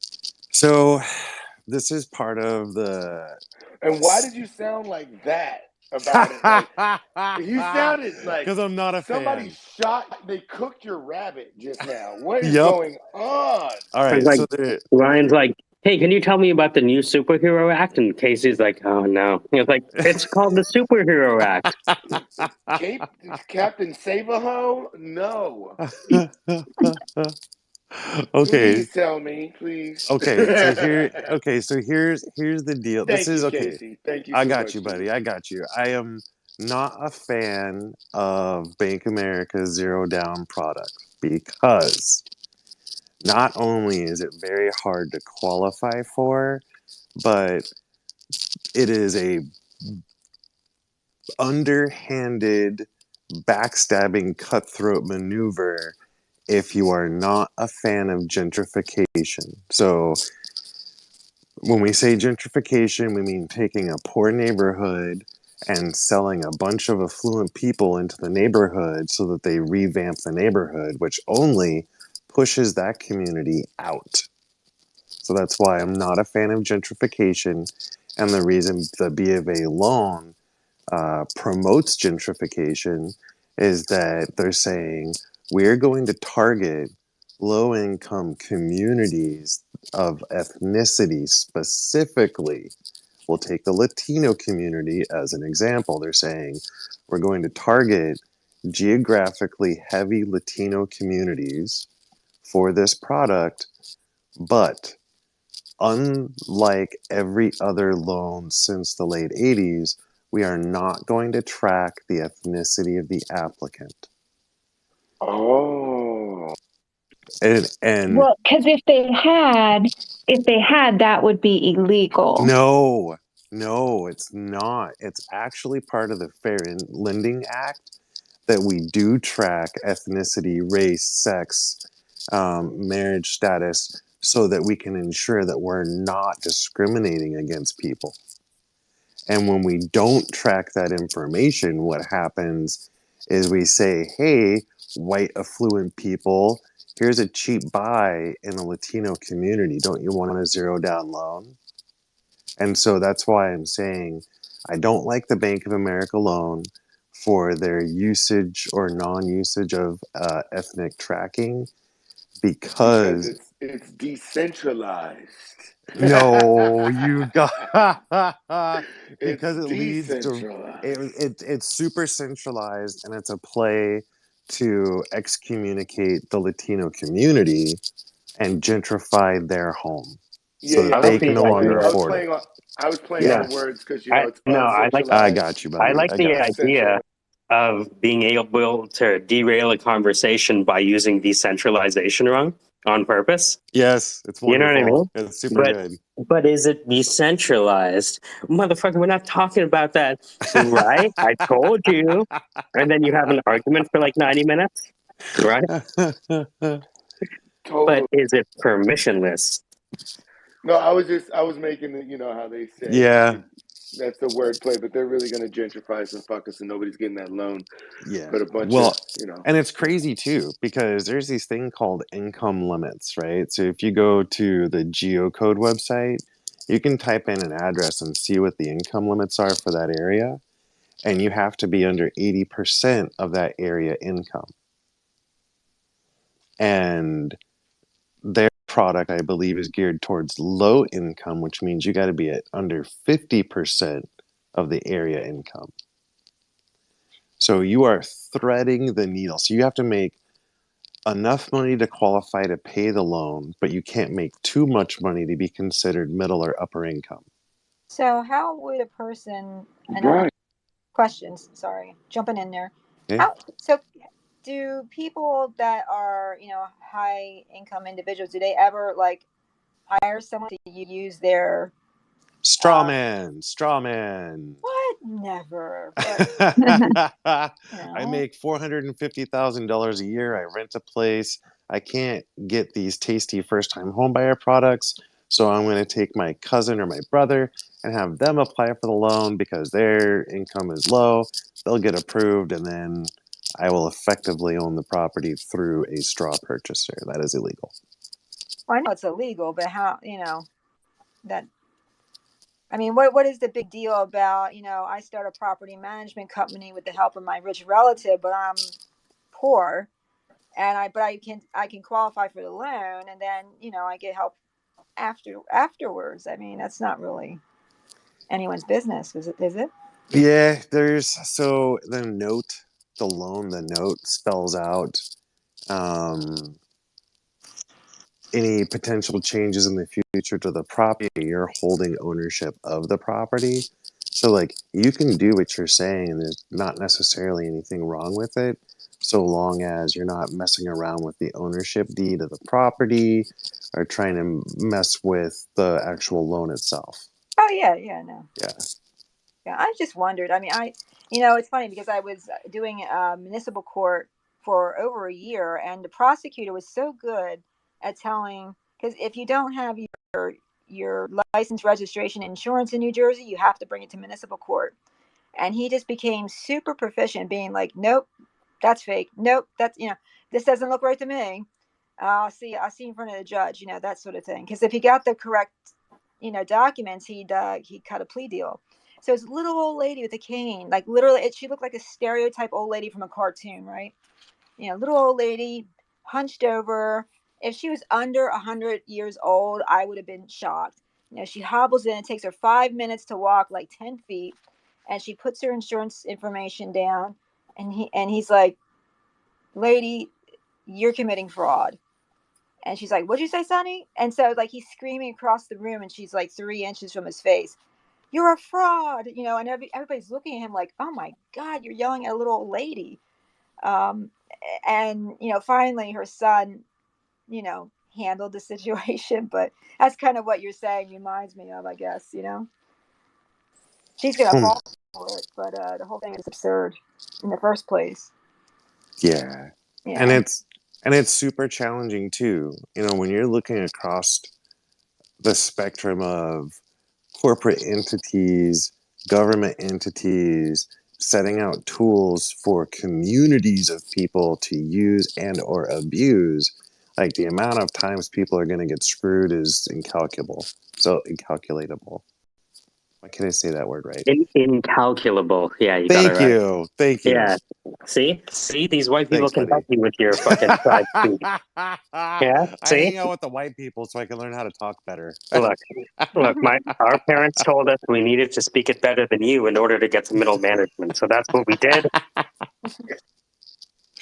I don't even have a Guyanese accent. Honestly, I don't. But you Yeah. could. No, that's the thing. I wish I could. Really? Have you Well, ever tried? yeah, I only have a Trini accent. Mostly because we make fun of Trinis as Guyanese people. Right? It's so funny because people think that, like, oh, it's like white people being racist against, like, non-white people. It's like, have you seen how racist brown people are against other brown people? And you might be Dude, surprised. I'm just saying the Chinese, People are I the think, have worst. Chinese have a corner on that market, I think, though. Oh, Chinese I are the mean, most, yeah. holy You know, look, Jesus. if you're working in the sun, why would I have you marry my daughter? Ooh, like that movie Crash. Sandra Bullock, that was a good one. Was that also with? I would love to see a movie with Nicolas Cage and Sandra Bullock. I don't know. I can't even imagine what genre that would be. Huh? I can't even imagine what the story line would be. Ghost Rider 2. But who the hell would she be? Huh? But who would Sandra Bullock be? Ghost Riderette. Oh my god, I'm gonna headbutt you. I'd see that. I like Ghost Rider. I was hoping another one would come Yeah, out. this is. You Yeah. must keep the motorcycle going at 55 miles an hour. Or else we're all going to hell. That's Keanu Reeves. No, that's Sandra Bullock. No, but remember, No, but so he has to adopt the persona. Mhm. Because that's how you merge the two. So like Mhm. Nicolas Cage has to be Keanu Reeves. What was that movie called? Hey, wait, Speed. hold on a second. I wanna ask Unity to come up and talk to us about Ghost Rider versus the Justice League. That's what I'm gonna just throw that out there to Unity just in case he feels like grabbing the microphone, because that would be If you look at the Justice League, it looks like the Just Us League. You know what I mean? That's an old term. well, okay, let me just babble for a second and round this one out. I do not believe that we're going to have a real estate crash. I believe it's going to be a lingering decrease, which I also think is worse for the economy, homeowners, and tenants. And unless there is a correction, I think that the rental market is going to continue to spiral out of control as the landlords get more and more and more desperate because they can no longer refinance their mortgage. They're going to have to either sell and dump their product or charge the tenant more and more and more and more. Well, I also see like real estate is different depending on location, right? So, Oh, yeah. for example, like my mom, she told me that somebody gave her 6 months in advance as an offer when she put her condo Sure. back in the market. Yep. And I was like, oh, what does he do? Oh, he's doing his PhD at U of T. And oh, yeah, did you have any other offers? Yeah, we had 30. I'm like, well, okay, then. Congratulations, Mom. It is absolutely horrifying to work with the nonprofit housing agencies and listen to them talking to the landlords on the phone. And like, it's not uncommon to hear somebody screaming at a landlord. I have an idea. What Yeah. if it was dispatch justice for renters? Oh my God. That's literally the hardest part, and I'm reaching like my limit on it.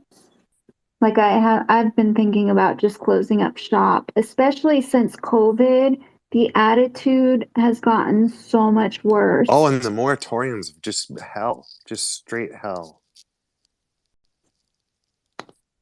Yeah. Well, in general, I could speak for New Jersey, but it's probably like this in any blue state.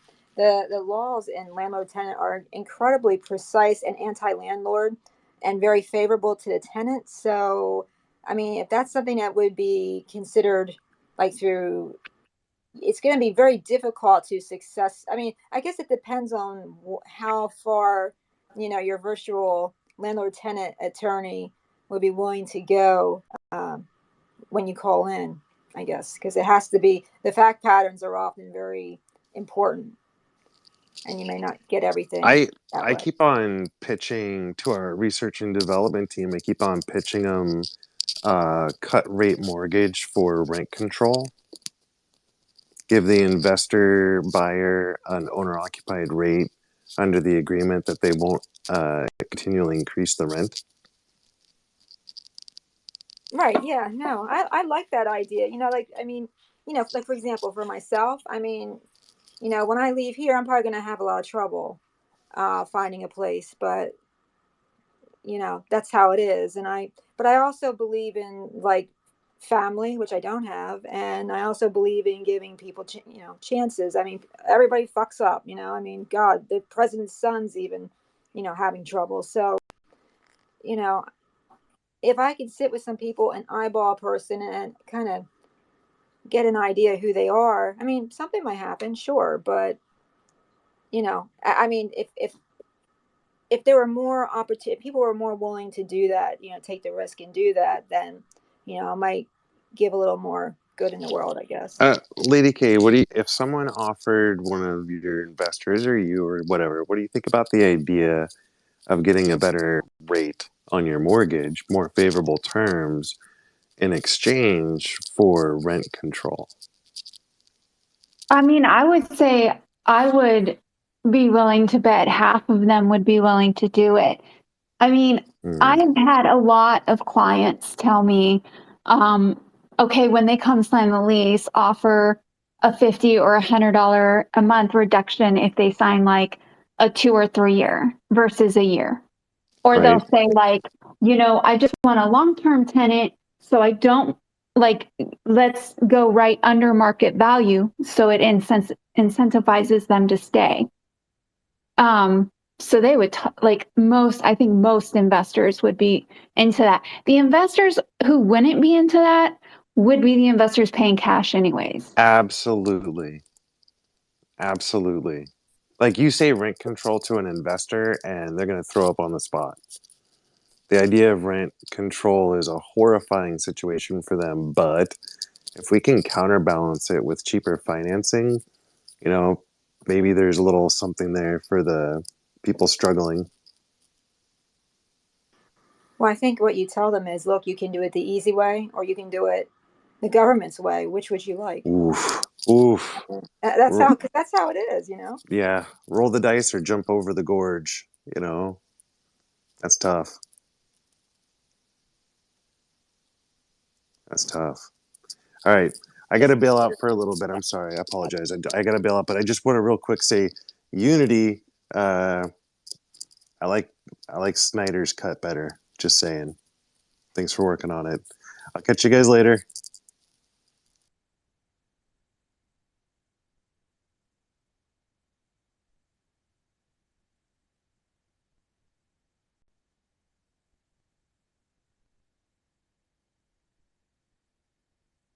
Well, I was going to work on some things for a while. If it's okay, I'm going to check out for a short time.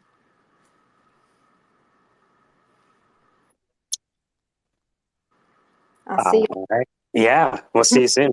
I'll see What's you up, soon. everybody? Later, beautiful. What's up? Hey, wasn't Lady K just in the room? Yeah, she left almost at the same time as you came in. What? Are you serious? Yeah, almost at the same time. Shoot. Yeah, that's crazy. I guess she's tired of hearing my voice now. Anyway, That couldn't be true. you know, we were up all night, and I was just The you know, convo, guys. we had a big conversation last night. But yeah, I got some questions for you guys. Yeah, hard shit. So, what if you were all there is? What if you were all that existed? What if everything existed to create your reality?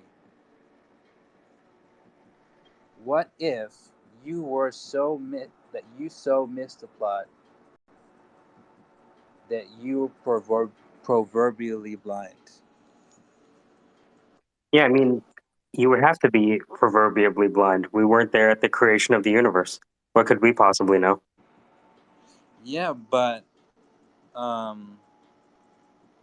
even though we weren't there in the creation of the universe, right? It's still our responsibility to seek after truth, right? Knowing that we can't hold it with any regularity or consistency, perhaps. So again, I ask, what if you were all there is? Like, what if you looked out into the universe and everything was just everything was created, right? Or everything that existed was there to create your reality, and that every person you looked into was just another version of you, all in one. Yeah, you're thinking about like Indra's net. You know, the jewel that reflects all of the other jewels. Well, if you think about it, if you look at the universe, what if everything and everyone is just a reflection of I you? like Hitchens when he said that perhaps the universe is stranger than we can suppose. Oh, why would he say it like that? Because maybe the universe is more complex than we can describe on a chalkboard. It seems like he's trying to come across, or to the person who's reading, that they have the ability to, but they don't have they don't have to be forced to, right? It's basically a choice on what they choose, right? Dr. Wetzel described it to me like this. He says, you think the way you do because you have a certain set of metaphor frameworks which with you parse reality and all your observations. And your depiction of the universe or reality is constrained by your set of metaphor frameworks. And that was good enough for me. Well, you gotta be careful for a lot of these physiologists, because a lot of them like to make a bunch of words that, oh no, Yeah, those that and now we go into Wittgenstein, which is wherever we cannot speak, we must pass over in silence. I always wondered, those that like that run away when we speak truth. Do they have the ability to have a relationship with it? You know, Well, I mean, are they so far off? We have to that distinguish private truths from public truths. Like if you look at any depiction of any event in history, it's invariably interpreted differently by the people on different sides of the event or the conflict, right? So a lot of our truths are just private truths that we're trying to impose publicly. Well, you have to agree with me with this. Every day we're either denying truth or accepting truth, and basically giving it, right? We're either seeking out truth, and talking about truth, and like just when I say truth, I'm saying like things that are true, like truthful conversations, being honest, uh, finding out the crux of the matter, instead of as opposed to party hard all day, all night, and like two jugs in your bottle, just cranking yourself to oblivion. That's what I'm talking about. That you have either two things that you're doing constantly, whether you know it or not know it, that you're accepting truth or denying truth, and And not that's knowing it, and not but even knowing it. but that's a personal thing, right? Your truth is true for only you and you alone. No, because the actual objective truth about everything is true about all things. Yeah, but you can get caught up in that, but essentially it's how you act that determines what you believe to be true with conviction. A lot of people talk about what they believe to be true, but when you see their actions, you see something different. So truth is embodied when we see actions and behaviors. What if the agents in your life were there to um, dwindle you from that experience, from experiencing truth? I mean, in any ecology, there are host parasites and symbiosis and commensalism and parasitism, right? These are all naturally occurring things. Well, if you think about it, they are naturally acting actors in your life, but they come in the form of not like an alien, but they come in the form of, let's say, a brother, a friend, an acquaintance, somebody you met online, or somebody you met on the street. But they work as an agent against that which that is trying to dwindle you from realizing or accepting or knowing or just being in that presence. um it's either you like always rejecting it, running away, not accepting it, or you're drinking it, you're moving in it, or you're just denying it. Which do you choose? It's like, do you want to deny truth or do you want to accept it?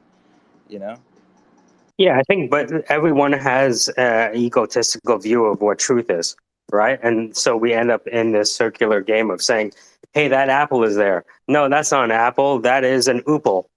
What do you mean? What do you mean? You know what I mean? So I think there's like a limit to like trying to get everyone on the same page, right? And I think it's natural that people will look at the same objects with different interpretations. Well, that's true. um Everyone has their subjective opinion about something. um but whenever you say something, like whenever I speak about something, right, I'll say something, hey, 2 + 2 is 4. That resonates something. That tells me and you that I just said something that's verifiably true, that me and you can both agree. That's what truth is. Truth is something that I can tell you and tell everyone, that everyone can agree that's verifiably true. Well, not necessarily. Science is not Yeah, done by very, very consensus. spicy take. Science is not done by consensus. Well, the truth has to. You have to.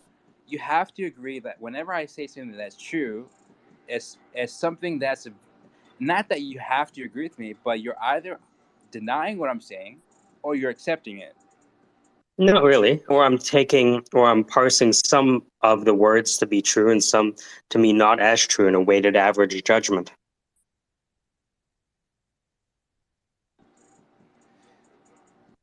Well, There's a yes, granularity to it, you know? that's true, but all things either fit in two categories, right? At the end of the day, it's either true, verifiably true, or factual evidence, or But it's truth is determined by time scale, right? Just look at a market. Is the market going up? Depends on your time scale. Is the market going down? Depends on your time scale. that's true. But what I'm saying is, are we gonna waste our time with these agents that want to dwindle us away? And whenever we decide to talk about something that's verifiably true, they run off like little cockroaches. Well, maybe you have no business with them. Maybe you have, I mean, if you're in a room where your truth isn't aligning with other people's, either they have something to teach you or you have no business with them.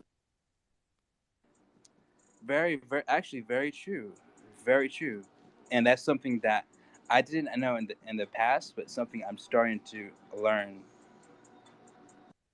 Yeah, I mean, as a recruiter, I'm constantly talking to people who invalidate whole swaths of my own mythology about how industries work. And so I know that my understanding is hopelessly broken. And so all I can do is surround myself with people who have insights I'm after. Because I That's know I'm true. wrong. That's true because there's always somebody that's going to come in and see if you deny verifiable evidence. If you do you deny? They want to know if you deny verifiable evidence. All right, and there's always somebody there's always somebody that's going to test you to say, oh, does he deny verifiable as evidence? You know, and it's so common, it's so obvious that Mhm. whenever now that you would come to the realization, they like run away like cockroaches. And it's okay for them to run away like Like cockroaches. cockroaches. Yeah, because I mean, any sufficient truth that is impactful towards you is a truth that you probably push away against initially in a hero's journey of denying the what do they call it? Refusal of the call. You know Well, what I mean? well, okay. So, many people have different weighing skills, right? Many people value particular things, right? This person values this. This person values that. But if truth is to be valued, right? If factual evidence is to be valued, why is it that some people don't weigh that as much of a weight on their scale? Why do some people not even weigh that on their scale? You know, like why does Well, it I say mean, 0? You know, keep in on their mind scale. that, like, to kind of really bring it back to where we started is um, not everyone has the same cognition abilities as everyone else. Not everyone has the same literacy skills as everyone else. And I think oftentimes when we speak to people, we assume that they have a certain level of literacy, and that's not necessarily the case. Yeah, you're absolutely correct about that. I take it for granted. Like, my parents were teachers, so I had schoolwork from school and schoolwork from them, and their homework was much harder than the schoolwork I got from school. Right? Not I everyone think had that. I believe we're all different. We're all among here. We're all different. Like, but we're all together, you know, at one place. But we're all intrinsically different, even though we're all meshed together. And we're, but some people value this. Some people value other things. See, I don't value the things that they value, like because to me they're like I really just I puke at that because you know, I value something better, something worth more, and something that I cherish and will fight to the day I die. And that could be different completely for someone else. And isn't that diversity? Different values being allowed to enact themselves? Yes. But you see, these values, let's say, okay, so in the world of Ma'at, right? As they call it, the world of Ma'at, the world of the underground or the world of dead. Okay, just because you're living doesn't mean you have to only worry about the laws of the living. There are also laws that we don't even know about that in play, like Hmm. you know. And I'm like, Yeah, I well, think wisdom is learning about the laws that you were contravening over time. exactly. So I'm trying to figure out why do these people carry out so low on a scale, like the extreme, like they don't care about it. It's like, wow, it's like to And you me, know I what? can never be like that.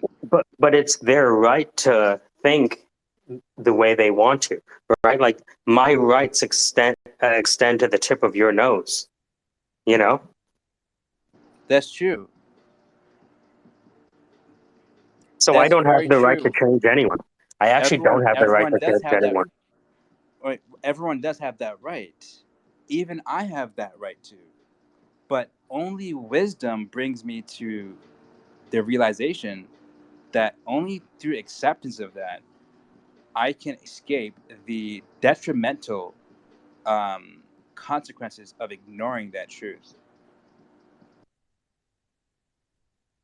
Yeah, again, when I consider the fact that my rights extend to the tip of someone else's nose, then my beliefs about the nature of reality are the same, which is I don't have the ability nor the right to impose my beliefs on someone else. So when it comes to my beliefs, I kind of live a very private life.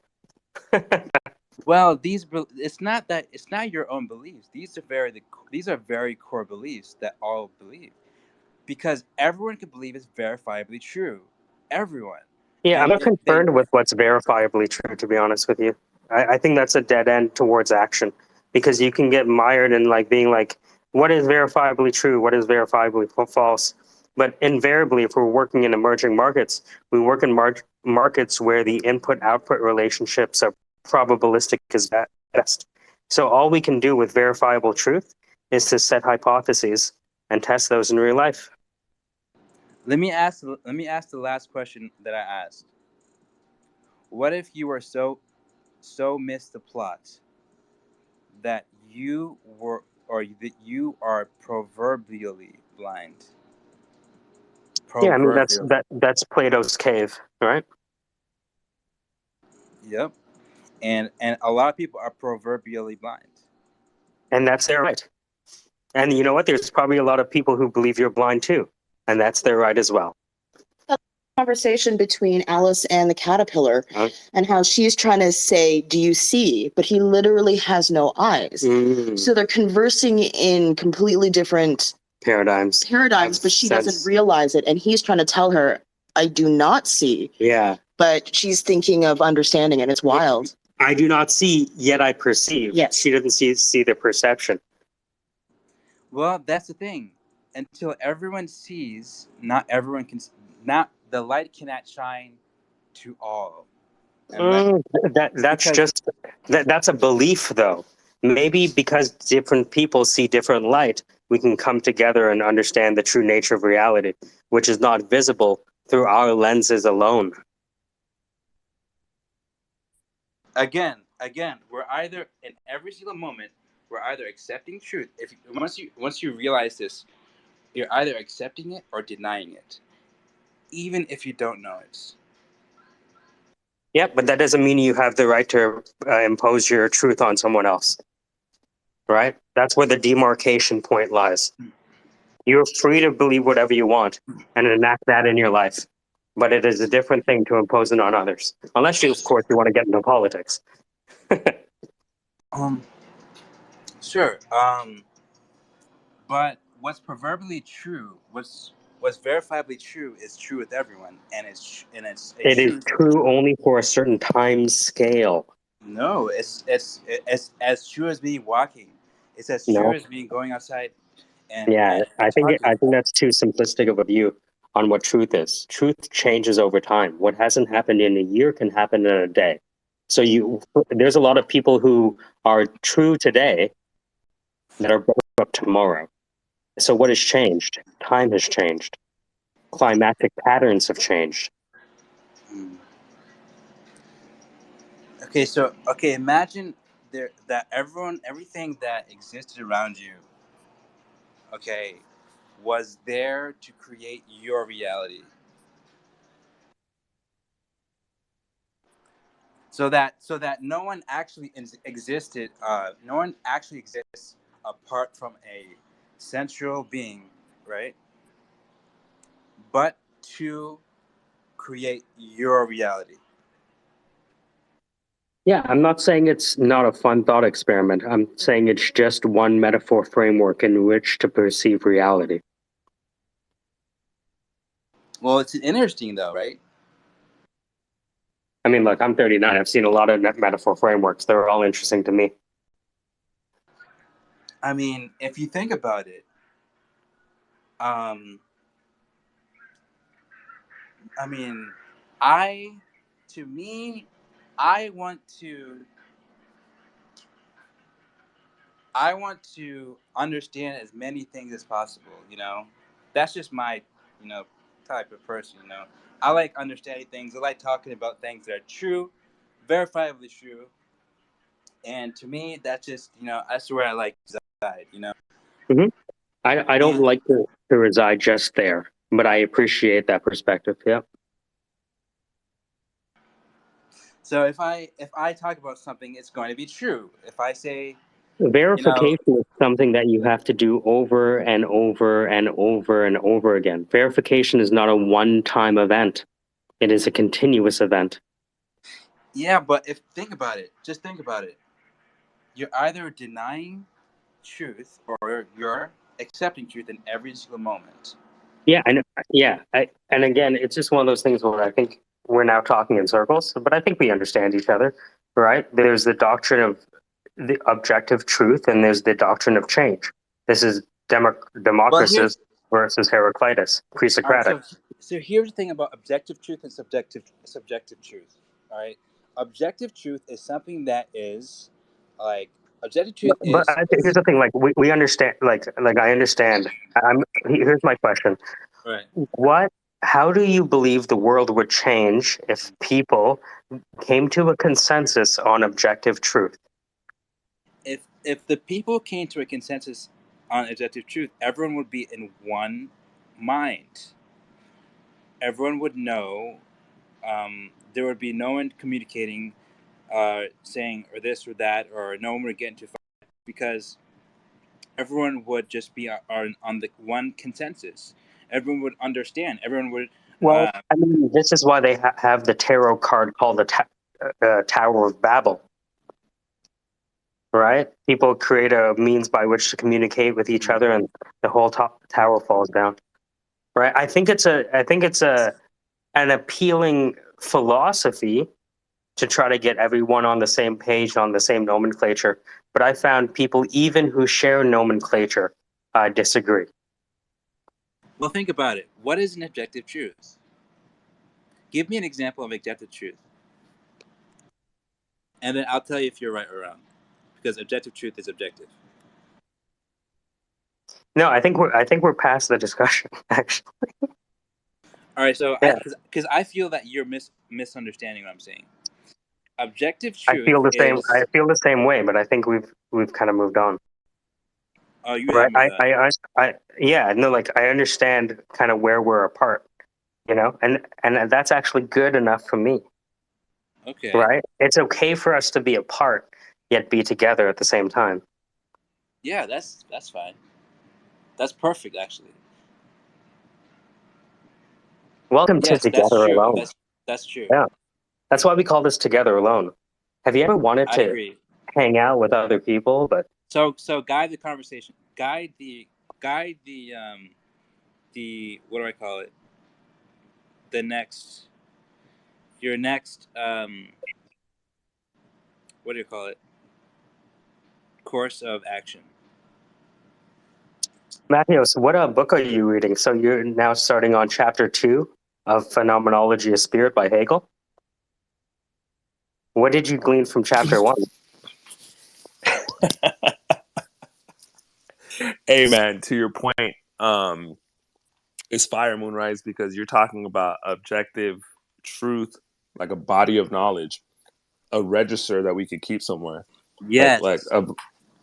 And the problem with that is that at every step during scientific inquiry, we're creating new objects of knowledge, which we then apply and then create new technologies. But every time we do that, the environment is no longer the same. So in a way, let me tell. I think we're misunderstanding each other because we're not understanding what objective truth. I'm going to tell you what my definition of well, objective. I understand what you're saying. Like objective truth that you said earlier, you're walking, or the objective truth of an apple falling out of a tree. No, absolutely. So the thing about it though is that once we start making this list of objective truths, which then enable us to do things like split atoms and create rockets and use electromagnetism to cause coherence between metals that are not touching, but then it serves as a medium for them to pass information back and forth. Like every time we do that, because we're collecting these truths that you're talking about, eventually you get into a realm where you're not talking about the same shit anymore. It's like what becomes reality is 100% based on what are the objects of truth you're deciding to view the truth through.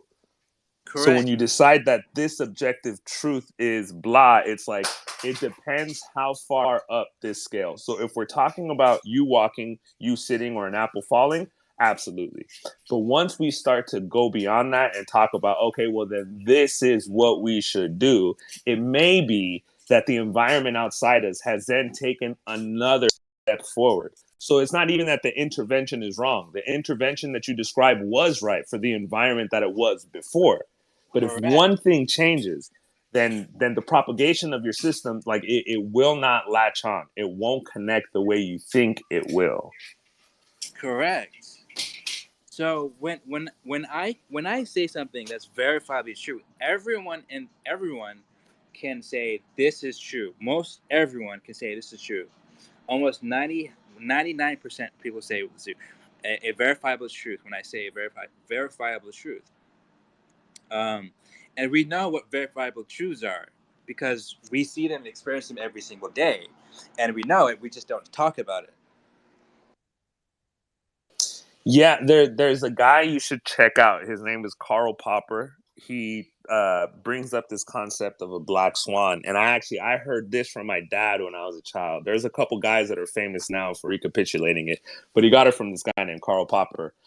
Where he's doing the verification that you're talking about. If you see a white swan, and next day you see a white swan, and the next day you see a white swan, and the next day you see a white swan. We could do this for 1 billion years, and we would say that these white swans exist, and therefore we can claim that all swans are white because we verified it 1 trillion times.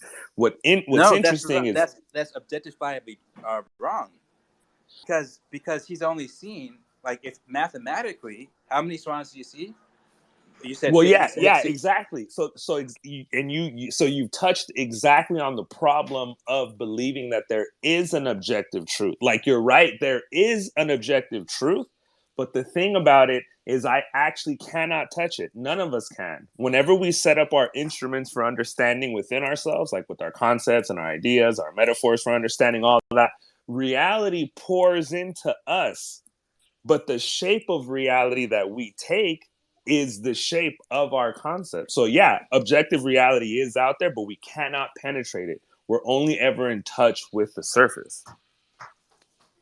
All right. So a subjective truth would be something like, what things do I like? You know, what things do I prefer? What vacations do you like? Because my subjective truth is not his subjective truth. We are not two people. We are Your the same subjective people. We truth. are the same people. But One sec. Your subjective truth right now is that you don't think Matios is understanding what you're saying, and that's why you repeat yourself. The objective truth is that he does understand what you're saying. You just didn't listen to his explanation. Correct. Sorry. So now we can both agree we both are on the same because we both accept the objective truth rather than the subjective truth. So there's these guys called the analytic philosophers who were they had their head up their ass. A lot of them ended up growing up, but they tried to like tackle and pin down exactly what you're saying, like super rigorously. But they had respect back then because this concept of objectivity, they used to call it intersubjectivity. So objective truth is not something that we could touch. We approach it through intersubjectiveness. Exactly to your point, multiple people must report on something in order for it. Thank you. In order Intersubjectivity. What you're saying is that what Moon calls objectivity is simply an intersubjectivity among a certain consensus. Yeah, Fantastic. I was just about to say again. The reality is All the right. blockchain. Sorry. We I'm just going to say can't this. touch it. Yeah, it's any final words? I think that's a great place to end off. Objectivity is simply icing on intersubjectivity. Fantastic. But here's the thing, though. Here's the thing, though. What if? Okay, so we're all speaking to each other in this room. We all seem to understand what we're saying to each other. But what if that was just an? What if that was just a play or an act? Or what if me speaking to you is not even real?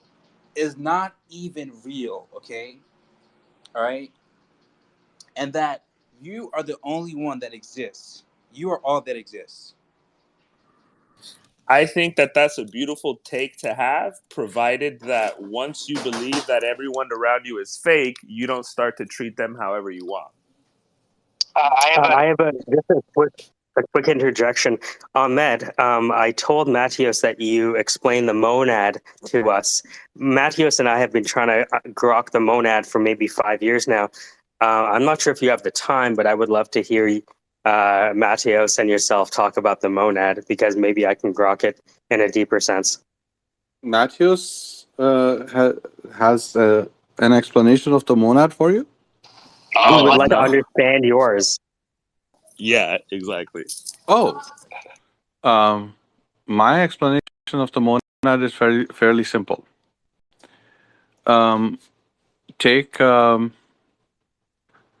So in order to understand what monads are, you have to understand what categories are, because categories are a fundamental unit.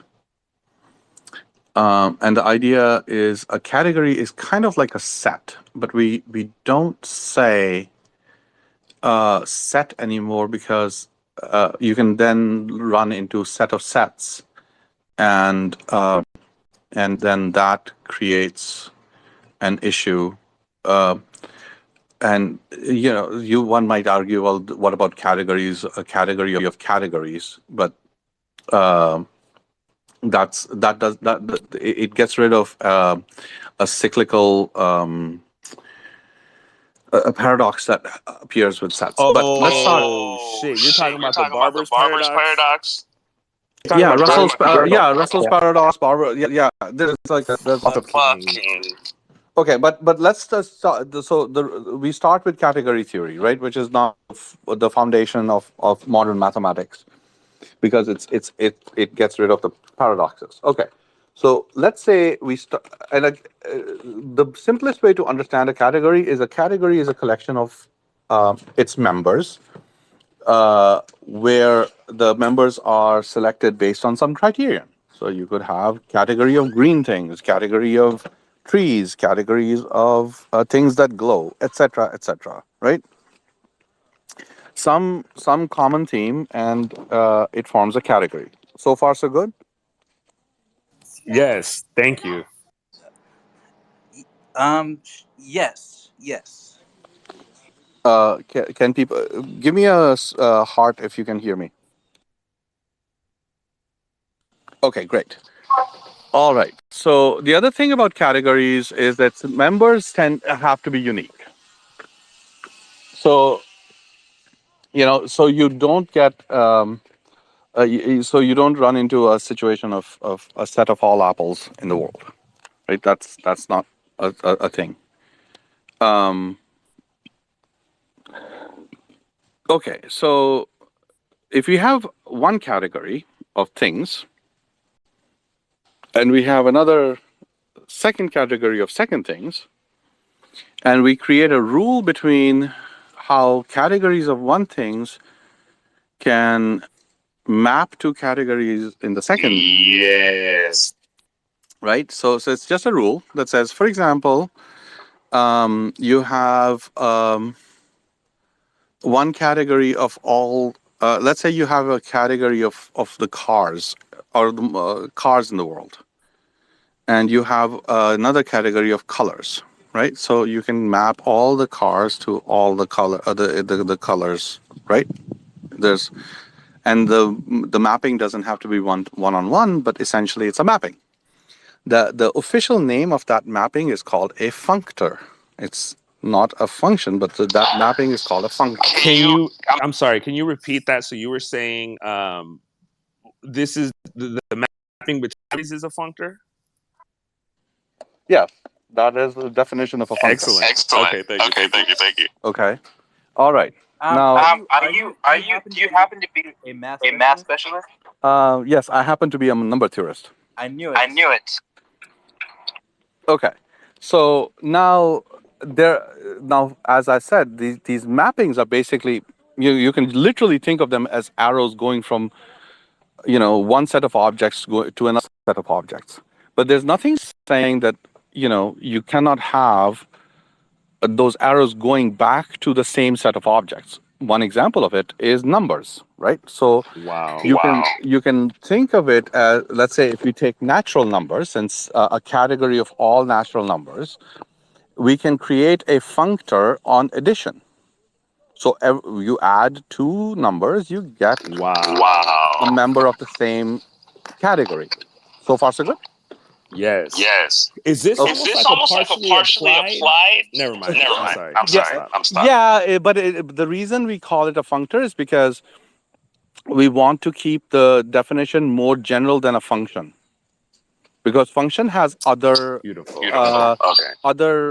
limits on it which functors don't. You have to add some other things to a function, and functor is a more general. It has less conditions on it. It's just a mapping. Nice. Okay, and that's all you need. By putting extra conditions, you get side effects that you don't want. So you always want to be as general as possible, right? As flexible as possible. That's why functors. Okay. So now let's take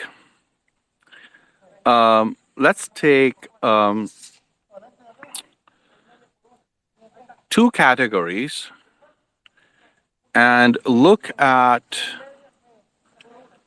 Let's take a category of fraction numbers. So rational numbers and integers. The category of integers maps to itself, or it maps to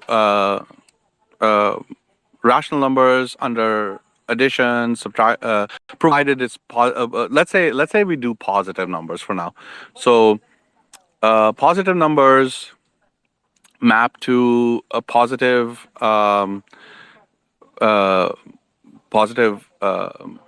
rational numbers under addition, multiplication, and division, right? We are not talking about subtraction here. So that's three different functors. So far, so good? Oh wow! One for each. Mm-hmm. Damn, this is like nice. Okay, so you have three different functors that map from integers to rational numbers. Okay.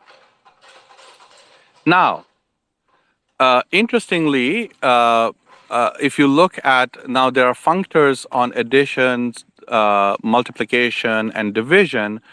Provided zero is not in this game. I said positive numbers, right? So zero is excluded. So there are functors that map fractions back to themselves or back into into natural numbers, right? You can go back, right? So you've got okay. Now you could also define other but let's stick to these six for now, right? So there are six functors. These six functors form a category. They are members of the category that they themselves are a category, right? Madness. The name for that category of functors that map, one category A to category B, the actual category of those functors is called a monad. No way. Stop it. All right, Ahmed, I'm blocking. I will miss In computer science. In computer science, so that is the mathematics definition of a monad. In computer science, every member of such a mapping is also referred to as a monad. which is slightly like it's a slight. Oh my gosh.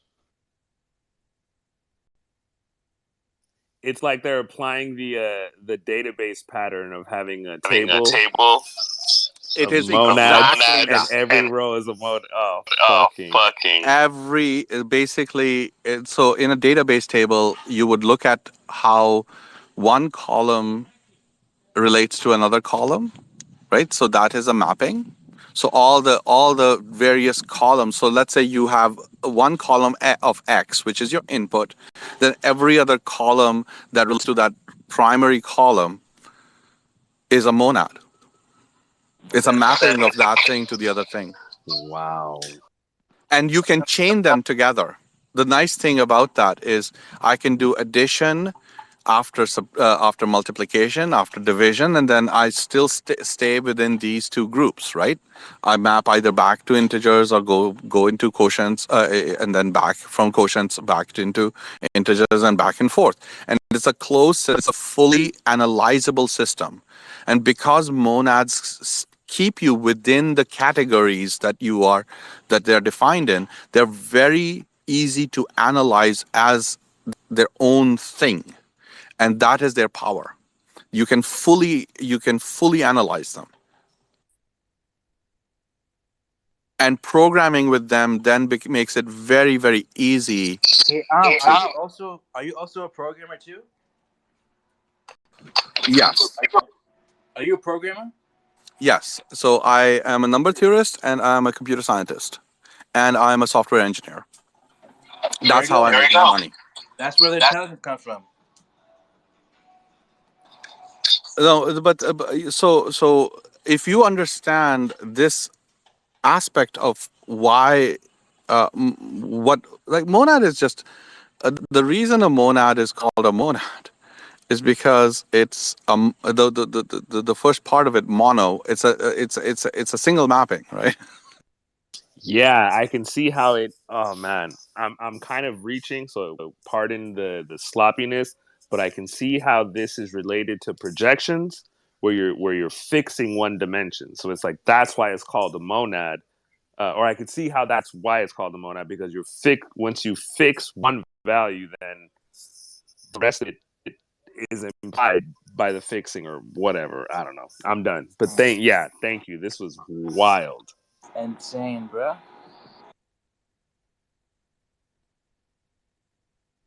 Yeah, so there's this singularity to that mapping, right? So because and the nice thing about monads is that when you give a monad an input, it always gives you the same output every single time, right? The mapping, one of the core requirements of the monad is that it has to map every member of the inputs to all to some of the members of the endpoint. So on the tail of the arrow, the tail has to take care of every member of the category, and the output has to be some subset of some subcategory of the target category. But the nice thing is that if it's a subcategory of the target category, you can just make a category out of that subcategory on its own.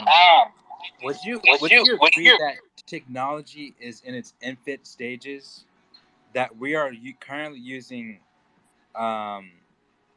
basically like an old form of technology? That's a weird question. Because I was a software developer myself, and actually I wasn't a software developer. I was teaching myself how to software develop, and If you are developing software, you are a software developer. Don't ever let anybody say otherwise. yeah. and when I was in the compiler, right, when I was typing away, I was not able to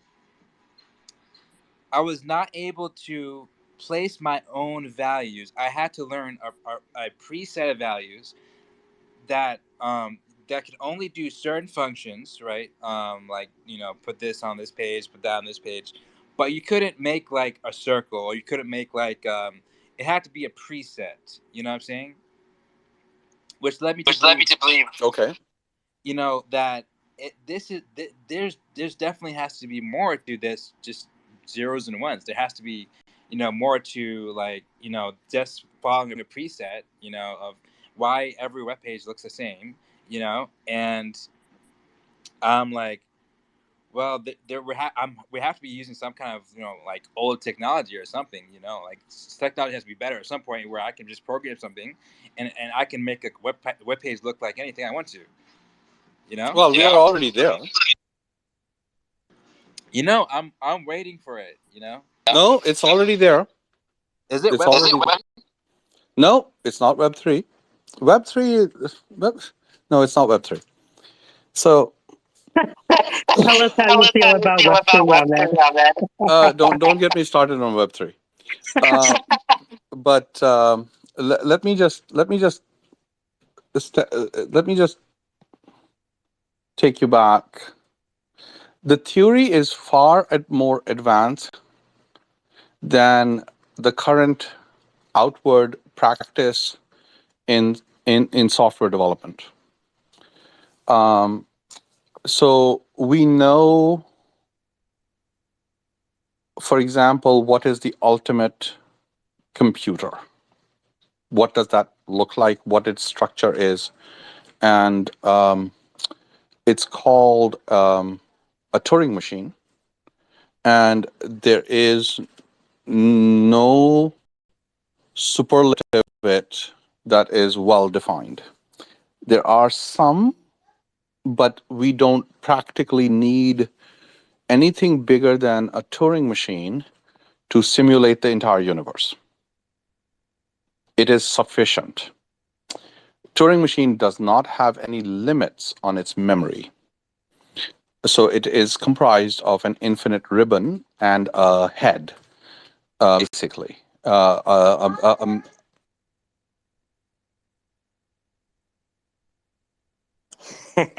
First things first. Beta, yes, I do remember that I was going to let you play the. Love it. Hold on for a second, please. One of my Turing machines is demanding something. when Web3 meets objective reality, eh? Something like that, yes. When subjective meets reality.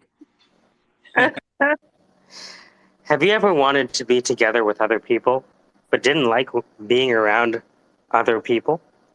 Well, that's why we created Together Alone. How might we be together separately? Together alone. Let's get together. But stay over there. No, farther. Keep farther? Okay, good. That's funny.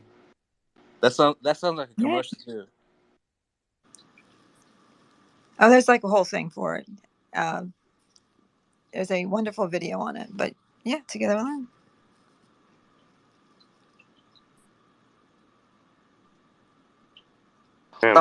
I will be back in about 5 minutes, boys and girls and friends of Naughty Nature. All right, I'll add you. Ahmed. All right, Matios, now you explain it to me. Beautiful. A monad, bro. You know what? Ryan brought this up, that a monad was just an element or Ryan a Kahn? functor. Yeah. He was bringing this up 2-3 years ago. I was not following at all what the direction. Hey, shout out to my kids in the background right now too. I love it. It's Gotta love right it. now, I think I have a strong understanding of what a category is. I have a fuzzy understanding that a monad sits between two separate categories. It's all the ways. The monad is all the ways that that a category maps to other categories. And maybe that we can ground some truth in these relations being The monad is a monad. enduring. All right, the monad is a monad. Yeah. That's it. So I think you can't dispute it. You can't dispute the monad. One sec. You can't dispute the monad. It's undisputable. And what lends people to believe that it's indisputable is the relations that it has with other objects. No, it's just because it's indisputable because it's a definition. It's not. That's It's it. a definition. Oh, here comes subjective reality. Well, I mean, it's subject to the axioms that you begin with, right? So you say, okay, I've got a bunch of things. I want to relate them to a bunch of other things.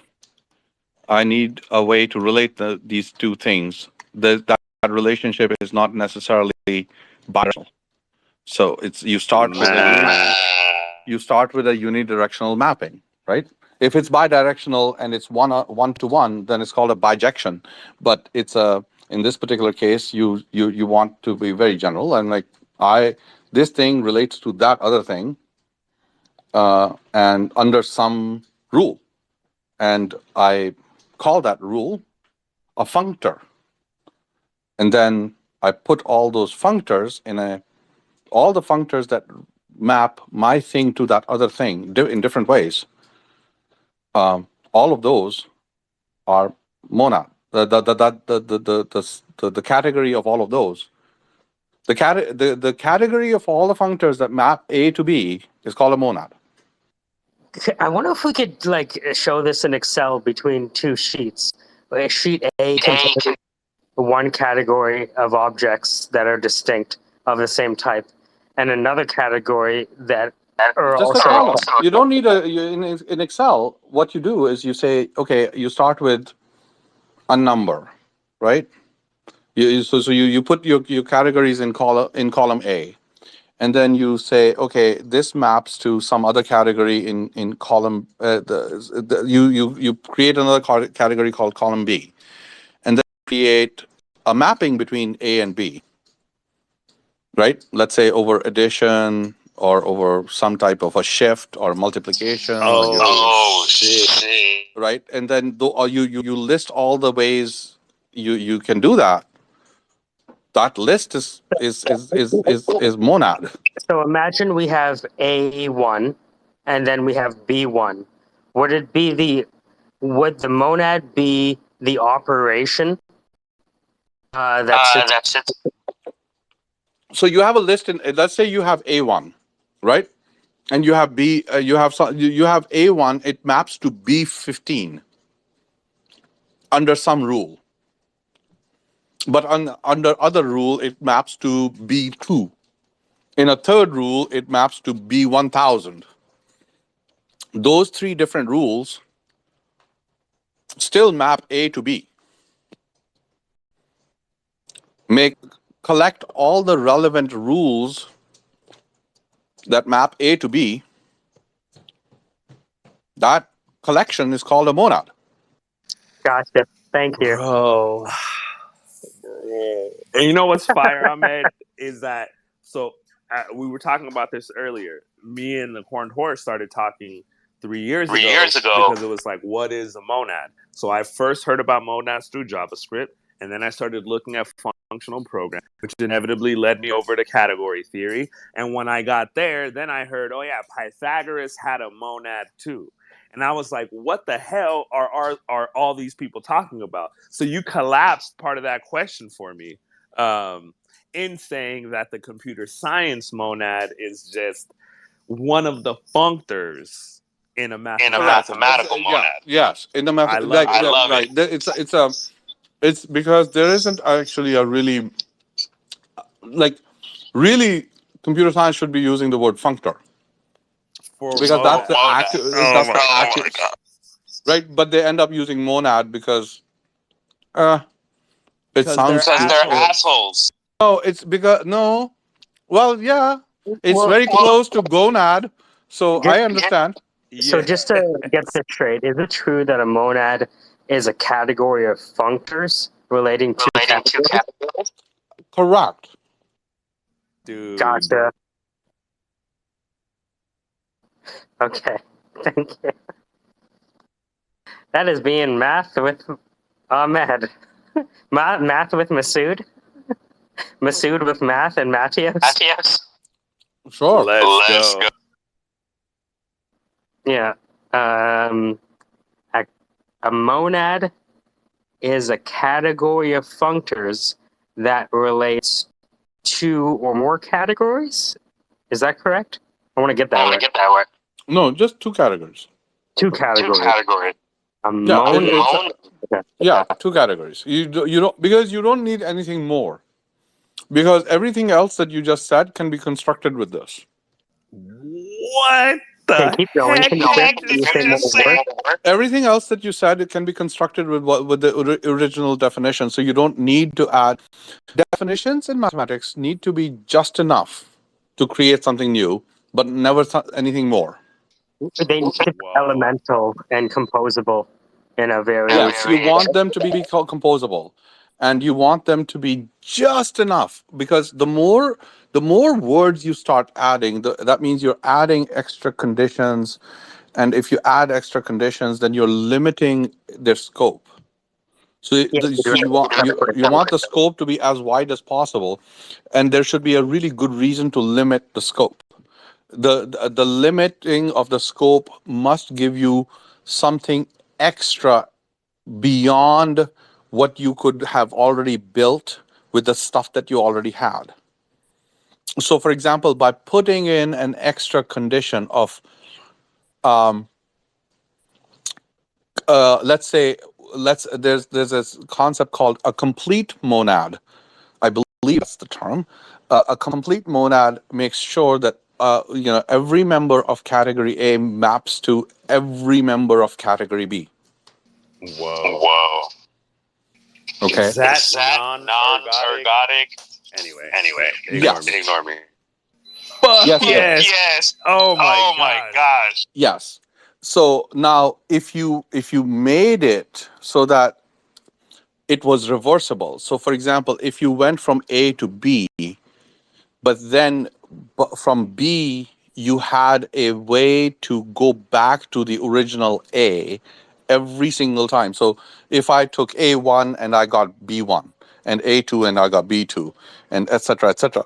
So there was it was that means that monad is invertible, right? And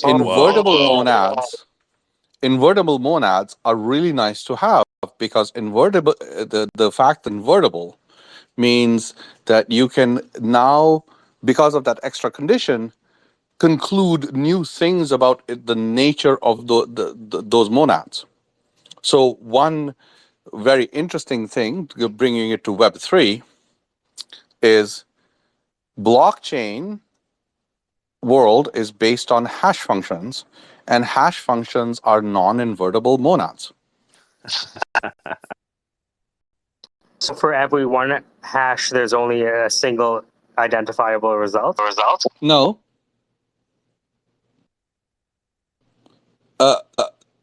But you cannot go from a hash function to the original thing. It's actually non-invertible, because you can potentially have two things in category A mapped to the same hash. But if you make the hash large enough, then what you're saying, so every single text that could ever be created given an alphabet will map to a set of, under a hashing algorithm, will map to every member of that hashing algorithm.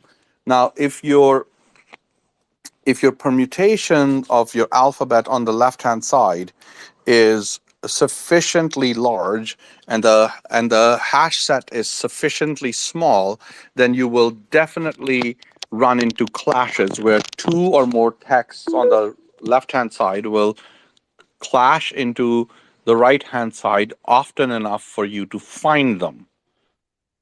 I'm just gonna throw this out there. And now that I understand, sorry, I don't know what. One second. Let me see if this is clear. Okay, there we go. So, Ahmed, I want to meet with you on. I'm teaching the intersection of math and music theory and I'm teaching it to people in the Peel School Board. Okay. Very soon, I'm going to be teaching teachers how to teach this. Now, I have a pretty strong hold on what I believe is kind of like the monad of music theory, because I use the circle of fifths. And instead of using like Roman numerals to explain chords, we use shapes that can be rotated and hold the same meaning.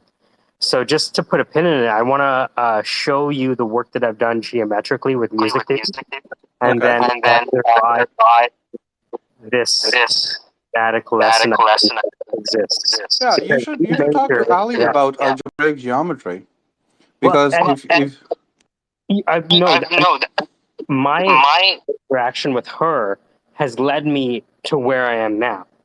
Does that make sense? ask her this question. Say, Okay. hey, Ahmed suggested that we should turn these into matrix multiplications. Can you show me how to do that? Okay. Ahmed suggested that we turn these geometric relations or these Yeah, eccentric I want to relations. understand Yeah. how can we do this with MIDIs? Okay. I'm gonna.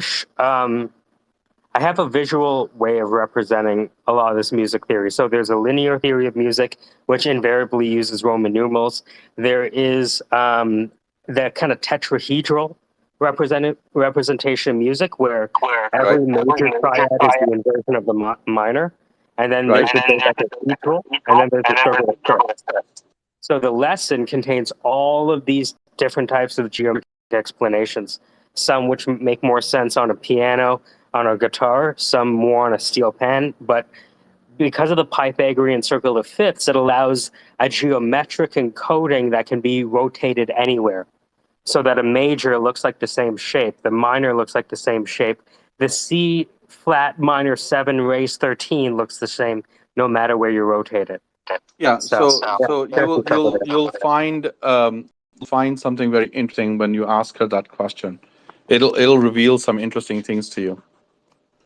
So hold on, Ali. I was talking to Ahmed about the idea of a monad, right? And a monad being a category of functors that relate to one category to another. Okay. And you know how I have my steel pen? And I've mapped out all of the theory in terms of geometric relations? And you can rotate them anywhere? So Ahmed, can you say what you said for me to say to Ali next? Can you ask her, hey, can you show me my rotations as matrix multiplications as well as something on complex plane?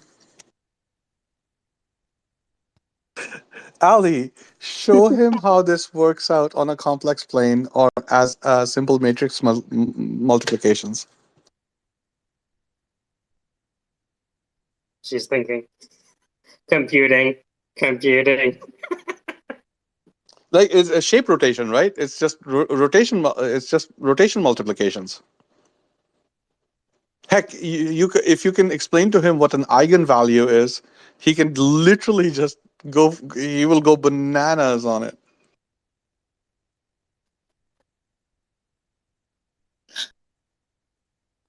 Yes. Sorry, I'm just trying to. No, but you're right. I was thinking of the points that he has as a set of vectors, right? And then applying when you're rotating it, you're just basically doing a matrix multiplication. Yeah.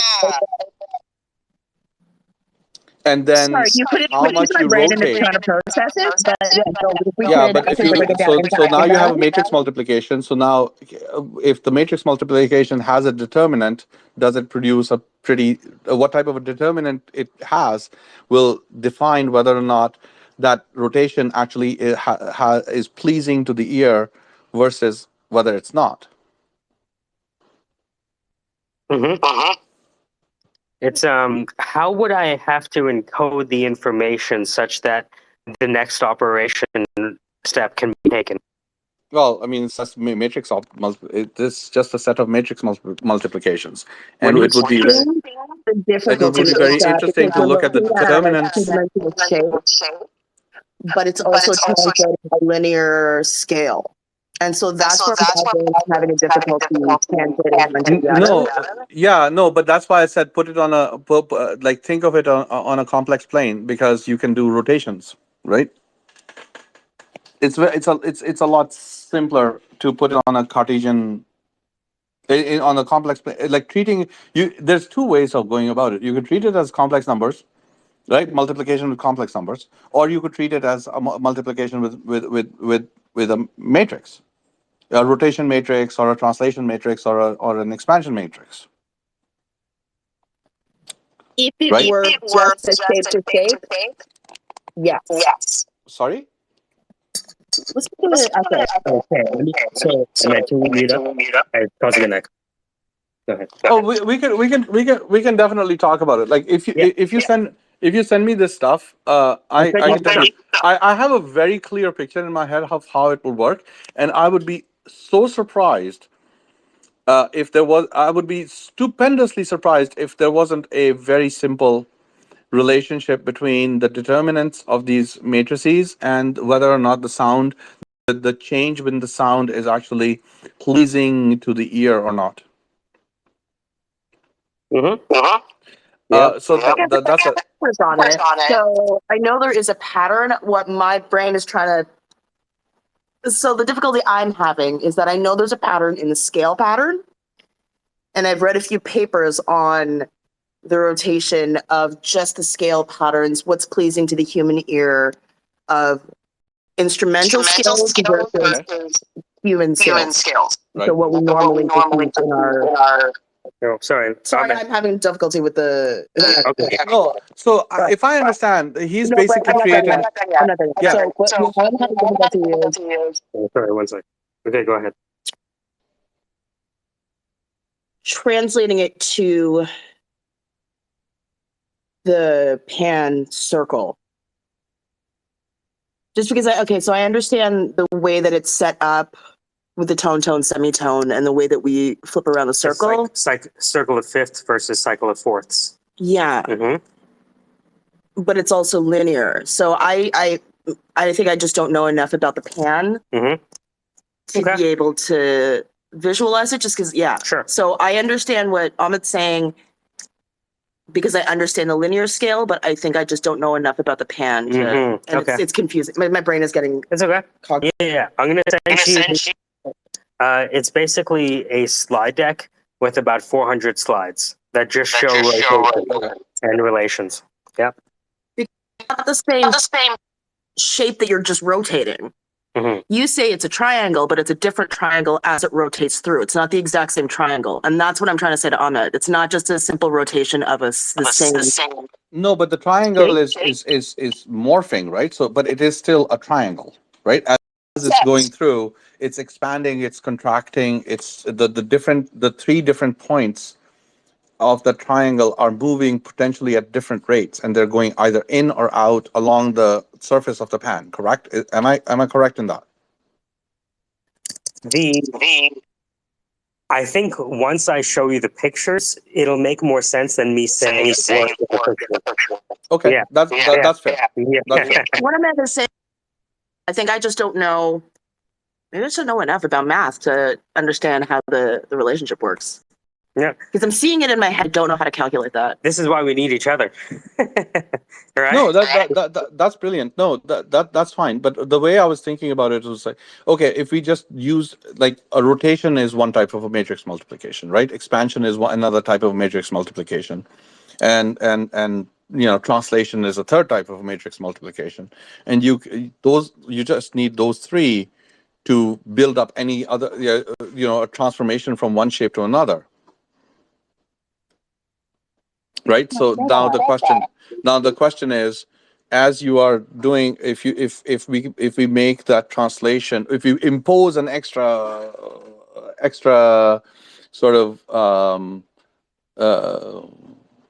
we impose an extra condition, and we say that the transformations are piecewise differentiable, so that we can actually just use Fourier transform type like we assume that they go through a Fourier transform, which is fine because it's music, right? So that's fine. So now we say that the transition between triangle A and which is the starting triangle to triangle B, which is the ending triangle, that is a smooth function, and if or reasonable smooth enough function, then we can do an interpolation between the starting and the ending triangle through some type of a transformation function, and then see, okay, what is ear pleasing and what is not, and what is the nature. So if we were going from A to B in some type of a geometric alteration, if we went through and we took the middle point, is that middle point ear pleasing or not, and what does that depend on? But in order, The scale. Because like if the relationship of the triangles is staying within the same scale. So if you change it, it's going to change the relationship between the tones and the semitones. right, and right, and like I'm just the everything that I'm proposing is like a hypothetical, right? I'm not saying it will work with And so just what you're saying, fun to. no, it totally makes sense. In that, what is the pattern of the what transformation do you have to use to stay within the same key? It's basically Right, the question. right, and I would really want to, like, the other thing that this brings me to is, okay, so if I look at, if we can do like some type of heck, I could probably code out like a Python program to do this, but if we can then throw something like the microtones that are found in the Indian scales, right, and see what is the transformation through a gamaka rather than a, rather than the circle of fifths, etc. Like it's just a fun little exercise to see what comes out. And I'm sure that it's been done. I mean, I would be so surprised if this was not done in something else, not necessarily in steel pans, but it's like there's some alternative somewhere that's been done for flute or something, right? I don't know. I see in guitar and jazz. So I'm thinking that because jazz is mostly free form and voice, it'd be very similar to the Indian scale. Mm-hmm. Just because you guys are more on the natural rhythms of the universe, I feel. Yes, we are. Mm-hmm. It's very similar to like Mongolian throats and Go ahead. Oh, the scales seem very similar to the ones they use in Mongolian throat singing. Mm-hmm. Like you listen to the sounds of nature and you match it. So I feel like the scales would be very interesting. And so yeah, you know what? It would be. What is it about because this is the paper that I was reading. Mm-hmm. What is it about the tone, semitone pattern in instruments that we find pleasing, but don't find it pleasing in the human voice? Because those tones and the very scales are interesting. different. That is very interesting. Can you email me the paper? I don't remember because I went to a conference and they presented all the papers.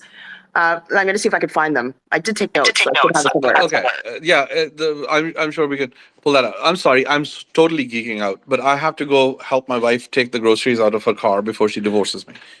All right. Ali, I love you. Matios, I love you. Sandra, all my love to all of you. Got him. What? No, nothing. I'm sorry. Just I appreciate you, Ahmed, for everything. Thank you so much. Take care. All the best. Bye-bye. Adios. I didn't want to interrupt when you guys were thinking through that, but gosh, I should have fucking wrote that down, man. But it sounds like, in terms of the categories that we were describing with the music, it's like every note. The fact that each note maps to a next note, like, it's bringing me back to the tonics, man. Every trajectory from one note to the next note, the collection of that is the monad of the note. What is the category of functors that map one note to the next within a certain paradigm? right? And so what we're looking at is an algebraic representation fusing with a geometric one, right? The lecture that I went to, Mm-hmm. they took it to the actual frequency because they're like, why do we Right. choose these notes? Let's actually look at the frequency patterns. Right. And they found a relationship between the frequency patterns that we use in voice versus the frequency patterns we use in a guitar. Yeah, I mean, it's kind of like I'm sure there was like a schism between, I'm sure they had like a Nicene Creed of tunings, before they landed on equal temperament.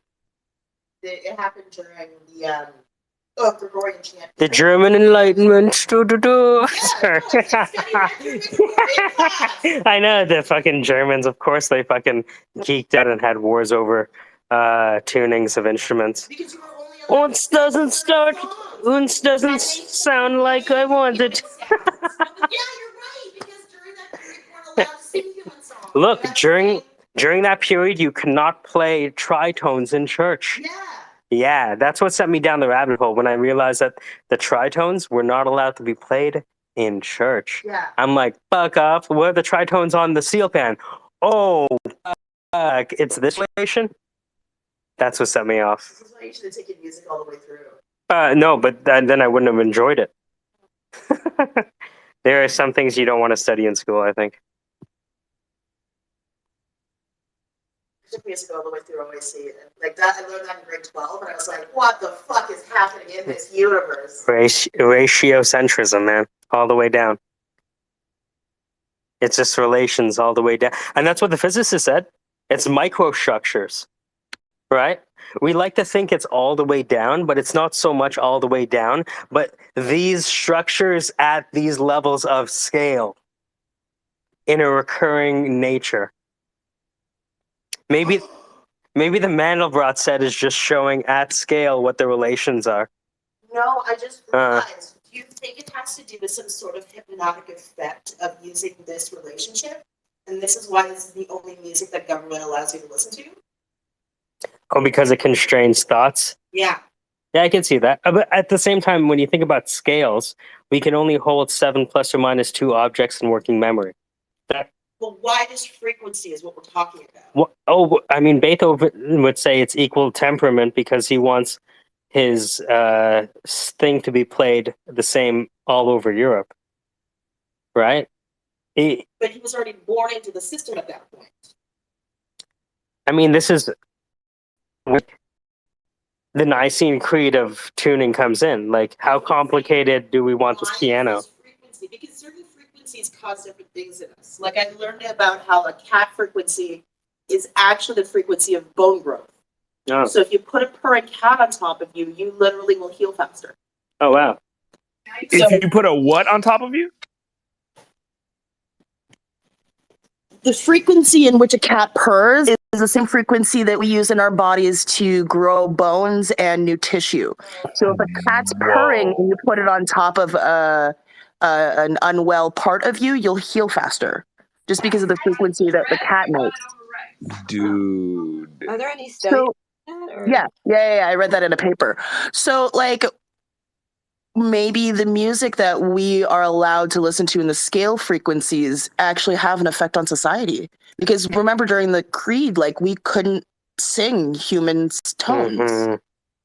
What does that do to our bodies? That's wild. I've never thought about this before, and it's blowing my freaking mind right now. It was interesting because, usually when you learn music, you're learning all of these things that are accordant. But when you start figuring out how to merge that which is like cordant with things slightly discordant, like the 7, because usually you think of the major as the 1, 3, 5, and then when you add the 7, it starts to get dreamy. Is this why there was such an uproar over like jazz? Mm-hmm. Yeah, because of the modes and then disco. Oh my god. Yeah, it's the tapping into that which is not equal temperamentally, and I think it was a political movement seen in music. I'm gonna headbutt somebody. You know what I mean? Crazy. Yeah, we don't want to think like you. That's why we're gonna make music that sucks. Jazz, doop doop doop. Sorry. Yeah. Well, that's being monads with Ahmed and Matios here on the Syndicate. Today we learned that a category contains a set of distinct objects of a certain type. And a monad maps all of the individual objects in one category to the individual objects in another category. This is why I want you to read the first Alice in Wonderland, because she talks about monads. Monads, but she calls them monads. Really? Monads, yeah. Oh, really? Fucking Lewis Carroll. I didn't use my barbecue example, and I actually kind of have a better one, you know. I want to hear a barbecue example. So raw meat to barbecued meat. So like green pepper raw to barbecued green pepper. That's the two categories. Before and after barbecue. Oh yeah, that's a good one. But I was thinking like mustard, one category, ketchup, and then hot dog, and then bun. Doesn't that work? I think that's composition. Yeah. No, because she's talking about different categories of things you can have at a barbecue. Condiment versus consumptive food that's like actually... So the categories are condiment versus... protein versus bread. Mode in which to... Vehicle for protein. Yeah, because you could have lettuce be the bun instead of the thing. Yeah. So you've got a vehicle for the protein. Science is breaking. How do we put lettuce and bread in the same category? Tower of Babel all falls down. You know? Oh yeah. Right? I'm gonna get my cat. I want my cat to purr on me now. Yeah, well, you can get 5 and just lay them all on top of you. Well, that's why kitty cats come and like when you're sad, they'll come sit on you and purr. Like they naturally have the instinct to like come make you feel better. Nice. I told you we should get a cat. Mattios has a cat. Say no. Mattios's cat ate all his eggs. Amazing. I just posted a picture of my cat you want me to put it in a nest because you'll laugh at it. Yeah. All right, hold on 2 seconds here. This is worth it, I promise. All right, I can never remember how to do this for some dumb reason. It's just like my brain's like, oh. Man, this centaur girl is crazy. And this jousting in the lightning storm. Ooh, I like the jousting. That's really pretty. Oh, kitty cat. Where is this thing? I thought I posted. Where'd it go? All right, where's the kitty cat's name? Oh, here he is. Oh, you'll see. He seems a little mad. He's so beautiful. I made a gift. But he's mad. Looks like resting cat face. Yep. I won't let him sit on my lap because I'm trying to do other things. And he made this incredibly, he's like lowering at me. He's so mad. Isn't that funny? Play with me, Mom! That's what I do with Allie when I'm ready for bed. Because when I'm ready for bed, she's not ready for bed. And I'm like, hey, get over here. I need you to be Big Spoon. I'm trying to get to sleep. How do you expect me to sleep if you're not Big Spoon? Yeah, he's the little spoon. Isn't that infuriating? Yeah, he always has to be the little spoon. You little ridiculous man. I like it. He likes to be cuddled and hold hands. Yeah. Cute. He's really cute. Oh, no, you're talking about I'm a man. Totally manly. Men like to get spooned too. Real men are the little spoons. Yeah. No, men in touch with their emotions can allow themselves to be little spoons. Now, you know what? I know what it really is. You see, if someone comes, they can't see that side of the room. So that way, you're going to get shot or step first in action time. So it's like it's a slow play towards murder. That's right. Can you imagine? It's like this multi-year slow play. I don't know what to do with either of you right now.